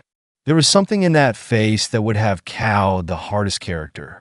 Who would be bold enough to presume to bribe our present president? Many a one has failed because he was not a man before he was a merchant or a lawyer or a manufacturer or a statesman, because character was not the dominating influence in his life. If you are not a man first, if there is not a man behind your book, behind your sermon, behind your law brief, or your business transaction, if you are not larger than the money you make, the world will expose and despise your pretense and discount your success. History will cover up your memory, no matter how much money you may leave. That is the lesson of the startling disclosures of late. These men whose reputations have melted away so rapidly, men who have had such a drop in the public regard, were not real men to start with. There were flaws in their character foundations, and the superstructures of their achievement have fallen before the flood of public indignation. Those criminals in high places are beginning to realize that no smartness, brilliancy, genius, scheming, long-headed cunning, bluffing, or pretense can take the place of manhood or be a substitute for personal integrity. There are men in New York today whose names have been a power, who would give every dollar they have for a clean record if they could wipe off all their underhanded, questionable methods from the slate and start anew. But there is no way to buy a good name. It is above riches and beyond the price of rubies. How many men there are today in high positions who are in perpetual terror lest something should happen to expose the real facts of their lives, something which would pierce their masks and reveal them in their true light. How must a man feel who is conscious that he is walking all the time on the thin crust of a volcano which is liable to open at any moment and swallow him? There is one thing no money or influence can buy. That is, the heart's approval of a wrong deed or a questionable transaction. It will be bobbing up all along the future to remind you of your theft, of your dishonesty, or of your unfair advantage. It will take the edge off your enjoyment. It will appear like Banquo's ghost at every feast to which you sit down. Methinks that some of the men who have been exposed recently must have had strange dreams and horrid nightmares during their sleep, when the ghosts of the poor people whom they have wronged appeared to them and haunted their rest. Methinks they must have had strange visions as these sacred dollars intended for widows and orphans slipped through their fingers for luxuries and amusements, dollars which have been wrung out of the lives of those who trusted them. What a pitiable picture those great financial giants made, under investigation in courts of inquiry, squirming, ducking, dodging, and resorting to all sorts of ingenuity to avoid telling the exact truth, to keep from uncovering their tracks or exposing their crooked methods. No man has a right to put himself in a position where he has to cover up anything or where he must be afraid of the truth. Every man should live so that he can hold up his head, look his kind in the face without wincing, and defy the world. A man went to President Roosevelt before the last presidential election and told him that someone had unearthed a letter of his which would be extremely damaging to his canvass were it made public, and that with a little diplomacy, the damaging part of the letter could be suppressed. After listening to the man, the great president said, "I have never written a letter which I am afraid to have published. Let them print the letter, the whole of it. I have nothing to conceal. I am not afraid to face anything I have ever done." How many of our public men dare take that attitude? Isn't it a disgrace to this fair land that there are men in our Senate and House of Representatives, and in almost every legislature, whose votes and influence can be bought, and upon whose honor there is a price? If there is anything which a man in a responsible position ought to prize, it is the esteem of the young men who look up to him as their idol or hero. Is it strange, when our youth find their idols smashed and their heroes betraying them, that their ideals should become blurred and twisted? Is it strange that they should ignore the old-fashioned methods of slow fortune-making when they see the smooth, oily, diplomatic schemers getting rich in a few months, and young men who were mere clerks a year ago, now riding in costly automobiles, giving expensive entertainments, and living in fine houses? Why should they not catch the spirit and try to do the same thing themselves? You wrongdoers in high places, if you should live as long as Methuselah, should devote every minute of the balance of your lives to doing good, and should give every farthing of your wealth to charity. You could not repair the damage you have done in crushing the ideals of these tens of thousands of youths who have looked up to you as their models of successful men. How can you escape responsibility for the crookedness which may be repeated in their lives when they shall come to fill these high positions which you now hold? They thought that square dealing, honesty, and integrity had been the secrets of your success, and now they see that it was won by your smooth, oily, cunning dishonesty, your ability to deceive, to cover your tracks, and to live a double life. Who but yourselves will be responsible for the cracks in their characters, which may come from the terrible shaking of their confidence in humanity? But, young men, don't lose your faith in humanity. Don't let your fallen idols shake your faith in your fellow men, for the great majority of people are honest. Let these terrible examples that have recently been held up to you make you all the more determined to build your own superstructure on the eternal rock of right and justice. Let the man in you stand out so boldly in every transaction that the deed or task you do, however great, will look insignificant in comparison. Get what you can and keep your own good name, not a penny more.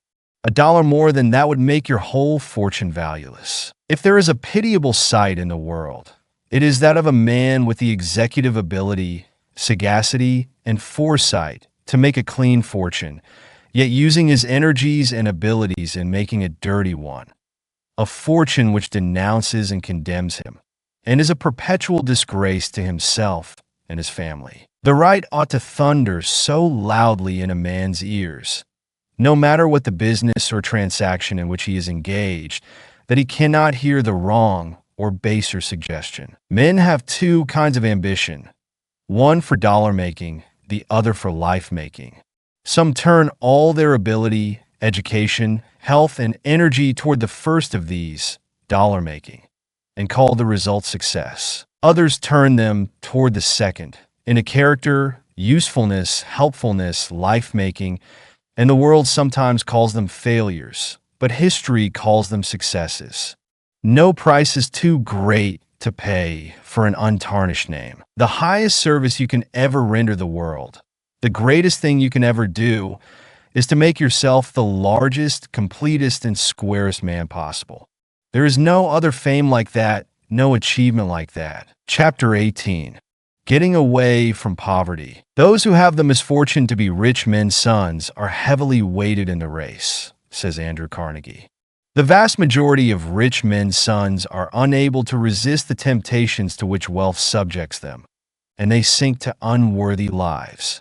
It is not from this class that the poor beginner has rivalry to fear. The partner's sons will never trouble you, the poor boys, much, but look out that some boys poorer, much poorer than yourselves, whose parents cannot afford to give them any schooling, do not challenge you at the post and pass you at the grandstand. Look out for the boy who has to plunge into work directly from the common school, and who begins by sweeping out the office.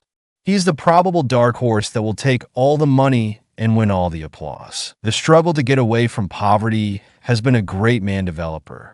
Had every human being been born with a silver spoon in his mouth, had there been no necessity put upon him to work, the race would still be in its infancy.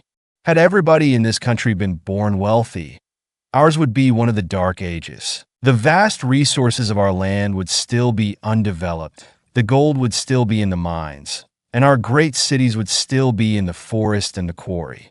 Civilization owes more to the perpetual struggle of man to get away from poverty than to anything else. We are so constituted that we make our greatest efforts and do our best work while struggling to attain that for which the heart longs. It is practically impossible for most people to make their utmost exertions without imperative necessity for it. It is the constant necessity to improve his condition that has urged man onward and developed the stamina and sterling character of the whole race. History abounds in stories of failures of men who started with wealth. And on the other hand, it is illuminated with examples of those who owe everything to the spur of necessity. A glance at the history of our own country will show that the vast majority of our successful men in every field were poor boys at the start.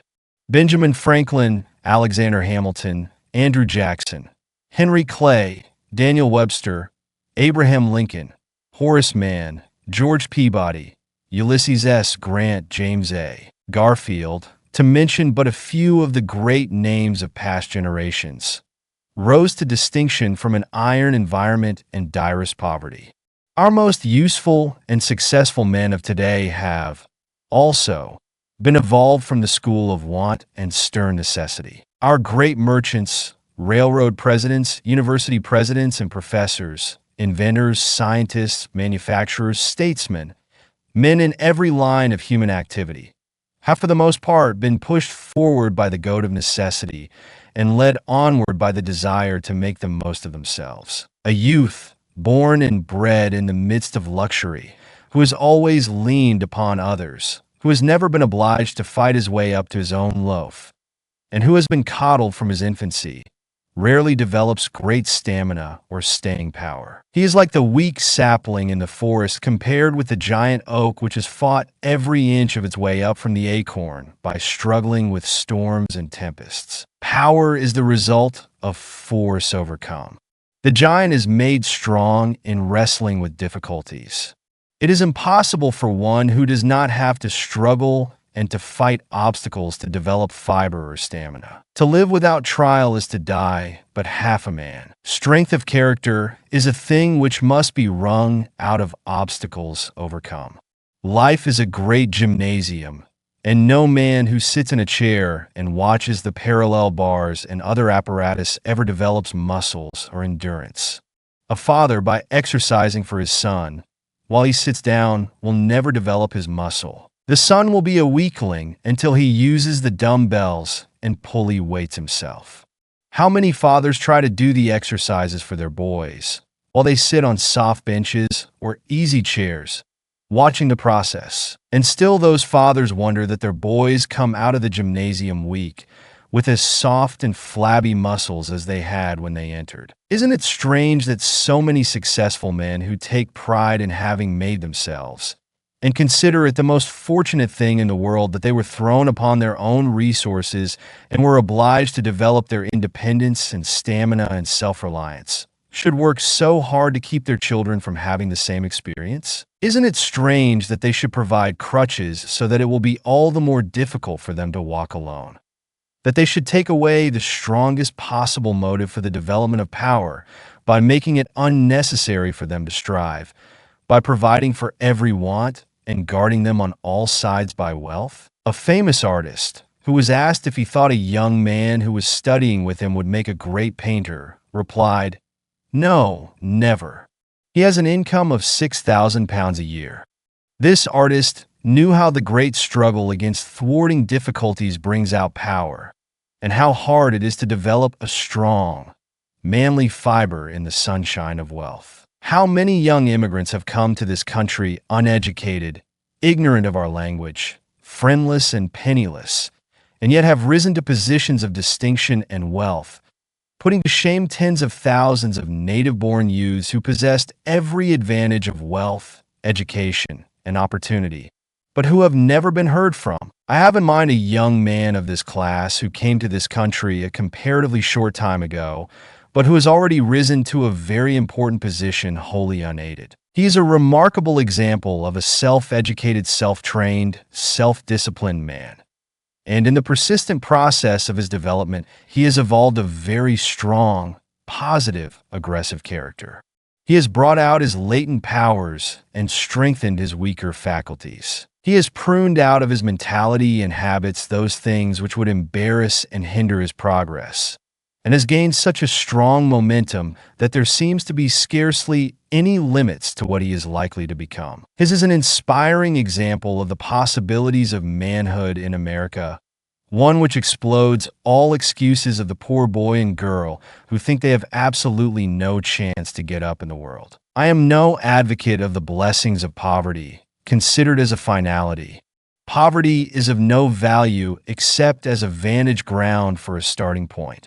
It is only good, as is the apparatus in the gymnasium, to develop the man. In itself, it is a curse, slavery, but it is the great thing to get away from.